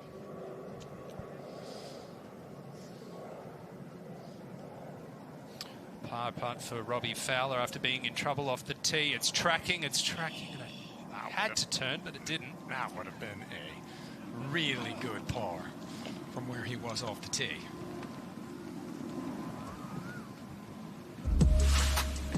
I have been part of Icons Cup twice. When the first one was in Las Vegas years ago, and then one in Dubai. So just to be here, it's you know, I was really looking forward to it. You know, I know how well the whole thing is organized. I've played this golf course a few times. It is immaculate, fantastic golf course. So I'm gonna have fun for 2 days. You know, great to see the lads. I don't really know some of the lads, so I'm really looking forward to get together with them and have fun. That's right, the teams keep rolling in. Delighted to be joined by Patrick Berger and Paul Scholes. And in true Liverpool United fashion, this one was a tasty matchup. To and fro. Scholesy, the last time I spoke to you, you were sitting pretty. You were feeling quite confident. What happened? Yeah, I didn't play too well this after. I was all right after tee, but Patrick was better than me today. It wasn't nasty. It was very friendly, wasn't it, Patrick? Yeah. No, listen, it's always pleasure to play with Paul. We had a great battle. And I was just a little bit more lucky than Paul today. You're being very humble there. That's the truth. That's the truth. How does it feel to get some well-needed points on the board for Team World? Because it's a bit of a drubbing. Listen, I don't think it's going to make such a big difference to the final But personally, score. it means a lot. But personally, I'll sleep well tonight. No doubt. It's been an incredible 2 days of golf. Obviously, we're coming to the end of it now. What's been the standout moment? What's been the one that you've looked about and you've gone, wow, this is special? It's very hard to pick one. The place is just absolutely amazing, from the clubhouse to the people looking after us to the golf course. It's just been a brilliant weekend. A little bit nervous at times, especially on that first tee, but no, the hosts have been absolutely amazing. It's been a really enjoyable weekend. Now tell me, which of the matchups are you looking forward to seeing? Because I know your good mate, Robbie Fowler, obviously up against Nemanja Vidic. We've got Paul Lynch, we've got big Joe Hart, the 12 handicapper striking the ball like you've never believed. Who have you really enjoyed seeing playing around here? Well, I played with Gianfranco. He's a very steady and good player, so I'm looking forward how he's going to do against Jimmy. Obrielt, Batigol also against John Terry. It's a big match, so I'm looking forward to that. And how are you feeling? You feel like it's coming home. It's rare to say those words and really believe it, but I'm looking at the score, I think, we can't mess it up from here, can we? And I say we because I'm supposed to be unbiased, but I'm not really unbiased. Especially in this weather. No, we struggle a little with football in this weather. We've struggled a little bit with golf, but we've not done too bad, so hopefully we can't mess this one up. Oh, hopefully. Well, guys, enjoy. It's been an absolute pleasure spending time with you. And we've got a lot more golf to come. Guys, enjoy. Cheers. Thank you. It was a pleasure. Thank you. Always. Thank you. 29 points ahead, Team England.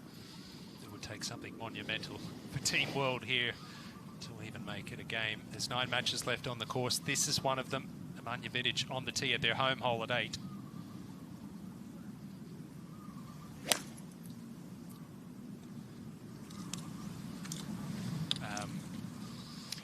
Yeah, I mean, that's an example of one of the things that he fights. The backswing gets long, and then it gets longer, and then you can see he has to then make an adjustment on the downswing to kind of reset his body to get himself in position. The problem is golf swing's over in about a second and a half.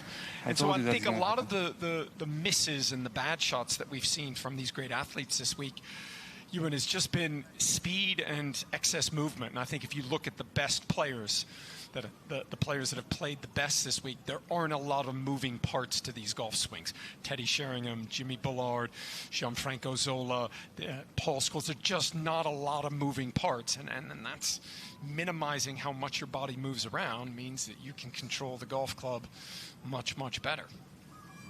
This is a pretty good swing. Ball back in the stance, back left flag. Try and draw it in. They like it. He's hit some good iron shots already this week. Oh, there you go. Lucky. A box seat, given where Vidic is. He would have wanted to do a little better than that. But still, as you said, in the driver's seat. Yeah, yesterday you made a good point about separating what you do on the driving range to the golf course. And when you're on the golf course, look at Theo Walcott on the final hole here at 10. I mean, from the time you take the club back to the time you make contact with the ball, it's, what, a second and a half, give or take a little bit. If you're running in to take a penalty kick, it's probably not too dissimilar a time frame. How much time do you have to think about technique? Well, I think one of the problems in golf is, and I was talking to some of these great footballers about it, a lot of what they did was action-reaction, right? They're reacting, so they don't really have a lot of time. And the game that they played moves very, very fast. So the thought process isn't so constant. They're reacting. Whereas in golf, you've got so much time in between shots that I think that at times can really be the culprit to bad golf, because you can overthink it, right? But Ewan, there's a big difference for everyone watching, and I think we're seeing it here. All of these players have good handicaps. Let's go ahead and take a look at this.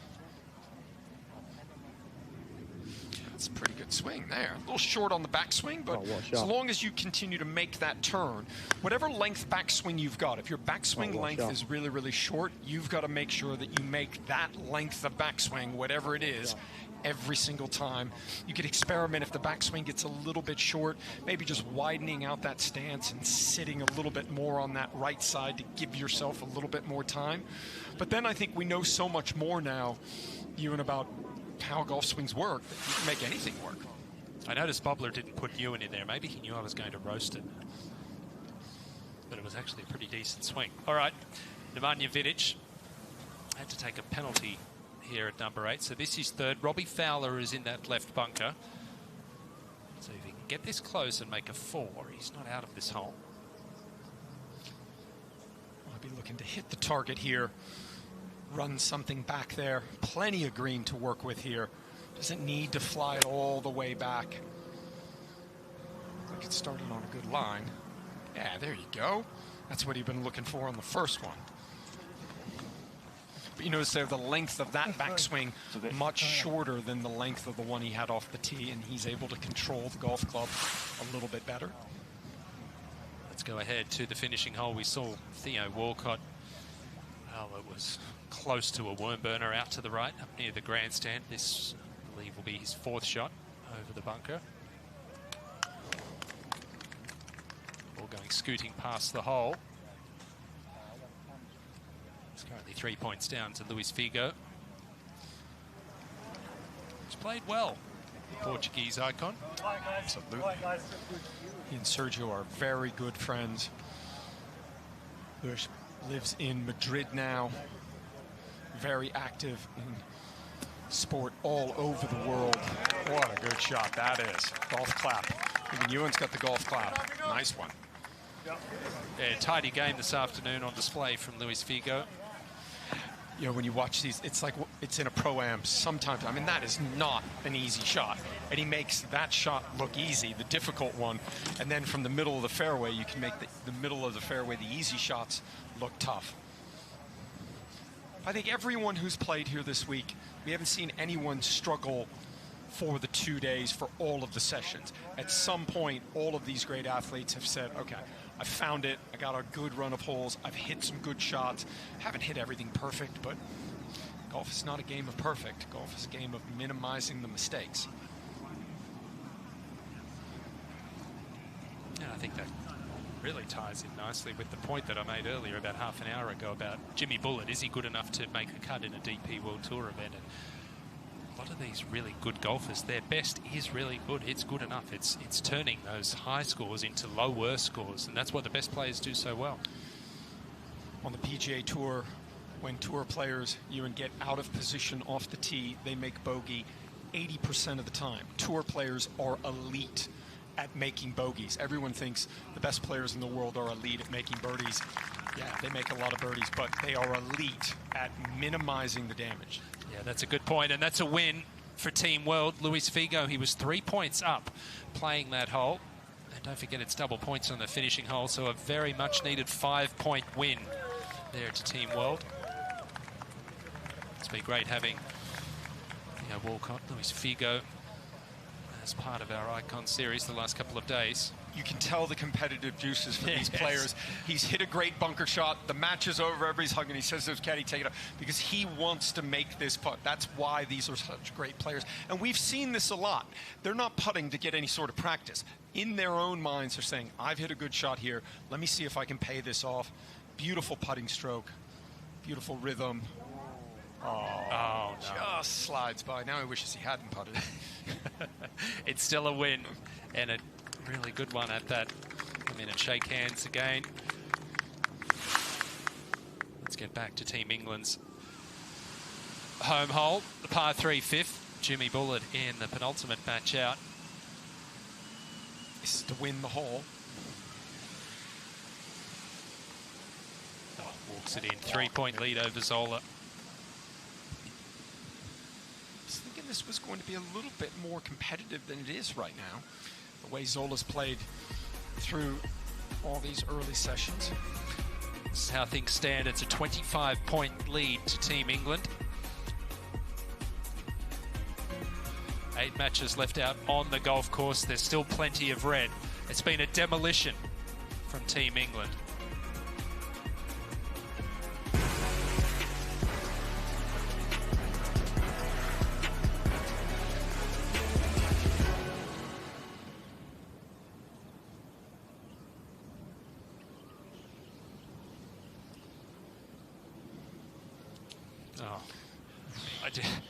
I didn't think I needed to see this again. Nobody needs to see that.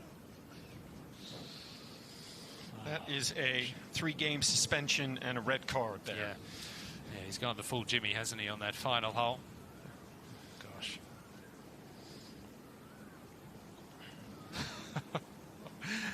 There is definitely only one Jimmy Bullard. Paul Ince, 8th tee, away hole. 166 today. Just right in the middle of the green, moving so much better today. I mean, he's like a different person compared to where he was doing in the first morning sessions. You know what? I'm giving a golf clap. Maybe you can hear that one. Just so impressive. And he's hit some great short game shots, which he will say is his nemesis.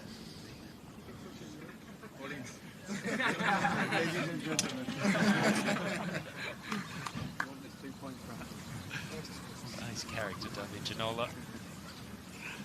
I'll get a good look at David Ginola's swing here. The tendency is for the body to slow down.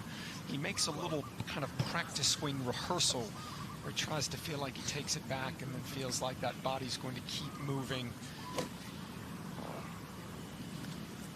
Trying to get the lower body and the upper body to keep moving. The tendency is for the arms to take over. And he can either shut the club face down or open it. Keep that chest moving, cover it, get on it.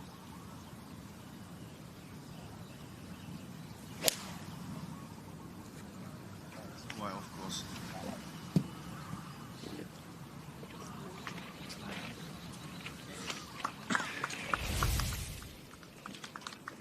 One of the innovations this week of the icons of football here at Reignwood is the call the captain option.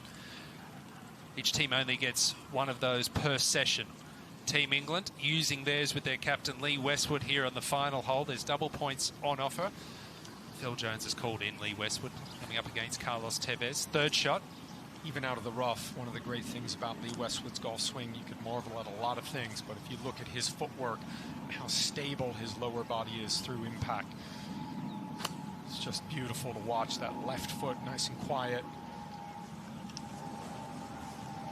Beautiful shot there, almost pin high. How many times has he hit iron shots to about 20 feet in his career? Nice shot, Phil. It's been a good year for Lee Westwood in football terms. They're bringing it home now. Not Forest, currently in third position, looking at a Champions League berth next year. I've been impressed with Carlos Tevez this week. He's hit some good shots. Thrown in the odd bad one, but... Ball well above his feet here. Yeah, the tendency is that for that to go. Oh, left, shut the face, lose the distance. Narrowly avoids the sand. I think he's had his best stuff this afternoon, Carlos Tevez, but fair play to him. He only arrived at midnight Thursday night, was on holiday in Colorado skiing with his family, missed a flight, courtesy of that, missed a connection, and no doubt battling jet lag as well.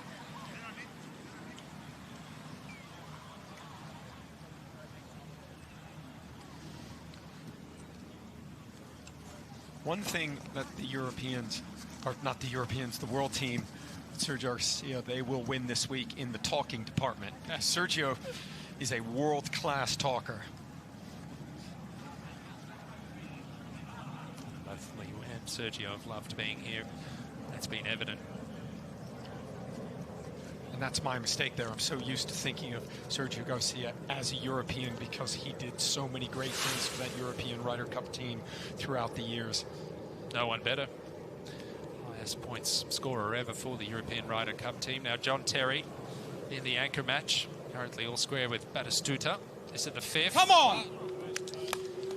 Finally. I think it means something. Well, he will not be happy with the way he's played through the first sessions. Such a good golfer. Loves golf. Back to the finishing hole. Carlos Tevez getting some advice here from Captain Garcia. Tricky one. The old Spanish hands with Garcia. I never knew what that meant, but I do know that Sergio Garcia, Jose Maria Lozabo, Seve Ballesteros just have some of the best short games I've ever seen, and they can hit shots that very few people can under pressure.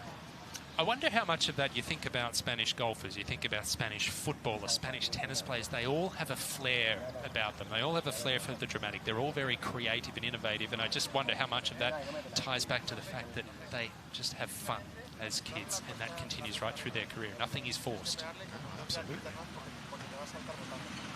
Well, the great Seve Ballesteros used to spend an enormous amount of time hitting golf balls on a beach.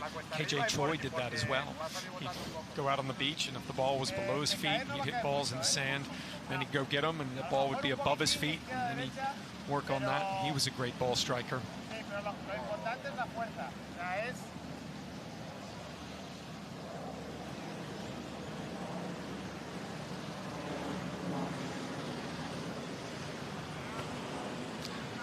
Well, if you'd like me to translate the Spanish that Sergio's talking there to Carlos, I think he's pretty much saying, look, you've got no chance. This is an extremely difficult shot. Do your best, close your eyes and hit and hope. What do you think? Close? I mean, I think the difficulty here is to come up short, right? So I think Sergio's trying to say to him, listen, where do you want to land the golf ball? When you're hitting shots like this and when you're putting like this, it's always good to have that visual.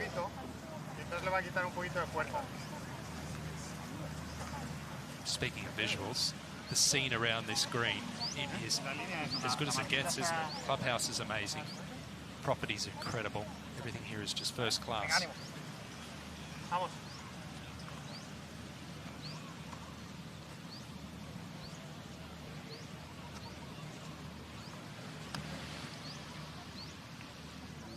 Up and over the ridge, coming down now. Just so hard to hit it hard enough going up the hill, coming out of that first cut.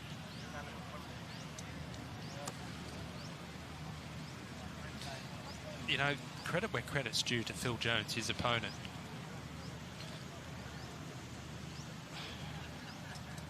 Let's head down to the studio with Josh. The icons keep rolling in, and I'm joined by two very, very special players and golfers, it seems. Guys. More players than golfers. Not with the putts I've seen you make today. Listen, Theo, you were kind of nervous going into the first, but you're up against a legend like Luis, but you were hitting the ball very, very well. I saw you on the par 3. You kind of went a little bit wide. You said, I'll get inside that. Just a little putt for me, a 12-footer. He then goes and nearly drains a 32-metre. I felt like it was shifting towards me slightly, but that hole just shows that this man's a great. In moments he comes alive, and it just turns the game in the head, and it just knocked me for 6. It really did. But look, I wanted to play with Luis at the start of this tournament, and my dream come true. Look, I didn't share the field with him, of course, but look, it was an absolute pleasure, honestly, to play golf with this man and be in his presence. Absolute Thank you so hero. much, Theo. I think it was a surprise because I didn't met Theo before. I think we had a good time, a good day. Some good shots, some bad shots, but in the end I think I had a great experience playing with against Theo, but during this afternoon, so I'm very pleased. Luis, you said to me at the beginning on the first tee today, you said, I said, is the momentum going to change? You said, I've got to worry about that. I just got to win my own game. And that's exactly what you did. How important is it for you, as the leader of this team, really, to come back and put those points on the board for Team One? Well, I think all of us, we are competitive, you know. We've been during our careers, and either if we change sport, we want to try to do our best and win. These days has been a pleasure. The course is amazing, a lot of fans. We changed sport, but I think it's a good event to meet old mates and spend a good time playing golf. The results, they are too good. You know, him are too good. Looks like he didn't play football for long. They just play golf. But, well, we enjoyed it. It's important. It's been an incredible few days, and I've asked Sharpe and Teddy, what's been the standout moment for you guys now it's kind of coming to an end? Do you know what, for me personally, I just got to say thank you to everyone who's given this opportunity just to make this event happen. It's been absolutely incredible from day one getting here. But just for me, that feeling of being in a group again, in a squad of teammates, when you're stood up on the tee, you know, it's similar to being in a tunnel before a game, but a different feeling because you're on your own to some extent. But just that feeling which you can't really replicate in football, it came back again a little bit briefly for me as that kid feeling again. So I've just got to say thank you for that, for giving the opportunity to have that feeling, because, you know, we all want to become professional golfers. I mean, I'm going to have to work on that for a while, but look, it was great fun. Loved it. Yeah, I think it's been, like I said before, a great experience. The organization and all the promoters are amazing. The captains, they made the effort to be here too, so I think they are reference for us in terms of this sport. And I know, being with all these guys, enjoy this moment, I think is what we are looking for. And of course, try to learn a little bit more from the guys that are scratch and they play very good golf. But I think this was an amazing experience. You know, Louis said about the captains, I've just got to say, just being their presence, you know, having an ice bath with Sergio Garcia was just... Mr. Spanish Hands himself. Goodness me, yeah, what a dream. Really was. Pleasure. Well, guys... And this being very fresh days here in very cold, Bangkok, very cool, calm and collected, very easy. Mamma mia. Well, guys, listen, you are true icons and you've showed it on the golf course and, of course, throughout your careers. There's so much golf to be played and so much important putts to make. So let's go back to that. It's been a common theme, hasn't it? All these players have loved being amongst a team once again. They're having an absolute blast here in Thailand. And Team England has extended their lead. They're 29 points ahead after that victory to Phil Jones by 4 points over Carlos Tevez. There's 7 matches left out on the course. Plenty of golf to come. Don't go anywhere. We'll see how it finishes very soon.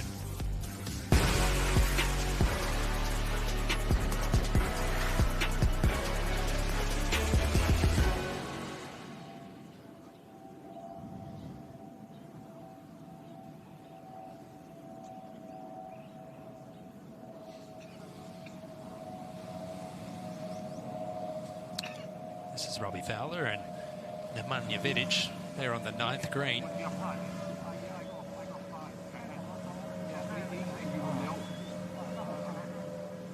Robbie Fowler currently with a 3-point lead. Not sure what they're discussing here, Claude. Maybe it's something to do with strokes given, do you think?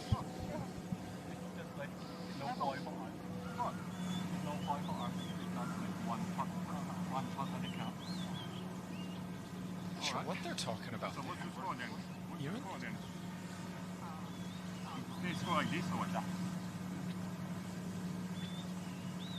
Vidic just asking, what's the score?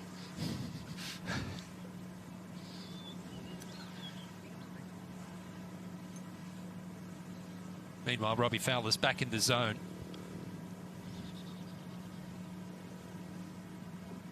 Left edge putt, I'd say more often than not we've seen these left to right putts missed on the low side, Claude. Yeah, just lose speed. Under read. Not that one. Well done, Robbie Fowler. Shads has written, I'd love to have a swing like Robbie so I could take my golf clubs out of the shed after 20 years. Yes, it's a really good swing and it's produced a lot of really good shots too. We saw that in the $10 million hole-in-one yesterday. 20 years. Go put those on eBay, you can sell them.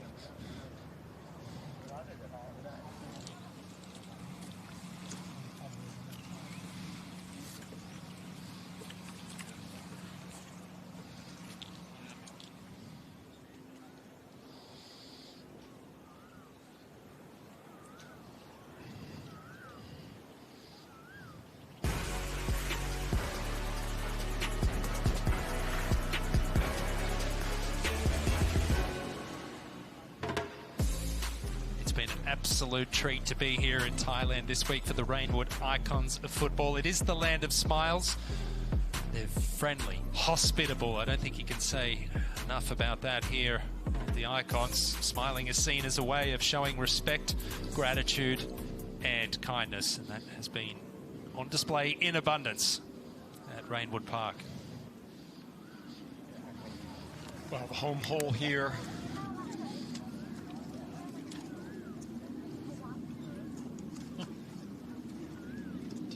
Forlon.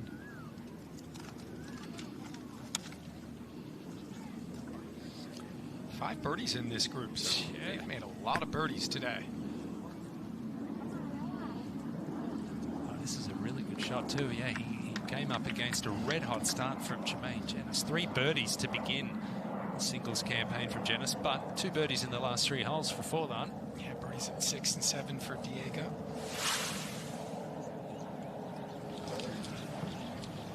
Ginola at the 9th, 3rd shot. Is this going to be a little bump and run, or no? No. He can't hit it into this slope because the slope is going to want to take it back. So he's got to land this on the green. You can see he's aiming left. Ball's going to want to leap to the right. It was an unintentional bump and run. I think he caught the top groove of that. And we've seen so many of those shots. Uneven line, the body just slows down. Golf club's going to keep going. Golf club and the hands are going to keep going. You've got to keep that body moving, especially off these side slopes. Back to the home hole and the Janice Forlan match.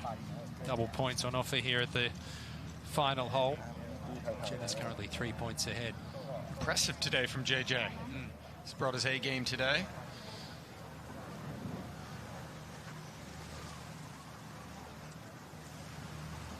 You know, it's interesting how well these two players have played. Forlan's played really well the last few holes. Janice has been red hot from the start, but they're both in great shape. They're both athletes, and I think it's underestimated just how fit you have to be to play golf, especially when they're playing 2 matches per day. Absolutely.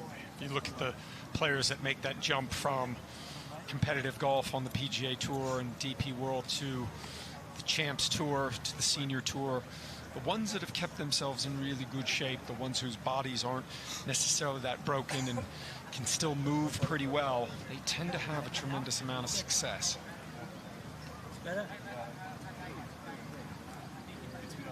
Flexibility, mobility, all the things all these great athletes have used throughout their entire careers, hugely important in golf. Forlan, I believe this is a birdie putt, moving from right to left here, Claude. Yeah, up the hill. Let's see if he can play enough break. What a roll. That is 3 birdies in the last 4 holes for Diego Forlan. What a way to finish. I mean, he'll go to bed happy tonight, right? Holes 15, 20-footer uphill on the last. Birdies 3 out of the last 4. Fist pump from Lee Westwood and his captain. Let's have another look at that. What a finish. He's hung tough, dug deep, and what a way to finish. They wanted the shirt over the head, didn't they? I tell you what, if I had those abs, I would as well. 0 in the ab game for this guy. Now, let's see if JJ can knock it in on top of him. Be a nice way for this match to finish. That's now 6 birdies. 6 birdies. Let's see if we can go for 7. Come on.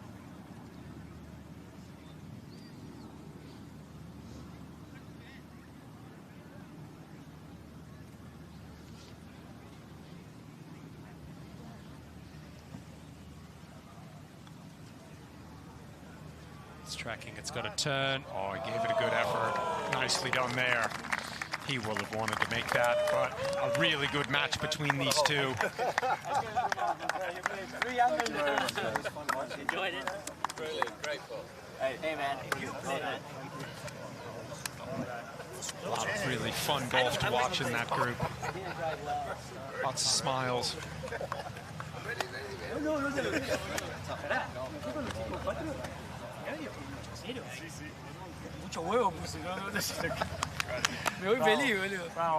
Well, JJ stood on that final tee with a 3-point lead, so that with double points on offer, that will be a 1-point win to Team England. We'll go back to the 9th. Paul Ince. Paul Ince for birdie, something we didn't say a lot of on day 1, but just so impressive with the way he has come back today.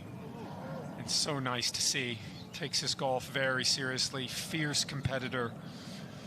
Is there anything you've noticed? Why the change? Why the improvement?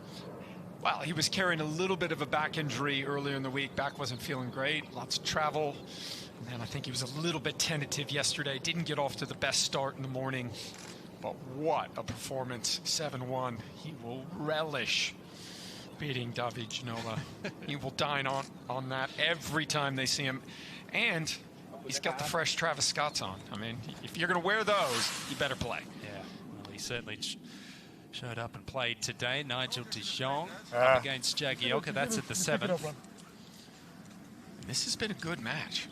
Very even throughout this whole afternoon singles match. Well, that's a concession on that hole to Team England, so that will be all tied up heading to number 8. Back again to the finishing hole, the Robbie Fowler Nemanja match. Robbie Fowler 4 points ahead here.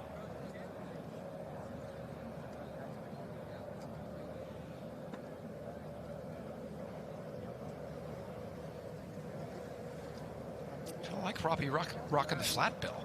Yeah. That's a good look.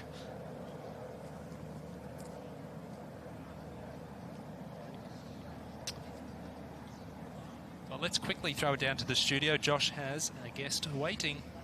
Diego. Some golf played in that group. That was an unbelievable. I mean, watching it all the way through. Some special golf. You felt like you were in your groove today. No, I don't like to lose, like everybody, but I know, you lose a lot when you play football, tennis now that I'm playing. And, it could have been JJ play, the first 3 holes, 3 under. If he was playing against Lee or Sergio, I think he would have been, okay. better. So at the end, it could have been, I don't know, 5-6-0 and 5-4 at the end, it's a little bit decent. But the thing about pro athletes and obviously in your mentality as an icon is you're never down and out. You saved your skin many times. Yeah, well, it's tough. It's tough. This sport's tough. Now since I retired, I didn't play much. I didn't play for 2 years. I was playing too much tennis and like being the pro and also training paddle. No golf at all. And I started training 1 month and a half, and I needed to keep going because if not, it's difficult. They play really well. We enjoy. It's a really good week, and hopefully we can have another time. Pro tennis, pro football. This week, have you? Oh, you know what? Before I get into this, I want to look at that putt that you hold there on 10. I mean, the crowd erupted. Yeah. It was tracking the whole way. Commentators couldn't even believe it. Is that the moment? Double points. It's get a little bit of a get back. Yeah. Do you know what I mean? You're trying to even up that score a little bit. It might not be possible to win, but it must feel good. It was hard because, like I said, I didn't have any feeling this week. Seriously, I hit it well, and I was not playing my handicap. I didn't have that feeling that you need to have in this course with the people, with the environment. You feel a little bit nervous, and at the end, I tried to fight. With JJ, he's a really good golfer. Like I said, the first 3 holes, he was unbelievable. 3 under, in the first 3 holes. And then I fight a little bit back for 2. I saved our hole, which was 2 points for him. I make a par, a really good one. And then I came back here a little bit, so I got a good feeling at the end. It must have been good. It must have felt good because you got your abs out for the celebration. One of the few icons here that can still do that. Diego, go enjoy, relax and chill. There's a lot more golf for us to get through. Pleasure. Thank you very much. Well done, Josh. Thank you, Diego. Now back to the finishing hole. Nemanja par 5 10th. 233 yards into the fan after a colossal tee shot. It's like he might have hung that a little right. He has hit some big tee balls. Lots of speed, lots of distance and power.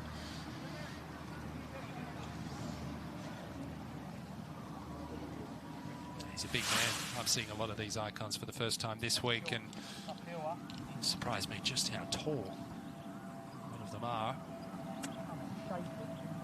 So 5-1 up, Jimmy Bullard.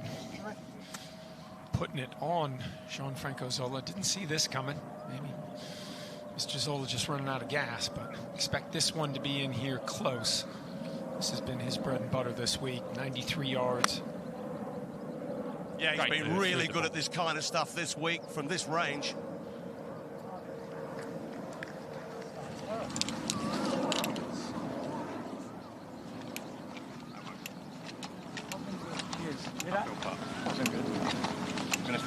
Wanted to leave uphill. No, that wasn't one of them.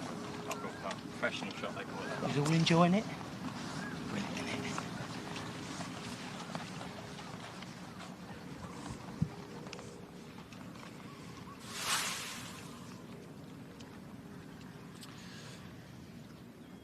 Up ahead 1 hole to the 8th, par 3, Team World's home hole. 170 yards this is playing today. Nigel de Jong has taken a 2-point lead over Phil Jagielka.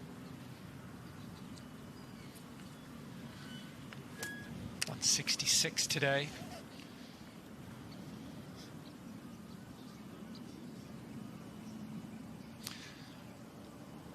Pin all the way back today. Good strike, Nigel. Oh, he likes that. Yeah, solid. Good quality of strike. Another player who was impressed this week, Nigel de Jong, has hit a lot of good shots that look from above at the 10 holes these icons are playing. Right now, Nigel de Jong in Icon's corner, right in the middle of it. The 170-yard par 3 8th. Plenty of water, plenty of bunkers on these 3 holes, and plenty of opportunity for some volatility in the scoring as well. Yeah, water down the left side on the 7th. Water down the left side on the 8th. Right, is it? Oh, no. It's on a good line. Impressive for Jagielka to be doing what he's doing today after severe dehydration last night. Yeah, Robbie Fowler at the home hole. From short range. New wedges in the bag. And he loves them. Play your best. Oh. What a shot from Robbie Fowler. Right behind the hole. New wedges, new grooves, able to create some spin. Speaking of spin, Radar, Vidic might have to create some here. Yeah, well, he's short-sighted over there on the right-hand side, and his captain came in, Sergio Garcia. There's a tree between himself and the flagstick. Sergio said, well, you don't have to worry about the tree. Well, he needs to worry about the tree if he knifes it. Straight over the top, on a banging line. Oh, what a shot. Tell you what, that is really, really good there. No tree trouble, spins it. That was full commitment there.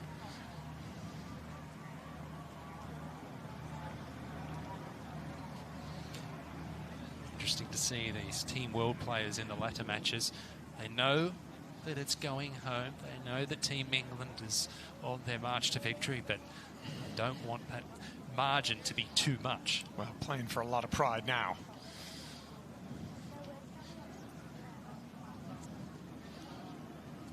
Great finish from Forlan. Finishing well here. Nigel de Jong, couple holes to play. He's playing very nicely.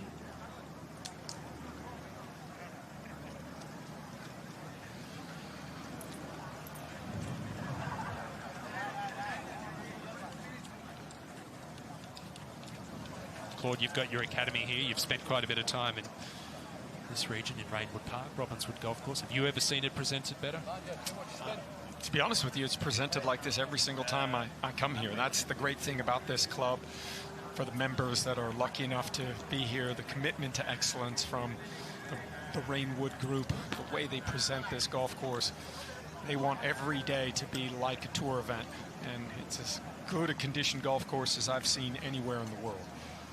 The first time I came here, it was on a Tuesday afternoon, and I said to myself when I toured the golf course, Ewan, they could play a tour event here right now, and that's the commitment, and that's not easy to do. That takes a number of things. It takes a great greenkeeper like Kenny. It takes a great commitment from the ownership. You can't grow grass out here in this type of climate. There's something wrong, but they will do what it takes to present this golf course and create a world-class facilities for the membership here at Robbinswood.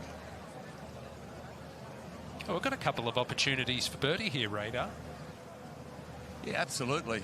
This one up the hill and quite slow. When you said that to yourself, Claude, did you answer yourself back? I did. I always answer myself back, Radar. Me too. Too many demons. Got to answer. It was always on the left side there for Vidic. It's a par. And he's been impressive the last couple of days. Former Man U icon.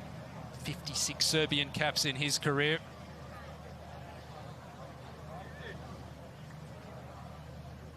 You would not want to go across the middle, try and win a header against this guy. Especially when you're short like me.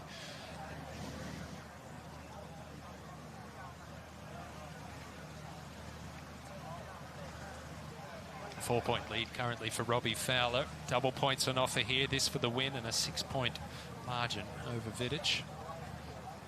You just know he wants to finish by holding this out on the final hole with the big crowd.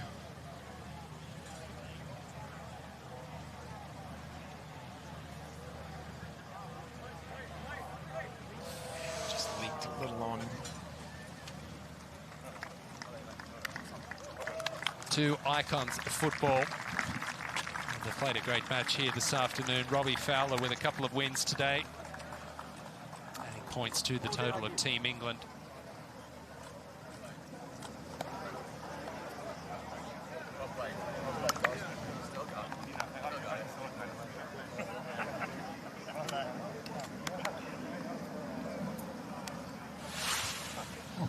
Let's head back to the 8th.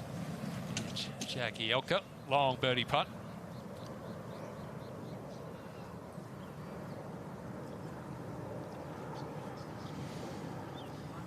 Not too bad. It's a tough one to gauge the speed. It is late in the day. Greens are growing all day, as fast as they were in the morning. Now Gabriel Batistuta currently leading.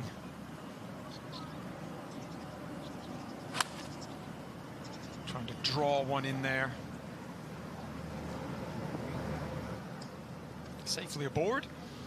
Lengthy putt for birdie. Tell you what, the fact that Diego Forlan birdied 6 and 7, two of the more difficult par 4s, it's seriously good playing. John Terry a bit out of position here.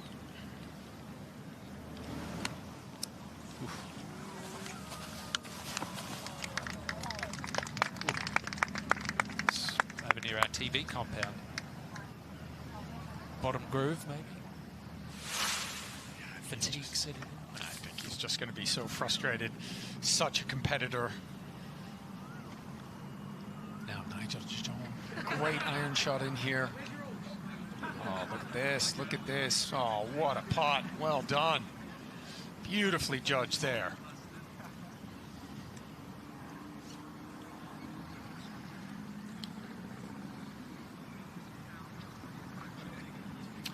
Good par there for Nigel de Jong. Jagielka will have this par putt to remain.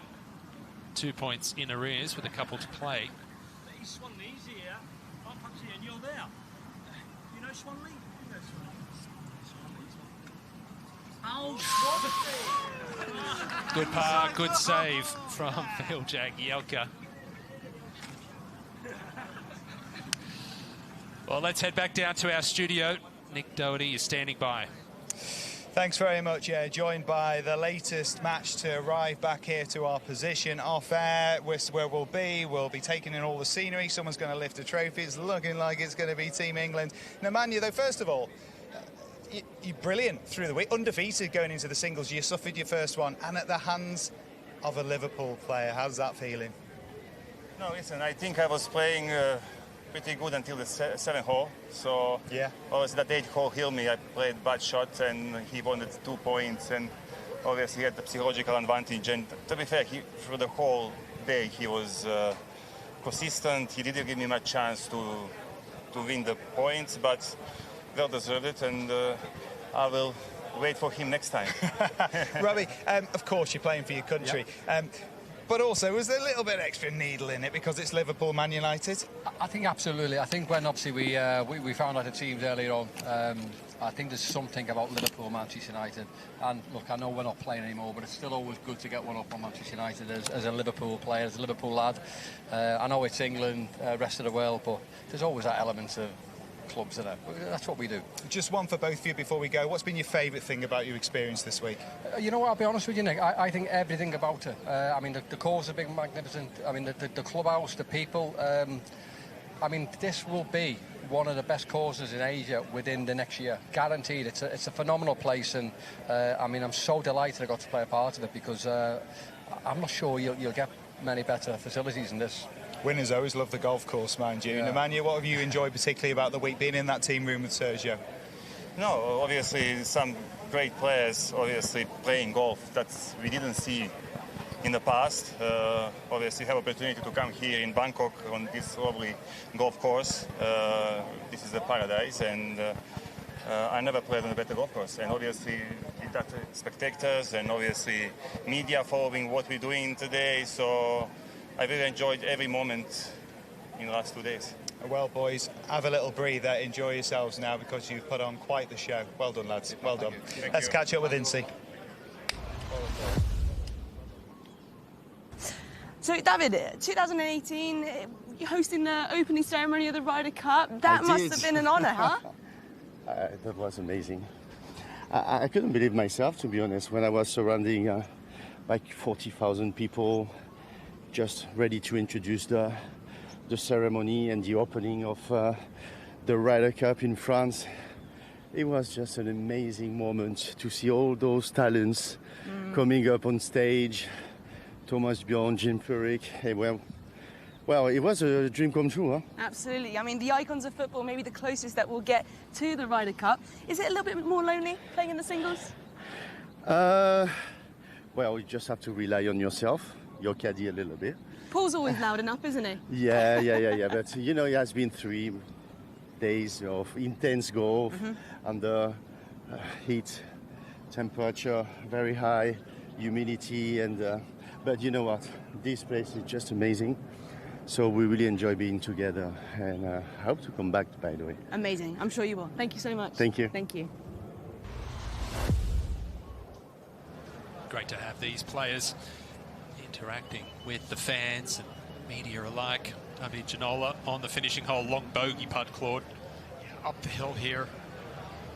We've seen so many players leave this short, but that is a very good effort from down there. Great hearing these players being interviewed, because the one common theme is they're all so grateful. They're all so happy to be here back in a team environment at such a beautiful venue as well. Well, if you don't like this, there's something wrong, isn't you don't like golf, I can tell you that. Paul Ince. Hit it. Carried a 6-point lead into this hole, Paul Ince. He's got a 6-point lead, and he's putting it past the hole yesterday. Couldn't get it to the hole. Confidence, I mean, at the best players in the world, doesn't matter what sport you're playing, confidence is the thing that is just, it can play such a huge role.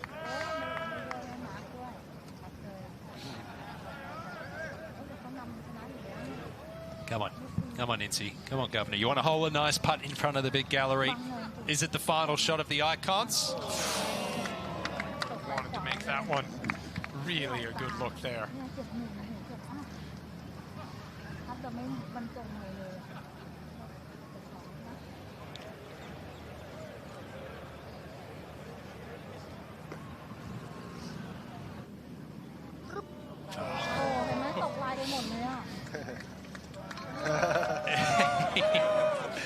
I think he's looking forward to the 19th hole, Mr. Ginola. A pleasure to be treated to these two icons out here on the golf course, back in the sporting arena. Well, you couldn't meet a more confident human being than David Ginola, but game of golf humbles us all. Yes, it does. He's been impressive today, Paul Ince.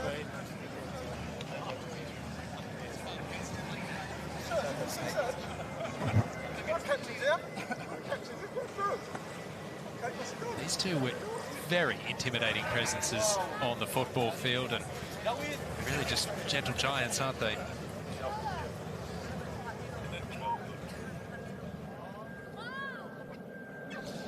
There we go, from on the course to guest commentary, pulling strings behind the scenes in the production office. Anything these two can't do. Hashtag Icon Series.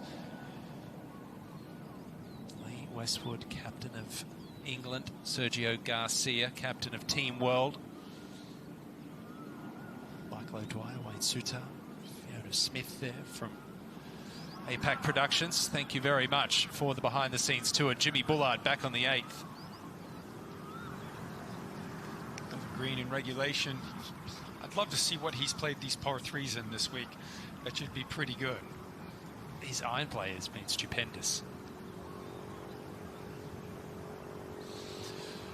This is brilliant, watching elite sportsmen out of their comfort zone but still performing. Incredible mindsets.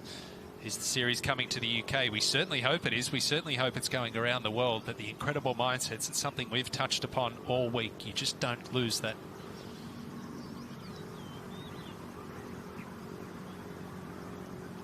Come on, Franco.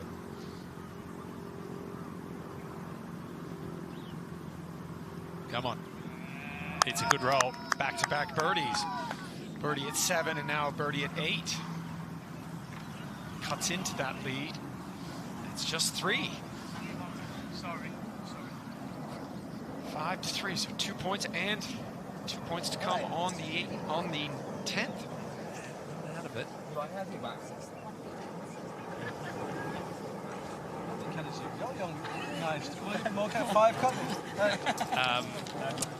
Okay, so Phil Jagielka and Nigel de Jong, they're playing the 9th hole. This is the 8th tee. It's a fairway offline here. Enough said.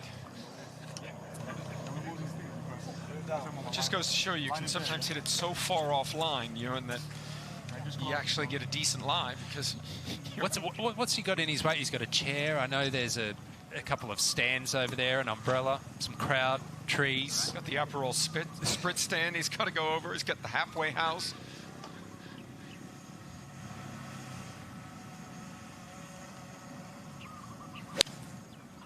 Hey, well, that was a brave gallery standing there. Yeah. 2-point lead as well in this match. There we go, back in trying to get that back in play. Yeah, somewhere over there is where Nigel de Jong was. That is a long way offline. Just being very friendly. Here we go. There's a virtual of where he went, just straying a little bit off course, as we all do from time to time. Well, now you just go into, if he can make this par, this would be the par of the week. 9th tee to the 8th tee, lay up, knock it close, make the putt, but on the scorecard, it would just look like a par. Well, he just wanted to say hello to the final match, which is this man, Gabriel Batistuta, with a 2-point lead over John Terry. A chance here for Terry to steal double points. It's the away hole. Get a good look at that setup. He aims left, comes over, aims to the right, comes over it. Finds the putting surface. Another green in regulation.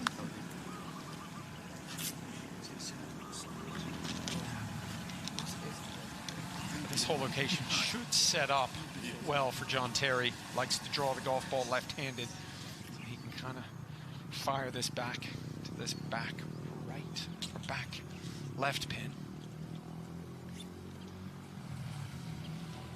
Doesn't like the hat on. Doesn't want to mess the hair up when he's hitting shots. A little bit down breeze, just a 9-9 for Terry. He's got a lot of speed, a lot of power. He's gone after it, and they like it. Oh, good shot. That's one of the better ones we've seen today. He'll be happy with that. He's thinking, I do that all the time at home. Well, he's defending John Terry, something he did so very, very well throughout his career. Let's get back down to the studio. Nick is standing by. Delighted to say that David Ginola and, of course, Paul Ince alongside me. He did what Man United fans got used to watching quite a lot. Left it all out there on the field, did the governor today with you, David. How good was he? Well, you know, I have the impression that I spend my holidays in Thailand with the Ince family. We played on the first day, we play yesterday, and we play today as well. So it was great. I mean, his level is very, very good. He's consistent, and you know, he can support pressure as well. So you know, we know how he can cope with all that. So it was just a pleasure to share those moments with him. Paul, it looked like you really came alive today in the singles, and that's where the most pressure stands. I suppose without trying to tie it too closely to football, but just the ethos behind a champion's mindset. How much did you get to sort of relive some of those juices, the excitement of competition that you obviously left behind when you retired? I think the most important thing is when you play singles, And as a team game, you should always take responsibility as an individual, even though it's involved in the team game. When you play 1v1, you know, it's down to you. The pressure's on you to perform. And, you know, even I've done that, tried to do that all my career. But I must say today, you know, David, to be fair, sore knees, sore hip. You know, he was aching a bit today, so I kind of took advantage of that. But we're talking about one of the greatest and most talented players ever to put on a football boot. So it's a pleasure, David. Merci beaucoup, monsieur. The crying shame of all of this, gents, is that perhaps the most stylish man of all 24 here isn't going to be donning a cream jacket today. That's the tragedy in all of this, but great playing for both of you. It doesn't matter. We're proud of that. Absolutely. Unique. Well done, boys. Thank you. Congratulations. Go and have a little rest. Let's get back out there. Good stuff, Nick. We just saw a terrific tee shot from Jimmy Bullard on the 9th hole as well. There's only 3 matches remaining out on the golf course. Let's take a look at how things currently stand. It's a big, big lead to Team England. It is definitely coming home, but there's pride on the line. Team World ahead in a couple of those matches. Still a little bit of golf left to be played. Don't go anywhere.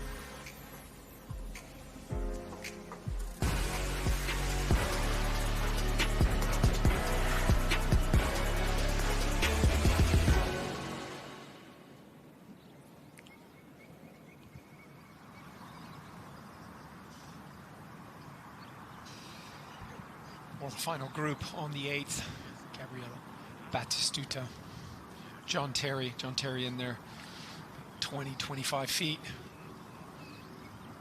This is over the river and through the woods to grandmother's house we go here on this one. Tons of green here. Big, big greens here at Robbinswood. And I think that's one of the things that's caught some of the players out, because they're just, these greens are big, they're fast, there's a lot of grain, there's a lot of undulation in that.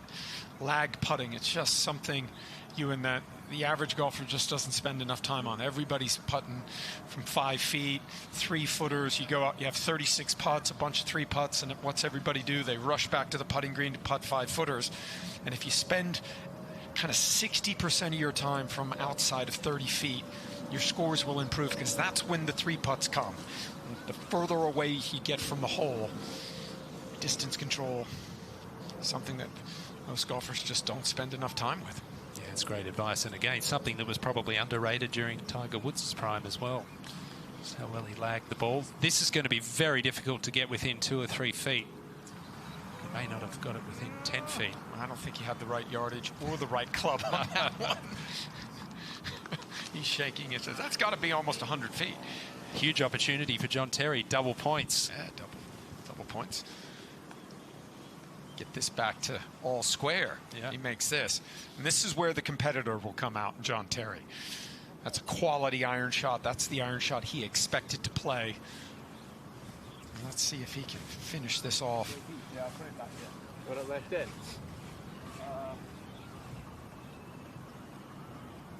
Now.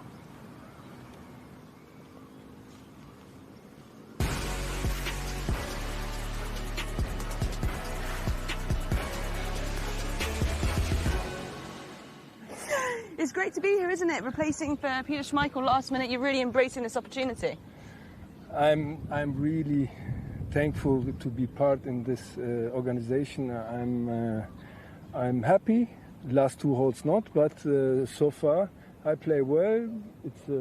It's a high challenge for me too, and it's a great experience. What's it like? Because in football everything's so reactive, but in golf you have all that time to stand over a ball that's not moving. The key is I cannot stop him if he play well. Yeah. You know what I mean? If you don't have a body contact, and at the other side, I like it to enjoy the greens. I like it to be in the freedom. You know what I mean? And that's why some good shots, some bad shots, but end of the day. It's a great presentation for me too. Nice golf. Teşekkür ederim. Ben teşekkür ederim. Thank you very much. All right, keep it up. It's been great having Hamid Altintop here, and he's spoken about what this will do for the game of golf back in Turkey as well. He's a star back there. John Terry to win the hole at the par 3/8. Just comes up a little short. But a really solid iron shot. He'll be happy with that. This is Team World's home hole, so A par putt coming up from Batistuta. If this doesn't go in, it's 2 points to John Terry, which would mean the match would be tied. The last match on the golf course. Could this be Argentina breaking England hearts again? We've seen it before. Yes, we have.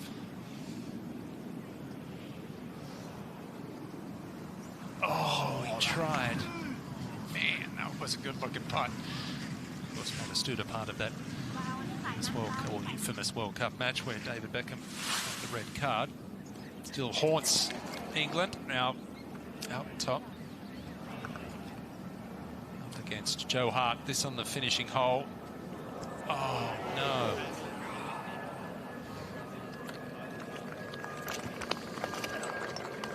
Well, it turns out it was still good enough. He had 2 putts for the win, so it's a 1-point victory to Team World. And it's got to be said, too, fair play to Joe Hart. He's been a revelation this week.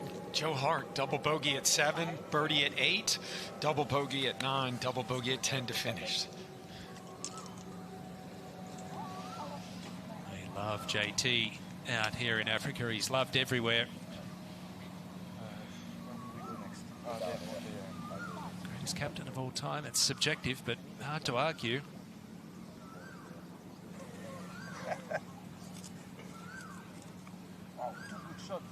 Very good, yeah. It's a good hole. It's a good little competition, actually. The last hole is 2 points, right? Just 3 matches now out on the golf course.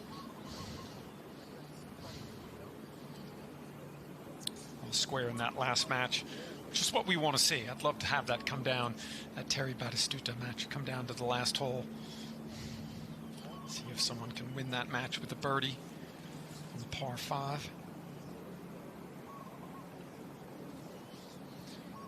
Bit of movement in this putt from Gianfranco Zola. He was 4 points down. He's clawed it back to 2 with birdies on the previous 2 holes.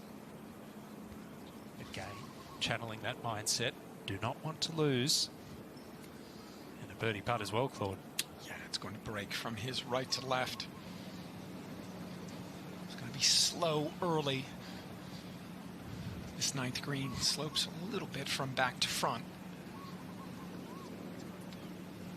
Oh, that close to 3 in a row. Beautiful roll on that. You can see the logo on that rolling. Just didn't play enough break. I don't think Jimmy Bullard's going to be giving that putt either. Not at this point. Jimmy wants the W, I can tell you that.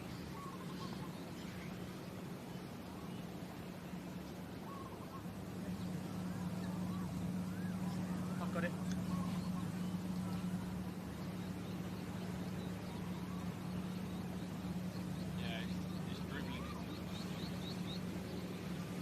This will be pretty quick down the slope. I think this breaks a lot more than what the players think from left to right, so depending on the speed that he wants to hit this. He wants to try and die this in, he's got to play a lot more break. He wants to be a little bit more aggressive, maybe a little less. He's been good all week. Like this little putting routine, practice putt above the hole and then just pulls the trigger. This has got a chance. This has got a chance. Oh! That was a good putt. Played that beautifully. Maybe just a touch too hard, but read it perfectly. That was a sensational roll. I think this is a big putt for Gianfranco Zola. To stay 2 back, try and put some pressure. 2 points on offer on this last hole. 10th.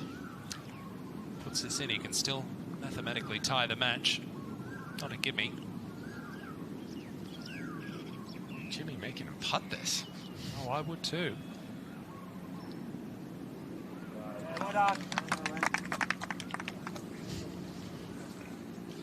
Safe pair of hands, Zola.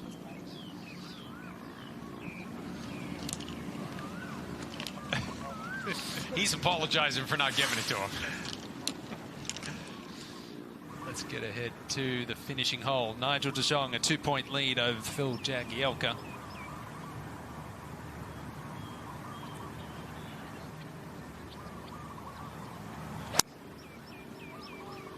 You mentioned he hasn't been playing golf for a long time, but I've been pretty impressed with the skills. Just a layup. Hasn't been playing for a long time, but doesn't get the chance to play much now with his ties to the Dutch Federation and the defence coordinator there.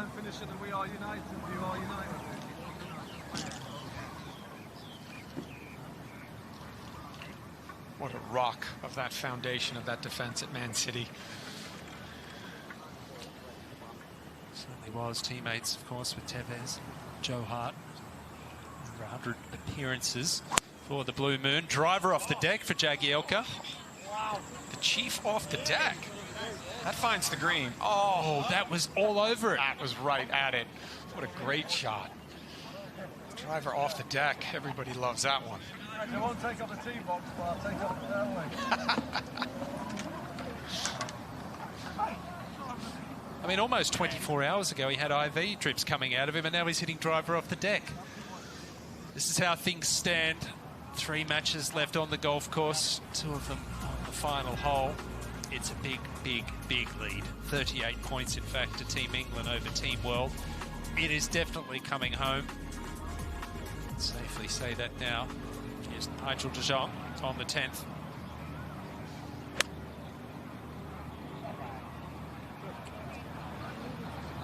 Asking for it to cut, it stays straight. Tough to cut it out of that rough. Club wants to get closed over by the rough. Well, Radar, you're down there on the finishing hole. What have your thoughts been the last couple of days? I've had a blast, absolutely marvellous.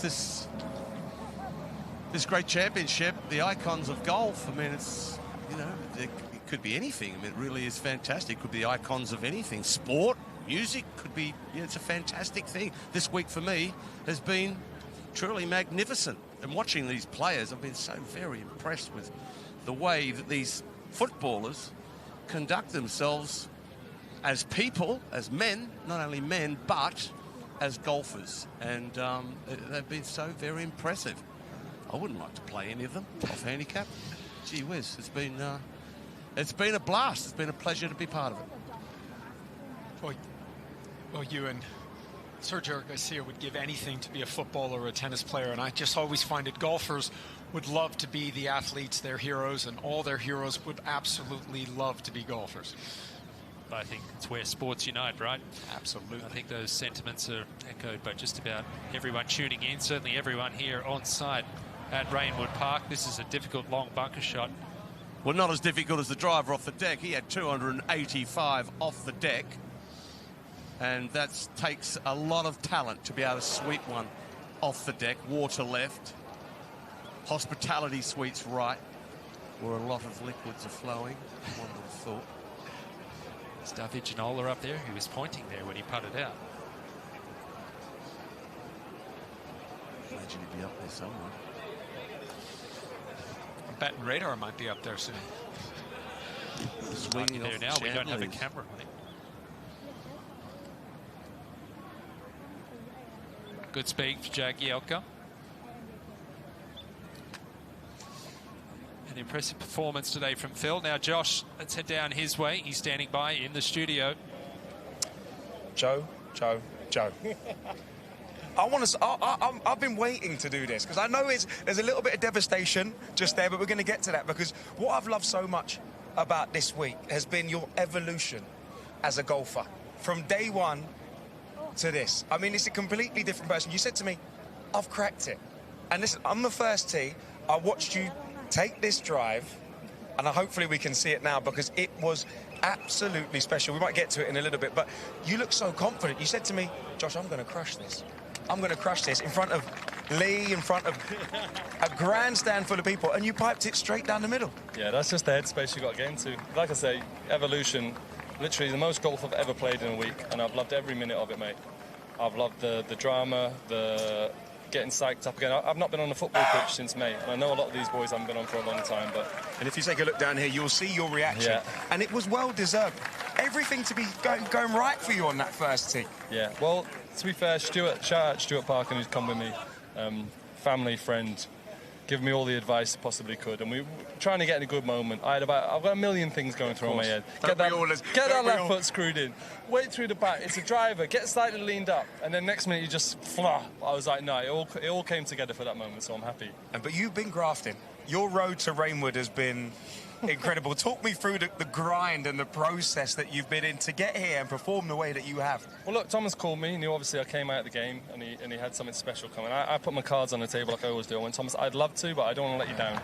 I understand you're trying to do something serious here, but if you're aware that I'm not the best, but I'm going to try my best to get in the best shape I can do to compete. And he said, go for it. I believe in you as a character, and that meant the world to me. So I got my head down and give it a right good go. Well, I absolutely think that he will be proud of the way that you performed, aren't we? No one wants to win Most Improved. Nobody. It's the worst award in sports, but you are that guy.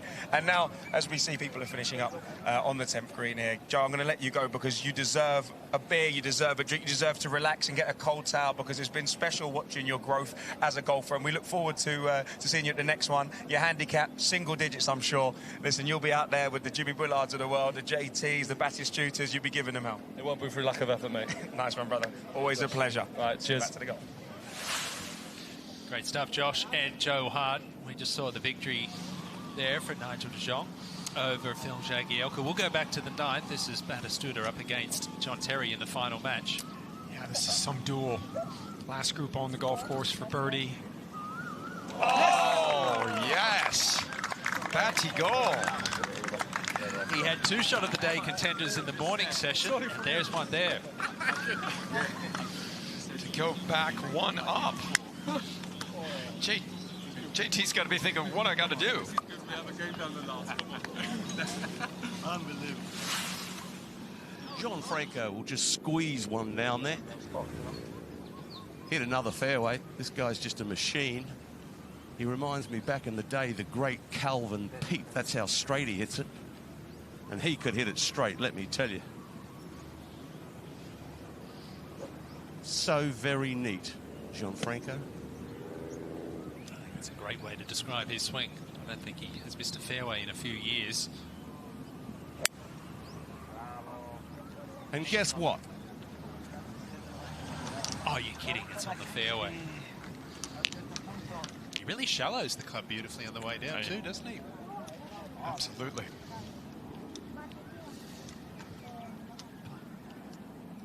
Par 5 finishing hole.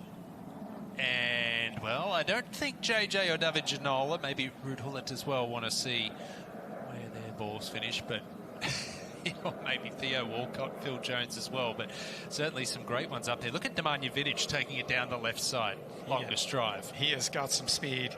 He has got some power. If he can just make that backswing a little bit more stable at the top, he can move it. Jimmy told me from 263 he's going to hit himself a nice little sweeper in there. Talk to me, Skip. It's so money. Look at him. Jimmy. Oh, come on, What a shot, Jimmy Bullard. Yeah, Jimmy can play. Is he going to walk up here and give us the trousers and resemble Celeste Patterson?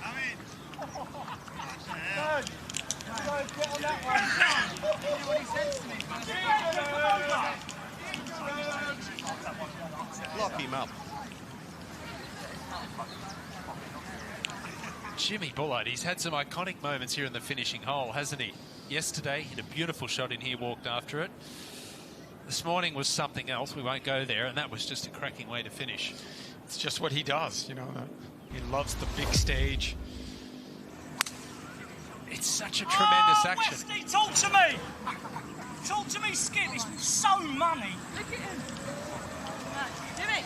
Oh. Come on, what a shot.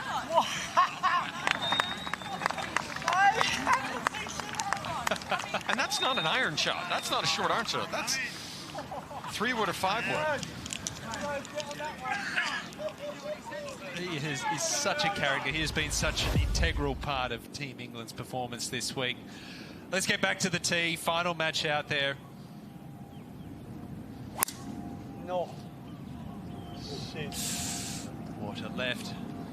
Oh, splash. Oh, he didn't do it, did he? Birdie's the 9th from way downtown. And then rinses it left in the water.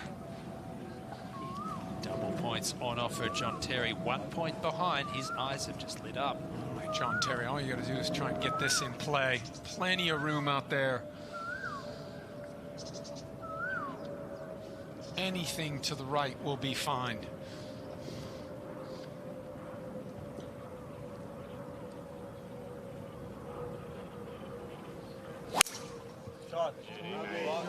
That's what you needed to do there.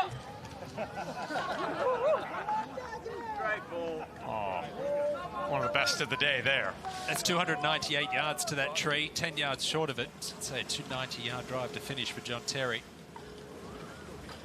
Interesting to see where Batistuta drops the ball as well. Let's move up ahead to Zola. Got himself a nice 9-9. Gianfranco. He's not giving in. Don't worry, he wants to pipe this.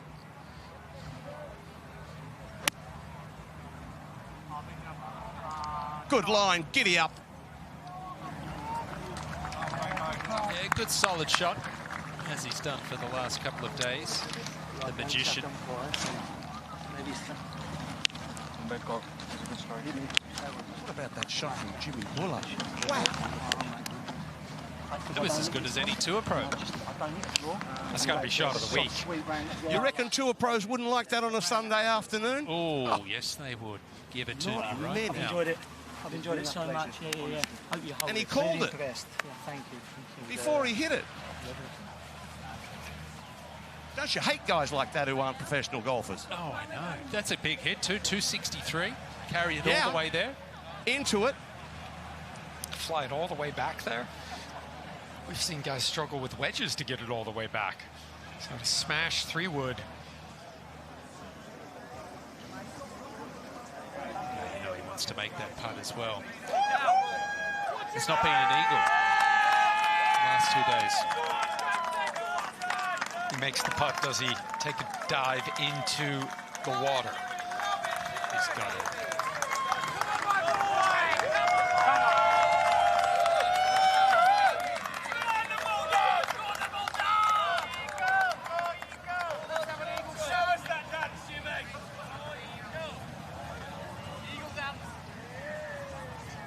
He is a popular man wherever he goes, Jimmy Bullard.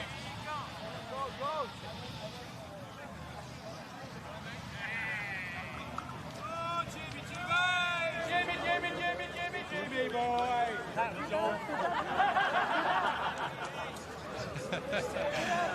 And it's got to be said, a good fight back from Gianfranco Zola today as well.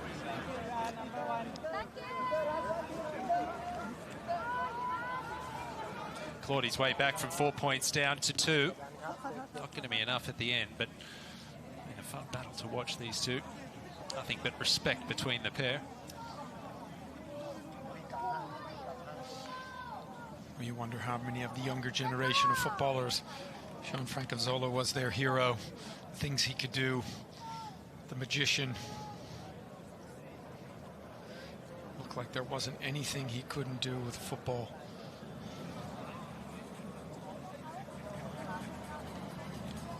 In the same way, when you watch Rory McIlroy play golf, it just doesn't look like there's anything he can't do with a golf ball.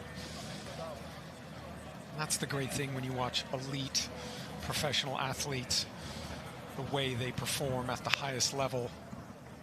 We're so lucky to have seen all of these great footballers throughout their careers.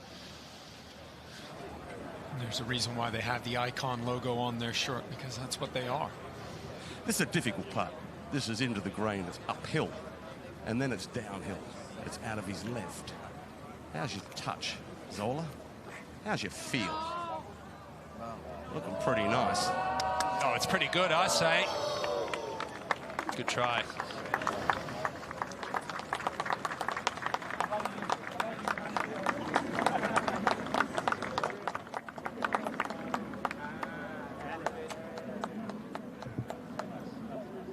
Just wondering whether he'd normally concede the hole, but he wants to see Jimmy with a grandstand finish. Come on, there's not been an eagle in the 2 days so far. Could this be the first?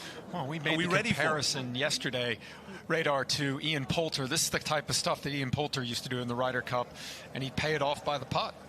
Well, if he holds this, heavens knows what's going to happen. I think he's going in the water. Come on, Jimmy. Don't leave it short. It's a great try.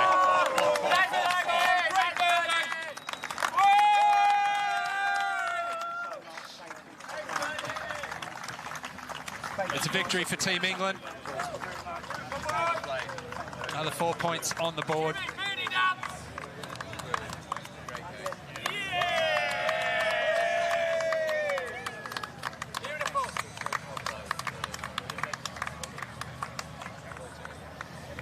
That means there's just one match left on the golf course.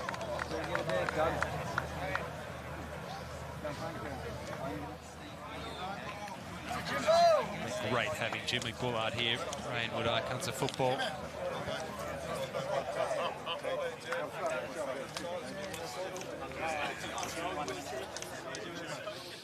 Great to see the teammates waiting around the final green for these players. There's just the one match, the anchor match, left on the golf course.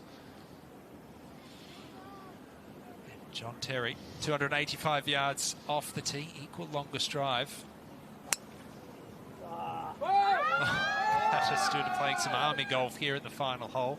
Found the water off the tee, this one way right. Oh, the last hole makes birdie. Looks like he knows exactly what he's doing and making a mess of this par 5 so far. I think he's just raised his arms in defeat there, hasn't he? Anybody knows where that one has finished? Does look like there's something. Is that a white ball just right of the path there? A lot of fans on site, a lot of them hanging around this final green. Where all the icons have gathered. There's some great activations, a lot of hospitality around this final green.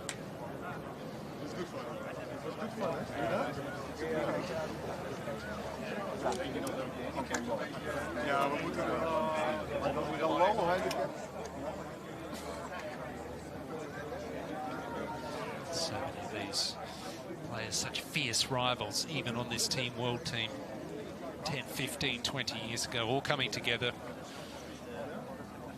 It's great to see.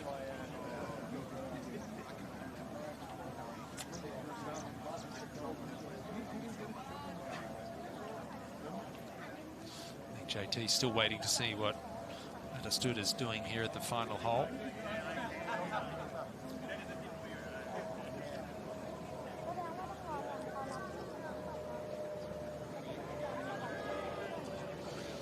Well, while they're waiting, let's get down to Josh in the studio with Jimmy Bullard. Well, well, well. How about that, by the way? I thought you were going to make an eagle. I had good money on it. Sorry, Josh. Speechless. What a week. Yeah, proper. Just unbelievable. Played with Gianfranco Zola. Yeah, right? yeah. How good does that get? It doesn't get much better than that. And then coming in down the last, cooled down, nice bit of breeze on us. He started playing some, I started playing some, and what a finish. Had a chance for eagle. Like, you know, that close. I tried. Yeah, it was a tricky putt. You know, even Wesley come up and he said it's a little bit off the left, and I was feeling this, and a bit of grain took over, but yeah, it was close. That's the level of golf we're at. A bit of grain took over. Yeah. I'm thinking, is it left or right? Is it up and down? But even the shot, Josh, let me talk you back through that. Wesley, oh, please do. Please do, because I watched it from up here. You know what? How about we show you? So okay, you talk us through it. Do some commentary for us. So at 268, Wesley's called it as I walked up, and I'm going, have you had your shot there? He's gone, Jim, you can do that. But I don't sweet draw it, and there's a big tree in my way. I've sweat draw it as I've hit it. I'm like, money. And it was just like... You were walking right after it. I just knew. And I just said, Wesley, follow me, baby. And that's all she wrote. There we go. And also, you know, watching some of the golf that you've played, and you told me at the beginning of the day, when I saw you on the first day, you said you had been in the water. You weren't in the best mood, because you just driven one in the water. But less of that. We're going to keep it positive. He said, I would love to beat Gianfranco Zola. I know he's a legend. Yeah. But I would love to beat him. How does it feel? Yeah, unbelievable.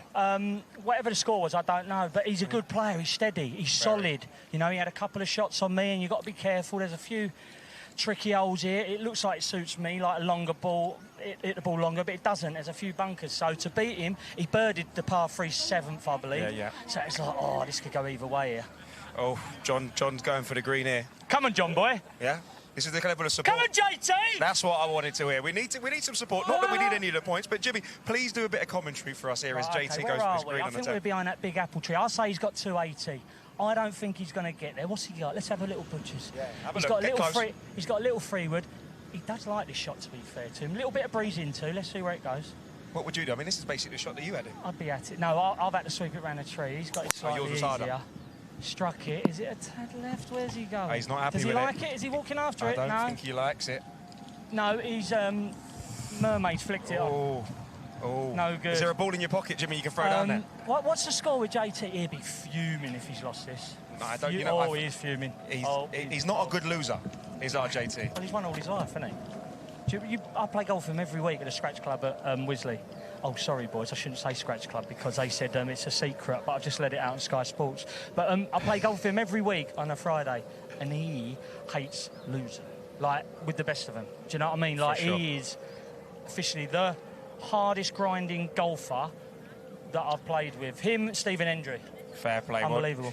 These guys are special golfers. Jimmy, you played some special golf. I cannot let you lose this moment. It's nearly time. The sun is setting on icons of football. Yeah.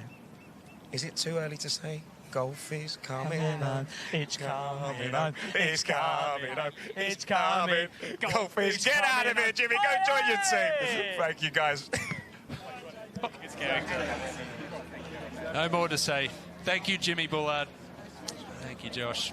And just JT and Gabriel Batistuta left on the golf course on this final hole. All the icons gathered around the green. Oh, thank you. So you can get a backswing. Do you have a laser? No. That's the ball of Gabriel Batistuta. Now he found the water off the tee, took a penalty, so he's there for 3.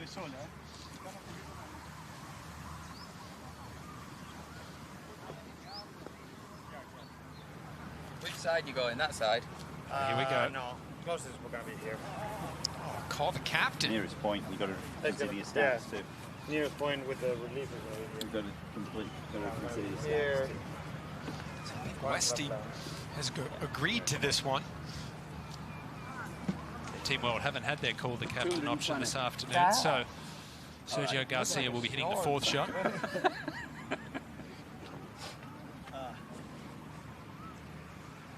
158.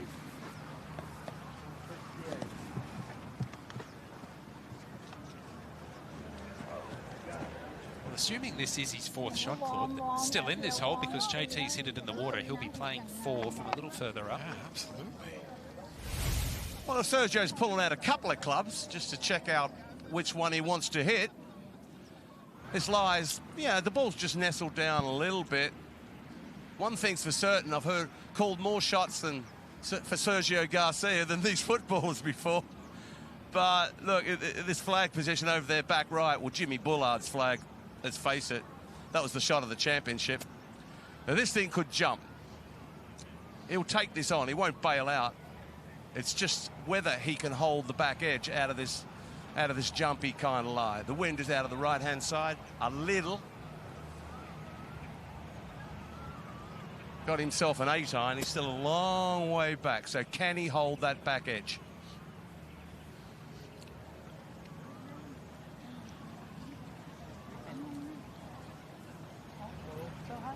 Sergio Garcia has faced big moments like this numerous times in his career. Can he deliver?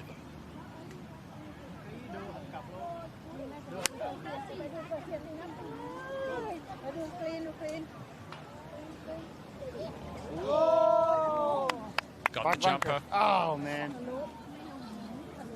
Radar was right. That did jump out of that lie. He had 8. He could probably have gotten a 9 there from almost 170.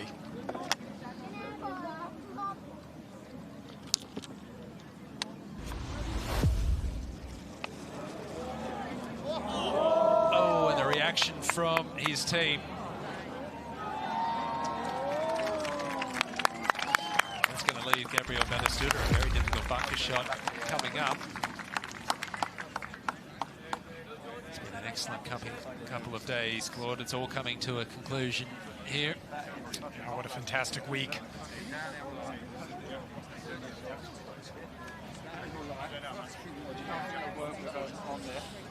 Incredible athletes, great footballers, great camaraderie. But for me, the star of the show has been this amazing golf course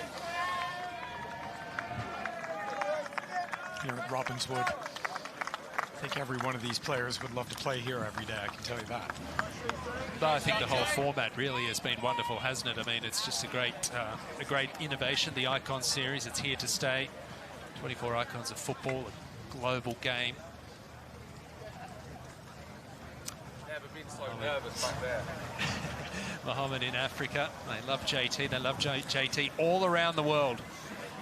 Very subjective. Who is the best captain of all time? But we'll certainly throw his name into the ring. Radar, thanks for all your work this week. Yeah, it's been great fun. What a great shot from John Terry there to come out of the rough there and get such height and such spin. Fantastic shot. Good stuff. So JT will have a par putt coming up. Gabriel Batistuta playing his 5th from the back bunker.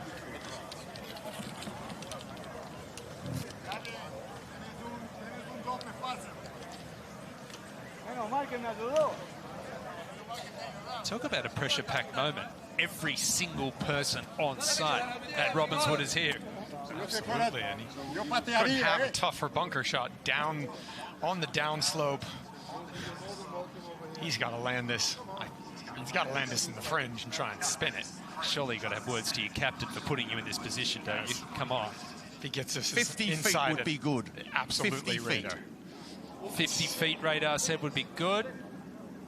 Oh!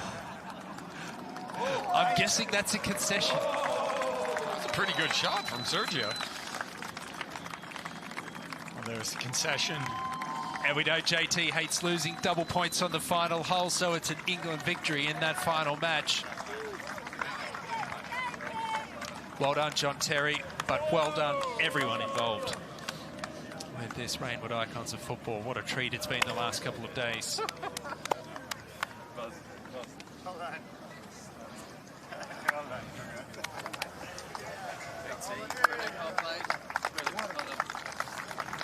Thank you also to Lee Westwood and Sergio Garcia, the captains. They have been instrumental in this Reignwood Icons of Football. And a wonderful scene around this final green. I think all of these players, this will be an experience that they will look back on. Camaraderie, being a part of a team. Well done.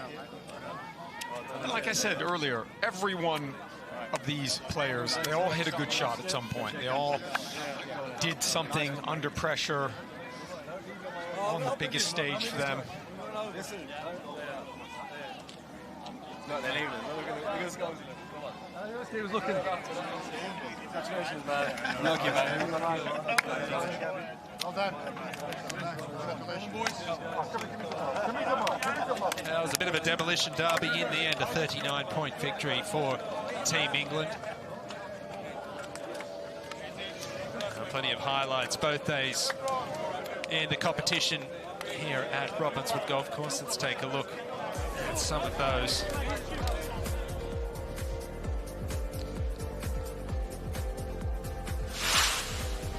Well, on the first, one of the standouts this week, Teddy Sheringham, the no-look putter.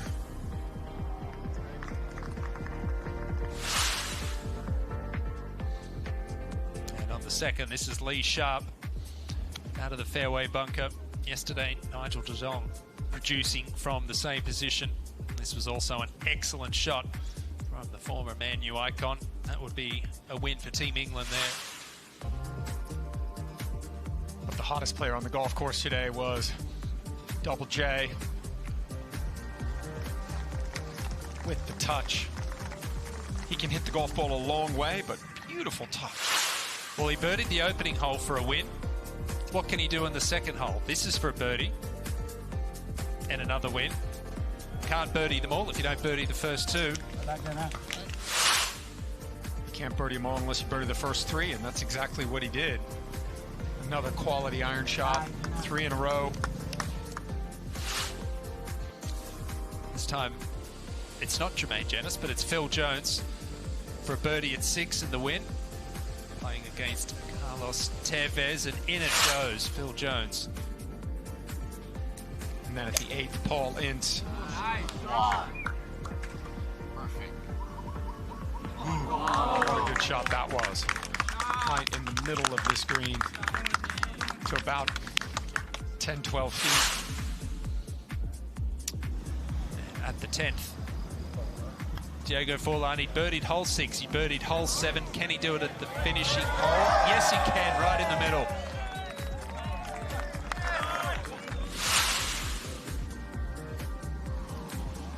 Gabriela Batistuta on the 9th, about 30 feet up the hill. Match was all square. Take a 1-up lead.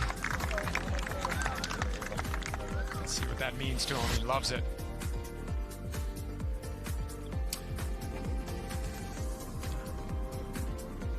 And this is how things wrapped up after the final session of singles. A big win, it must be said, for Team England. It is coming home.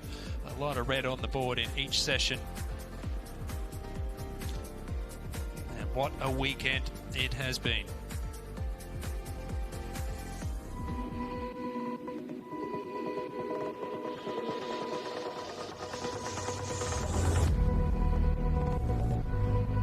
An icon is someone that is extraordinary at what they do.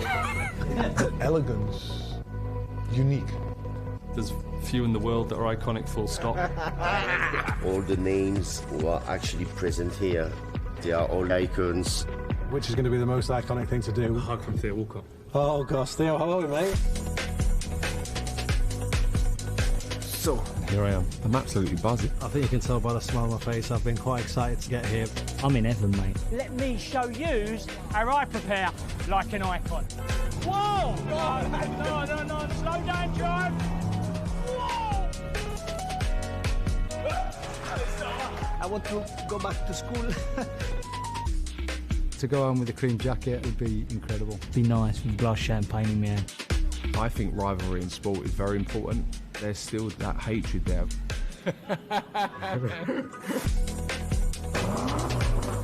You've all pulled on an England shirt before, well, apart from you, Jimmy. You can ask for these lads. Let's go, boys. It's coming out! I love golf. I love it. It's such an art. Old, young, whatever, you can play. It's the only sport that I can go out and not think about anything else. No matter how long I play this game, I'm not going to master it. I think that really gets me. That's why I love the game.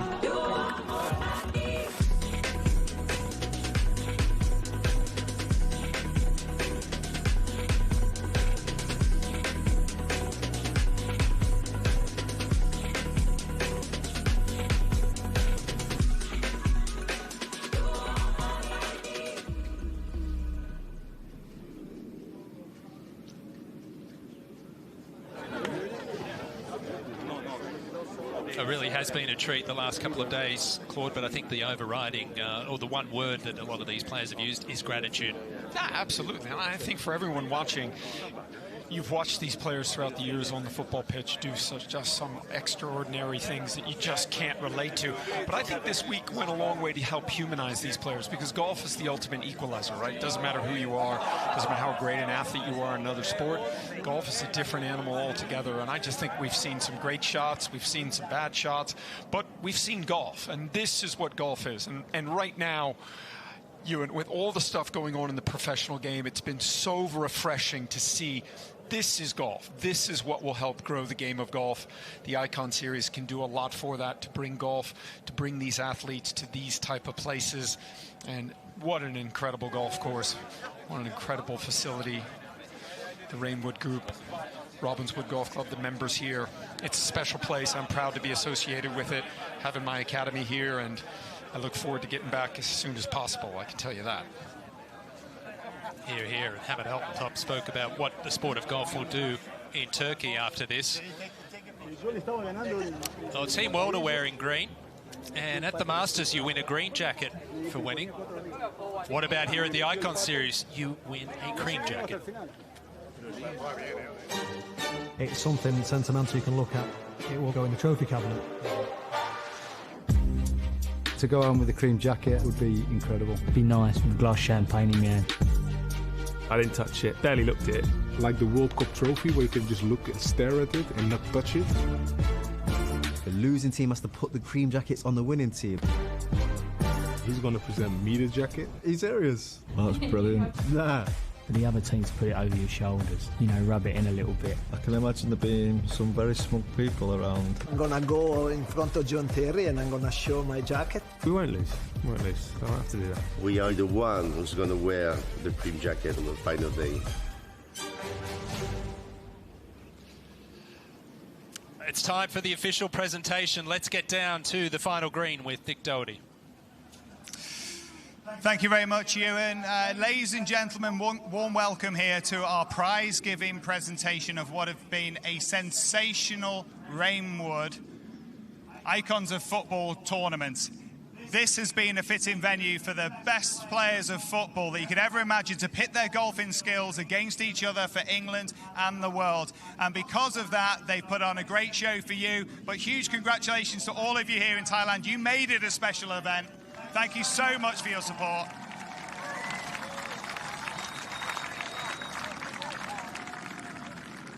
Now, of course, this is about the players, but it's also about you, it's about this country, and it's also fitting that we have a great list of dignitaries to see us through our presentation. So I'd like to welcome our dignitaries now.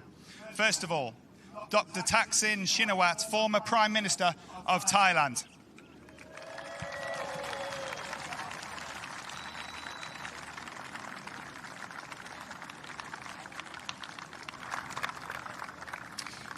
Dr. Promin Lertsuridej, the Secretary General to the Prime Minister of Thailand.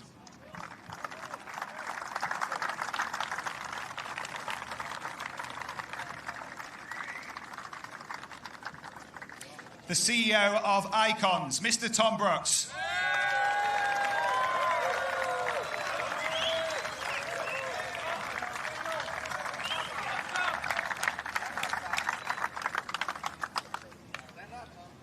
Miss Warapanit Raivrungrang, the CEO of Reignwood Group.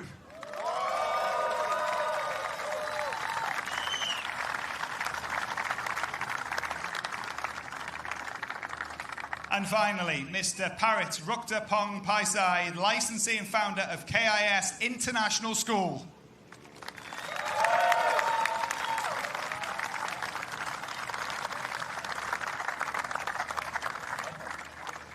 On behalf of all of us here, huge thanks to our dignitaries for putting on just an incredible show here. It's been a great contest and a fitting campaign for these players against each other in our Icons of Sport here at Reignwood Park. So let's get a few of those big pictures out of the way. In the end, it was about two teams led by two immense captains in England's Lee Westwood and, of course, the rest of the world's Sergio Garcia. Please welcome them down here onto the 18th.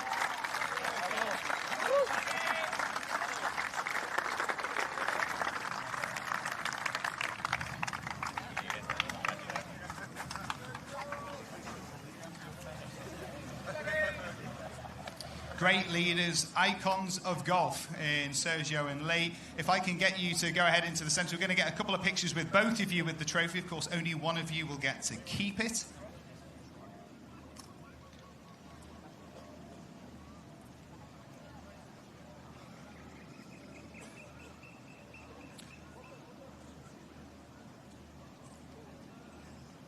A reminder for those of you watching around the world, but also here, of the icons that we've got in Sergio and Lee, both Ryder Cup legends, both part of the Miracle of Medina.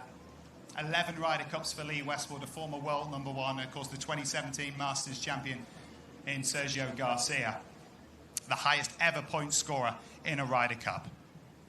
So, one further picture to have before we start to bring in our players. If I could just get Dr. Thaksin Shinawatra to remain, and then we just create a picture here with Lee and Sergio together.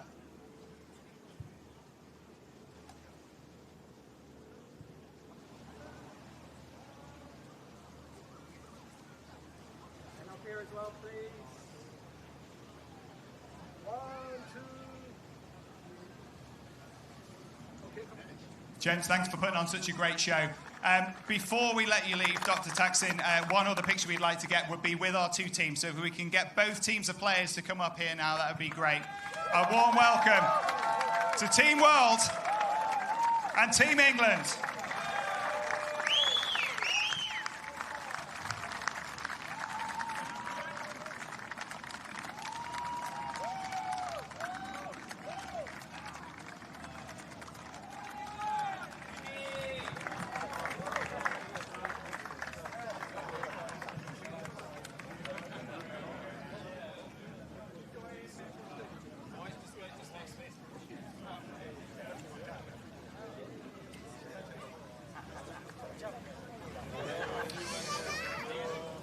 Guys, before we get into our pictures, I think it's probably fitting with all of you here. Pardon my cable as I mosey across the green. Robbie Fowler causing trouble as he always did at Anfield. A little chat with our winning captain in Lee. Lee, what has been the experience of trying to guide through this week? Icons of football, but not necessarily the golf course. What have they brought to the course that has translated from what they did in their careers as footballers?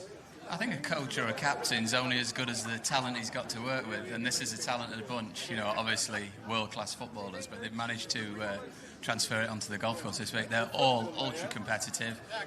We just had the edge this week. Sergio, a quick word with you. A quick word with you, Sergio, before we get into our picture. How proud are you of the team, in spite of what was a disappointing outcome? Yeah, I mean, obviously the English team played great golf, but I think my guys did too. Super proud of them. You know, we fought hard. We tried to make it close today, but they were just a little bit too good. You know, they were clutch every single time they needed to be, but I'm still super proud of them.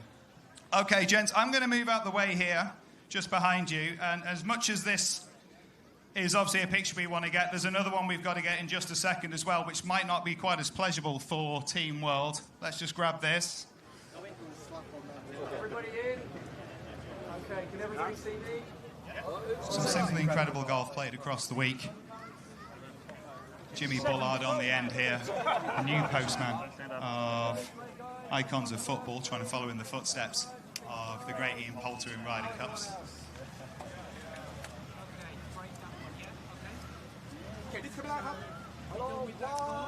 Okay, guys, it's time to move on.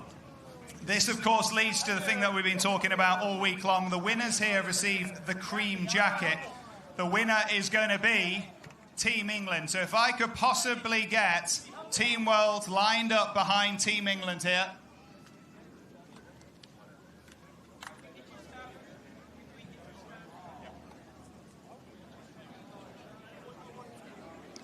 And here come the cream jackets.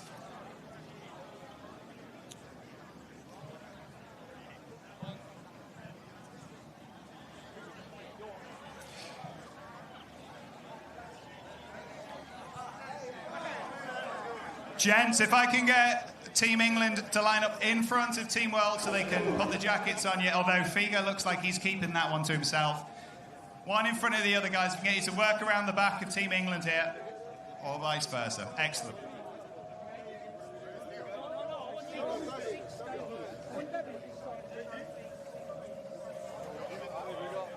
Very aware of their positioning on the football pitch, less so here on this final green as we try and get them ready to receive this jacket. Guys, can I get you to move in? Let's get you to move in. Lined up there, Team World behind Team England. You are taking a bit of time. Slow play is a problem in the game of golf. Let's get you lined up. Joe, get yourself over there in amongst them.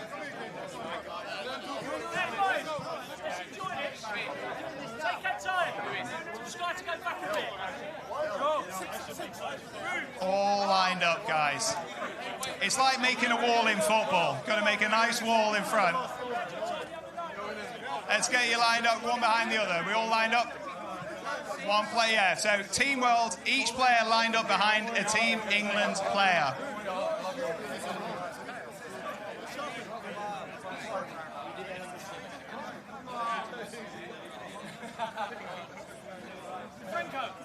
Come on, don't go, Come on, gents, otherwise there'll be time for the next Reignwood Icons of Football.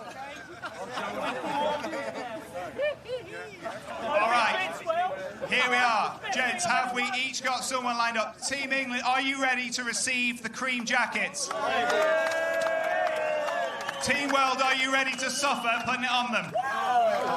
Let's do it. Congratulations to the winners, Team England.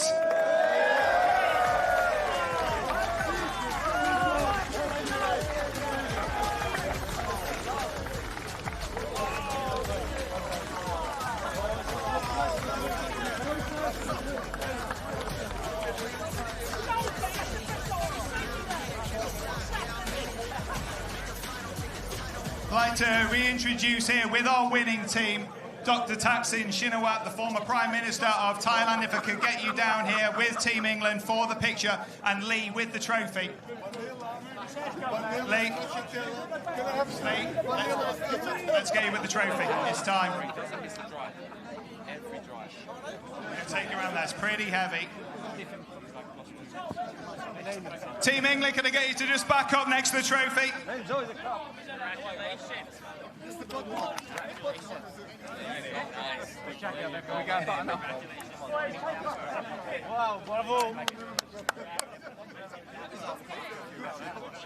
You do look rather dapper, gents. You look fantastic, even you, Robbie. Looking $1 million there. Here we go, final pictures. Right, guys, step back, please.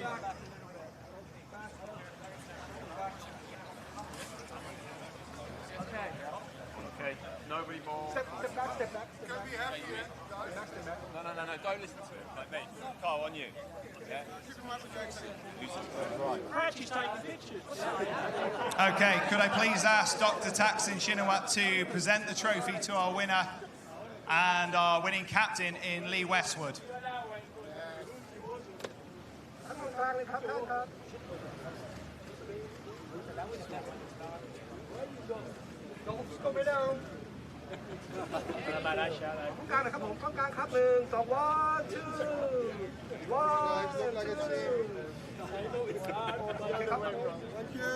Lee, let's get you to step forward and pick up the trophy. It's really heavy. It's a proper trophy, this one. Really heavy.